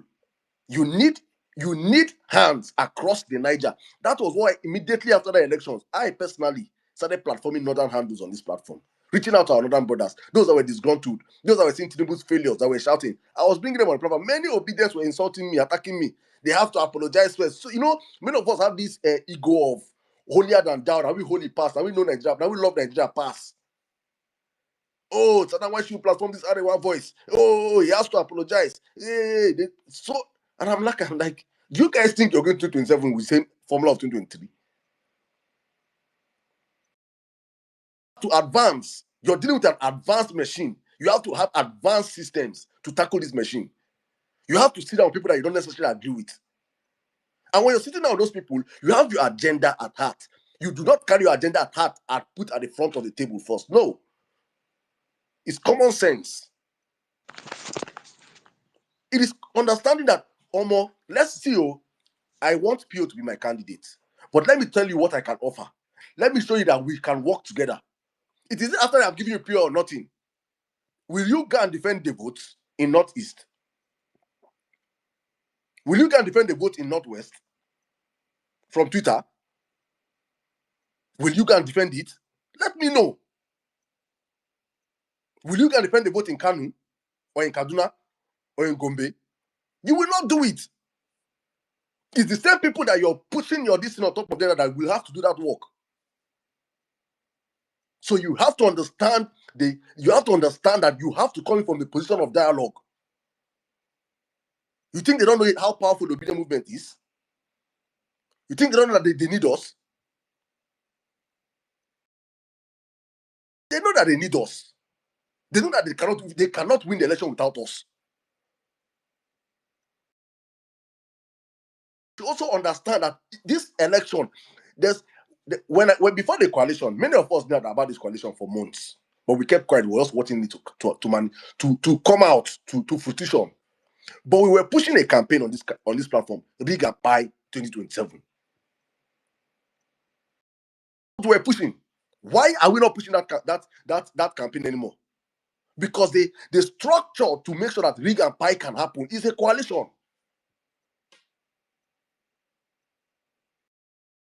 Because I do not trust Nigerians to defend our votes. I don't trust you, man. Sorry.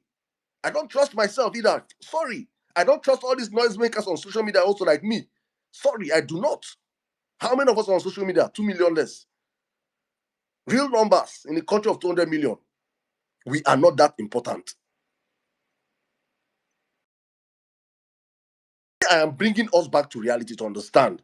You're going into a room of dialogue with other people that have intentions also. Atiku won't be president. Atiku wants to be president of Nigeria.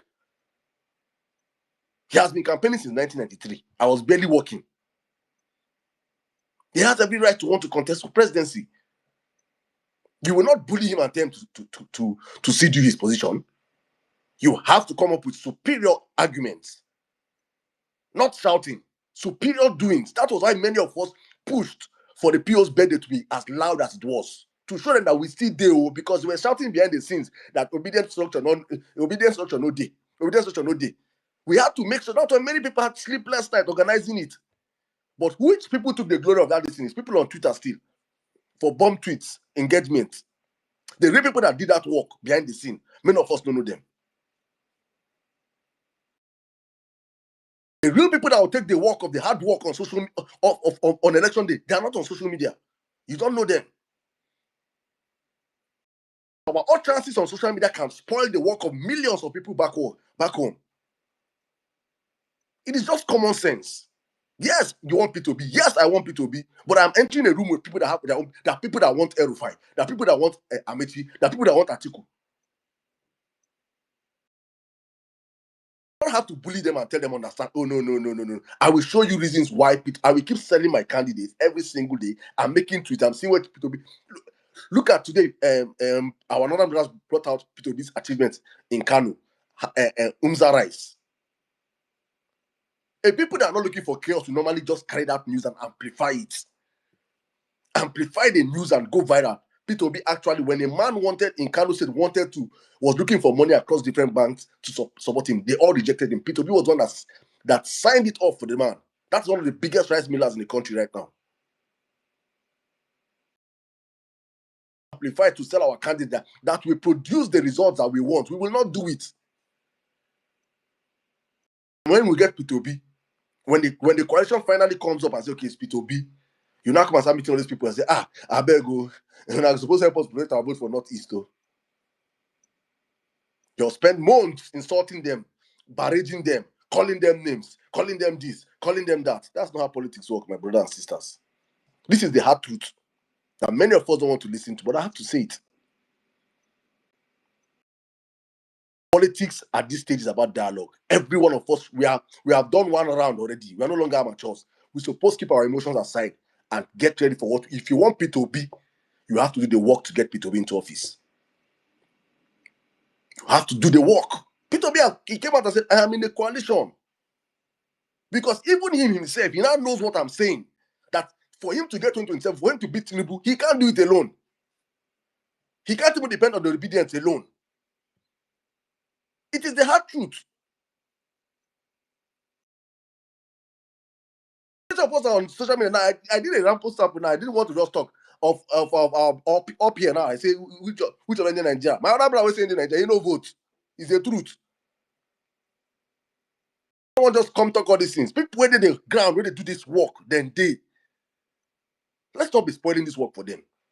So I'm not coming to tell that don't take P2B or P, but when you put it in a forceful way, like you're telling them is this no or not on, me, I want to see Nigeria change. I believe P2B is going to be the right person to change Nigeria. And I believe that by dialogue, you can convince other people to come to your side. Especially when your principal is already in a dialogue with those people. P2B not going to do 100. When I go to social media for Twitter fingers, they spoil work for them. P2B not go to North. They reach out to Northerners. You go there for social media, they criticize them. Because it's a bit tweet pass, because now you go school pass. More enmity. Because those other leaders have just one vote. There are people in the social media like me and you still go do canvassing. go still come out to protect votes on election day. Wisdom, for me, is profitable to direct. And I hope somebody is listening. I dare I leave him. But I feel like your hands are up, so let me allow you to come in, please. Thank you. Thank you, Emir Saddam. Really, I'm not disputing with you. Everything you said, you're right. And I'm really with you on everything you've said. But I just don't want me to feel like I'm begging these people. Really. Because My that is how sister, your I, feelings I do not. My yes, sister, I please, I don't beg wait. you, important. My sister, Okay, I've please. agreed with you. Okay, Please, let please. me just round up. Let me just give me that 1 minute. Oh yeah, go. All right. Take 2 minutes. So Take 2 minutes. I no, who am I to dispute with you? I can't. No, I beg you, dispute with me. I beg No, which kind of nonsense no, talk I now. know where I'm Don't coming gaslight me. Don't from. wash me. I beg. No, you are the one that's lighting me, Enya. You are the one. But the truth is that I'm not disputing with you, really. I'm not. I'm 100% in support of everything you've said, especially those who are trying to force it on them. Maybe we should rephrase our hashtag, personally me, or maybe I will rephrase it. But the truth is, when they say once beaten, twice shy, I think that was exactly what it's with we obedience. So if you're really coming hard on us this way, please pat us on the back, because it's not easy, really. It's not. We know we need them, even as they need us. But don't let it seem as if we've been doing the wrong thing. No, that's the my one I my don't my want to my sister my accept. sister my sister my Huh? sister Thank I you. grew up my sister I grew up in a generation where we don't give accolades until the work is done.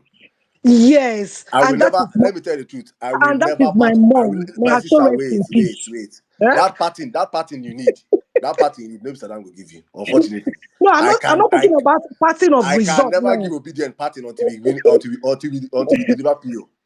If we do not Okay. deliver PO because of some people's loud Then, mouth, because some people no, think they no, can tweet more no, than they did. no. We will If we by don't God's deliver grace. PO, we are any party when I want part, when I go meet part Otomi. Eh? I'm not I'm Okay. not that person. On a lighter note, may the soul of Clarita rest in peace. I really felt bad when I saw it. I saw it on your own post, and immediately you know, may her soul rest in peace. Anyway, that is the way God wants it. I pray that each and every one of us, believing for a new Nigerian, that I would live to see a new Nigerian that I've been hoping for. And part of it is we being intentional in everything we're doing now. Thank you, and God bless us. All right. Thank you very much, Madam Finel. Saddam, you want to say something? No. I just want to tell her thank you, my madam. Thank you very much. Please, I just and also, another thing I need for this movement, we say obedient that our women plenty for the movement. And you know, if I later I won't talk now, it will cause problem. But make it cause problem. Because me, I know they run for problem. I like problem. Like we can bring problem. And they don't insult me time for the movement. So I don't even the ultimately nothing they will worry me for this movement anymore. See, our women, they love this country, especially the ones who did diaspora. They won't come back when they chop oha, when they chop okra soup, when they chop the Nigeria don't tire them. So I understand how much invested our mothers are in this movement. I understand. And our women are more emotional than men. Our women put in their emotions. So when you see when they first of all allow emotions speak before they, you know, I am asking, please, our mothers, please, me I dey beg,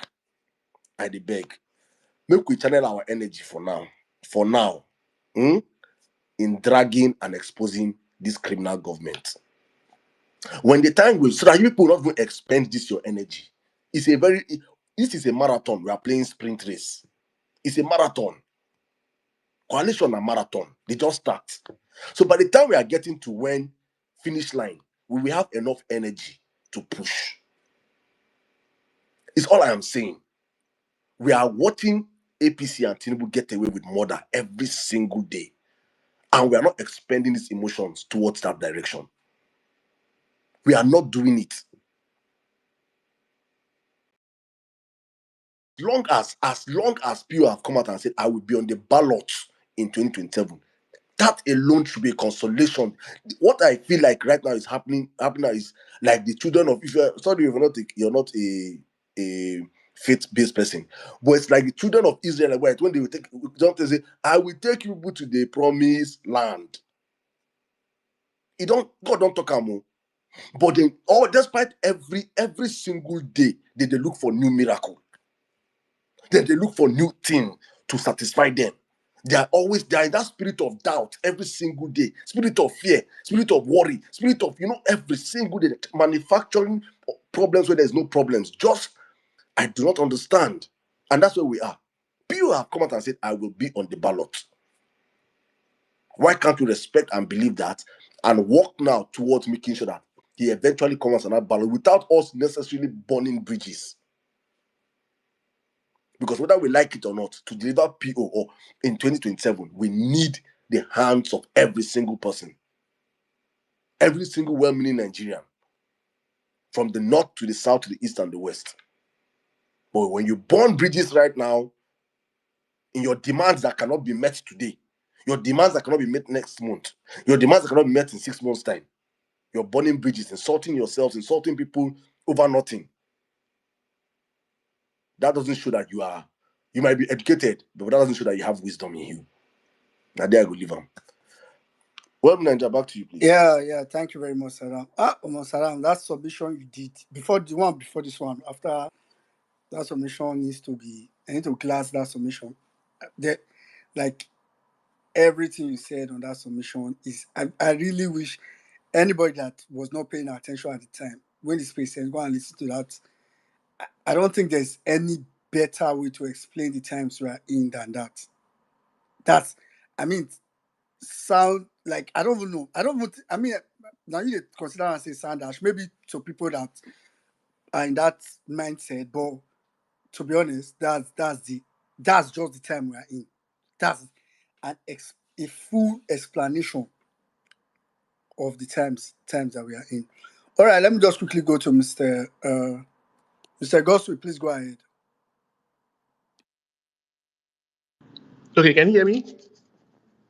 Yes, sir. Okay, so I'm just going to make this quick. I know that everybody has said all that needs to be said. May our sister's soul rest in peace. She's a dear one. Sorry, please, Mr. Gossi. Sorry, please. Please, if you're in America, and the burial is on August 1st. Her burial is on August 1st, in Maryland. So if you're in America and you want to reach out, please let me know in the DMs, please. Okay. Thank you, I'll reach out Mr. to you in the Go on. DM. Okay. So anyway, yeah. So may I say rest in peace. I'll hopefully try to get down there to pay my respects. So I'm going to make this quick. So only 3 movies have ever made me cry like a baby while I watch the movies. And more than 20 years ago, I watched one of those movies. This movie is actually free on YouTube. I just posted it on the comment section, and I can put it on the Jumbotron later. The title of this movie is called Miss Evers' Boys. Miss Evers' Boys. This movie features some of my favorite actors, including Alfred Woodard, Lawrence Fishburne, and even now one of our own, Babatunde. Now, here's the deal. The lessons from this movie can be summarized in a famous quote by this Ronald Wright, way back there. He said, "Each time history repeats itself, the price goes up." And what do we mean by that? From the movie, if you could get a chance to go watch it, I'll probably put it on the Jumbotron later. From the movie and the antecedents, it is clear that the black race has historically been the target of being pushed to extinction by the so-called civilized society. As a matter of fact, the black race has always been the primary target in the silent war waged by civilized society, a war designed not with bombs, not with tanks, but with experiments, neglect, manipulation, betrayal. And for every single time this war is perpetuated, they always find a black face willing to pull the trigger against her own people. To facilitate this extinction, the perpetrators have to find a willing black person or group of people to play the role of the executioner. And in this movie, Miss Evers, who happens to be a black nurse, was used to betray her own community in the name of so-called medical advancement. Now, but in Nigeria, they have found willing persons in Tinubu and APC to take the machete and play the role of the executioner by getting them to push this killer GMO to the rest of the country while demolishing all the institutions in Nigeria with their malicious criminality. Today, they have found the executioner. These Tinubu and APC are willing participants in the demolition of our people. Tinubu, APC, and their GMO peddling cabal have taken up the machete and have begun swinging against our institutions, swinging against Nigerian people. These guys, they're not leading Nigeria, they are just dismembering Nigeria. And unfortunately, they have commenced the process of driving this extinction and demolition of Nigeria as a country with vicious tenacity and reckless abandon. So in closing, this 2027 election that we are talking about cannot come fast enough. This 2027 election that so many of us speak with cautious optimism cannot come fast enough. We may not survive it to see it if we continue sleepwalking through this destruction that is being unleashed all across the country. This is survival, my brothers and sisters. This is history repeating itself, but with a higher cost, our own very existence as a people and as a nation. Thank you. Thank you very much, Mr. Goswell. In fact, that's perfect place to draw the curtain today. Thank you very much. Thank you very much for that very, very good submission. And thanks to everybody who joined the space today. Apologies to those who've been requesting. The request is quite a lot, so some of the time it's very difficult to. Most of the time, not even some of the time, it's very difficult to accept all requests. So apologies to those people who couldn't accept to come speak today. Hopefully, next time we'll be able to get you in. I'll just say my last statement for tonight. First, I'd want to again remind you that for those of us that are not TikTokers, be watching out for Emir Saddam's night show on YouTube. Those of us we dey run from now YouTube. Forget what time they play like radio. The hospital and the hear people they give different submission. Apparently, the mindset is also shifting. So listen to that. But I really want to draw emphasis to. I don't know what submission. I was not at the beginning, so I don't know Saddam's first submission. So maybe some of the things he said just in the closing, just now, while he was trying to respond to female, I think he had said before, and probably. But I want to encourage you again. You need to cut. That was. I was just thinking that was like a perfect, like I said, it's a perfect summary of where we need to be. I'll just pick some of the things he said. So first of all, one of the things Saddam said just now was keeping your card to your chest. It doesn't mean you don't have your card. It doesn't mean. So I think this is the problem. People think, oh, you have your card. Like the only thing we are just saying is keep it to your chest, so people don't feel rattled before you even, especially when in this case it's people that you co-need. I mean, to be honest, everybody knows this. There's no body that wants to take it. I think this is established already. There's no argument about it. There's no body or political party or political organization or whoever that wants to take away Tinubu that will not need a Peter Obi's obedience. I think that's a given, right? So it's keeping your card. There's a need for us to keep our card, to our chest. We still have our card. That's why I was saying earlier that some of us know, but we go keep them, and we will need to use the dialogue approach a lot, even when we don't like it. I understand, because to be honest, even when the coalition started, I think the first submission I gave on violence, but I said, or more. There's a lot of bitter pills that came with this. I mean, some things were just difficult, and I understood it, but I already knew in my mind that the greater good was what was important.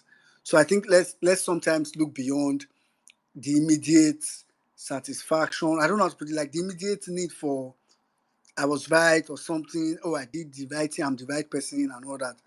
We're in a phase where the first thing we need to do to rescue this country is to dislodge APC. That's the first thing.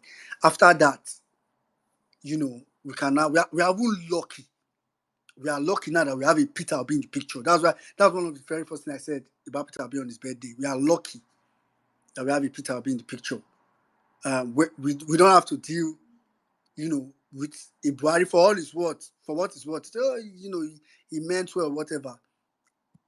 We are lucky to have a Peter Obi that is not just meaning well or want to do well. He also has the intellect, the energy, everything that is required for this time. He has it. So it's not just, this man for do well, he go do well, he mean well, he mean well, he mean well. It's not just to be willing, but also to be able. So it will be such a painful thing if we ever miss this opportunity. But like Saddam also said, please let's I don't know if I want to say shit ourselves sometimes, but let's major on the major and as much as possible minor on the minor. So thanks to everybody. Make one another spoil Peter be work sometimes. Thanks to everybody that came up today. Thanks to all that gave submission even before I came. Saddam, over to you. Thank you very much, my brother. Thank you very much, guys. Thank you so much for coming out here. Meanwhile, we'll be continuing the live for the next probably few minutes on TikTok and on our Twitter and YouTube. Just to wrap up with the people on that other side of the conversation. But thank you to all of you that came out tonight. To those that cannot speak, please don't be angry. It's just that we have gone way past our time. I'm just going to wrap up on this. Please, obedience. Please, that those that truly care about this movement, those that truly care about P2B, because some people might say they care about P2B and you might not even know when you're working against his interest. I will say, and that is where I'm coming from, because it is better. I say it's better to keep quiet sometimes than open your mouth and expose yourself. Not everything deserves your comment. Not everything deserves your post. Understand, most importantly, that 2027 will not be 2023. We need everybody hands. We need every hands we can get.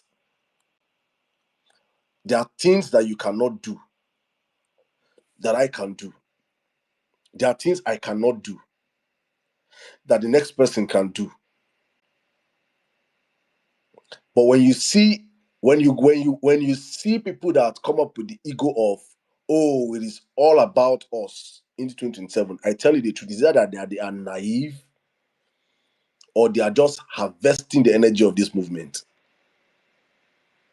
And I'm very, very, very, very willing to be the minority in the room in this conversation.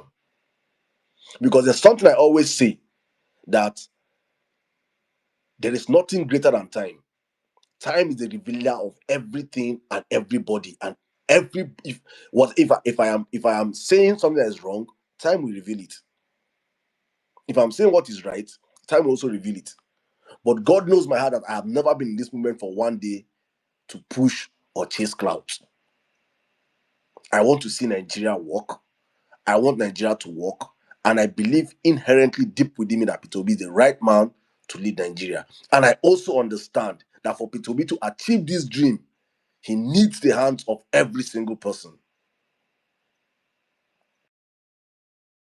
We had so many lapses in the last election that there are some things that don't come out. There are some things that we know that we don't come out on social media and say, because we do not want it to be like, it is not, for me, it is not anything that we dampen the image of this movement.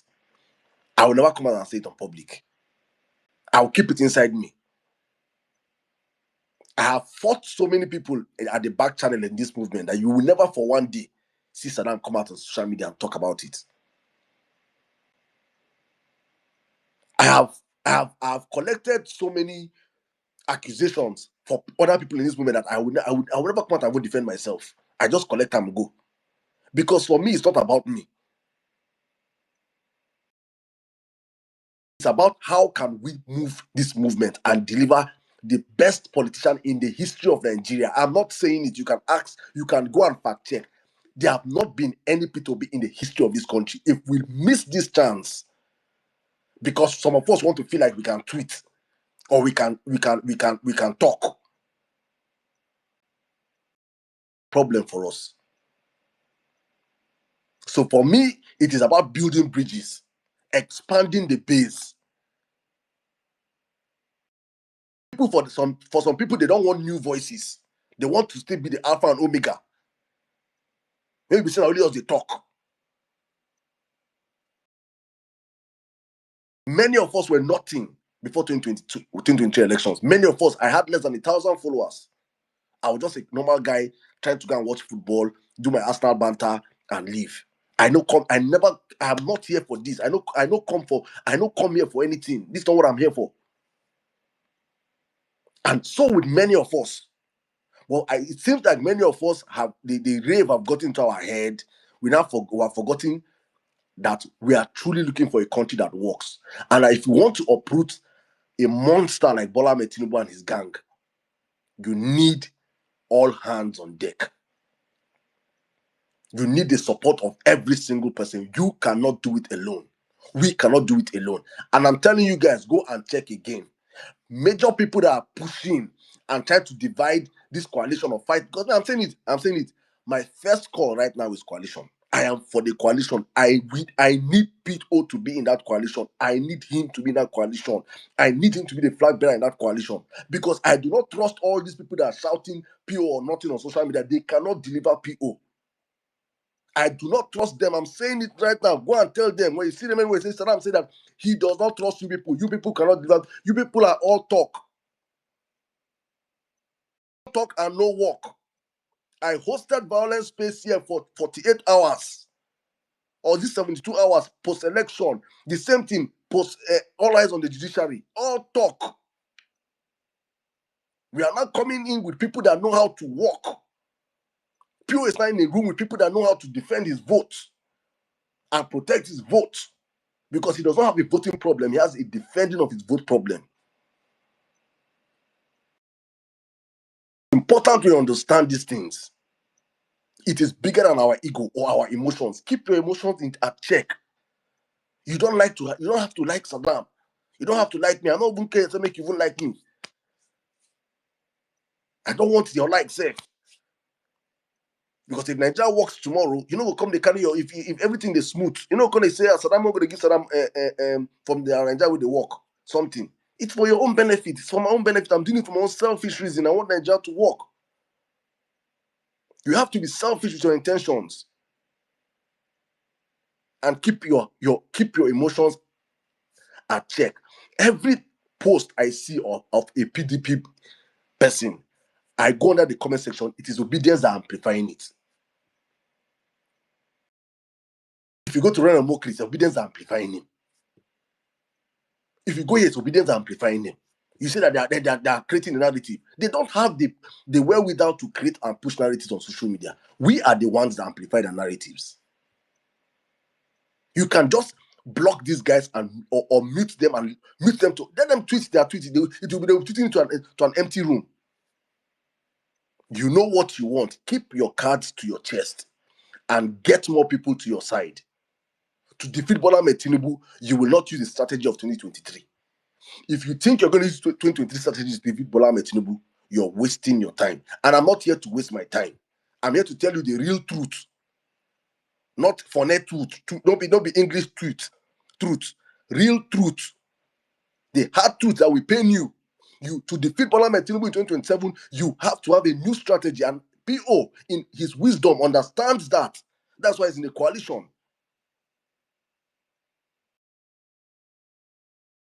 Have to understand these things also. And if you follow this man and you believe in this man, you have to understand that you have to create more bridges, build more bridges. You cannot force Atiku to step down for PO.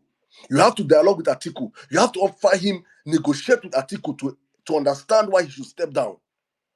You have to talk to him with respect. You don't bully him.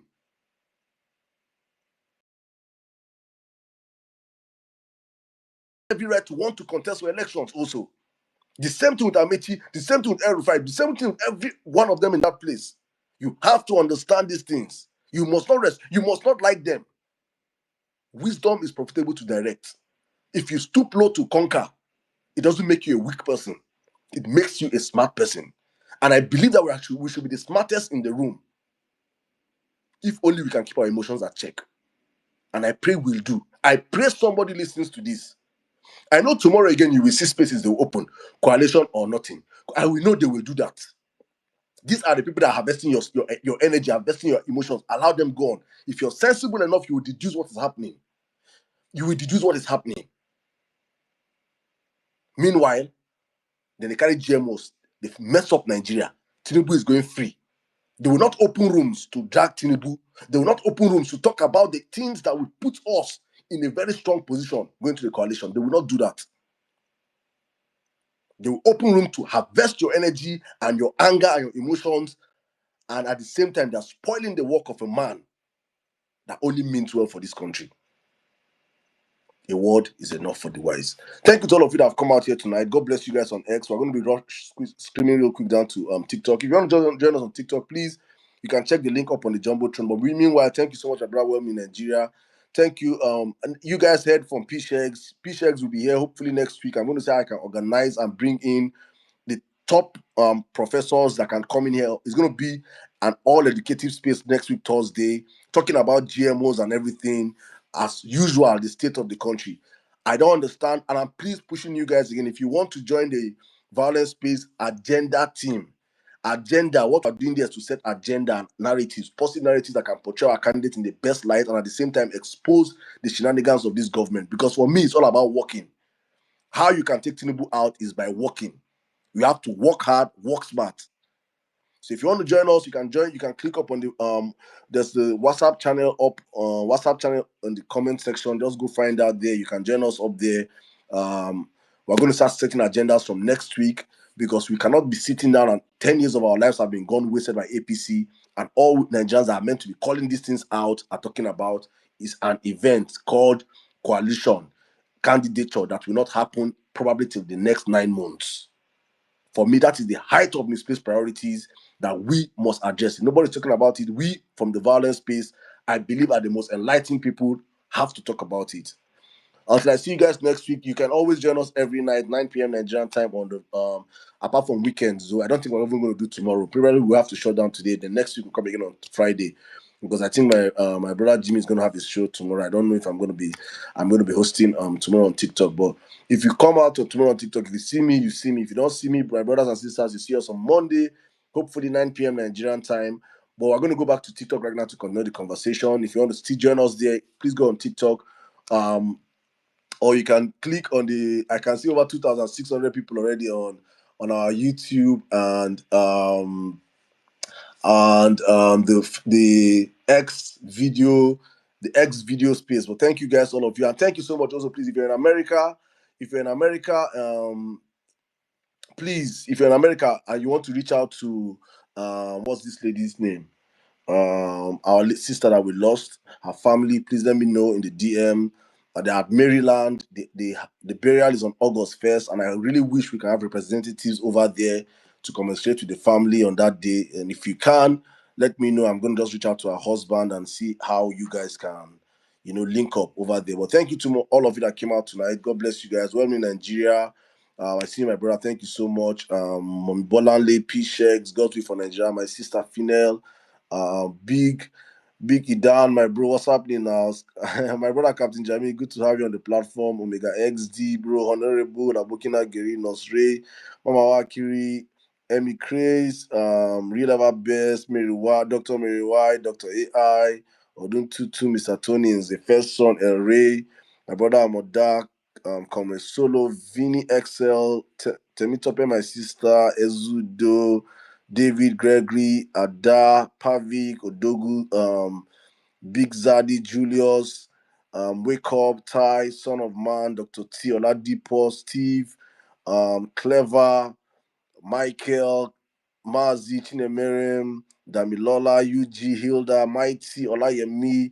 Guys, thank you all of you that came out tonight. Lolo, thank you so much. 13, Annie, Toby, Nicholas, and Saki, longest time. Thank you, Honorable. God bless you guys. I'll see you guys on TikTok for the next few minutes before we wrap up the space. But God bless you guys on X. See you guys next week, Thursday. As always on this platform, Nigeria Matano, the finish. We'll be back again next week to talk about more of these things. We do this for God and for country. Good night.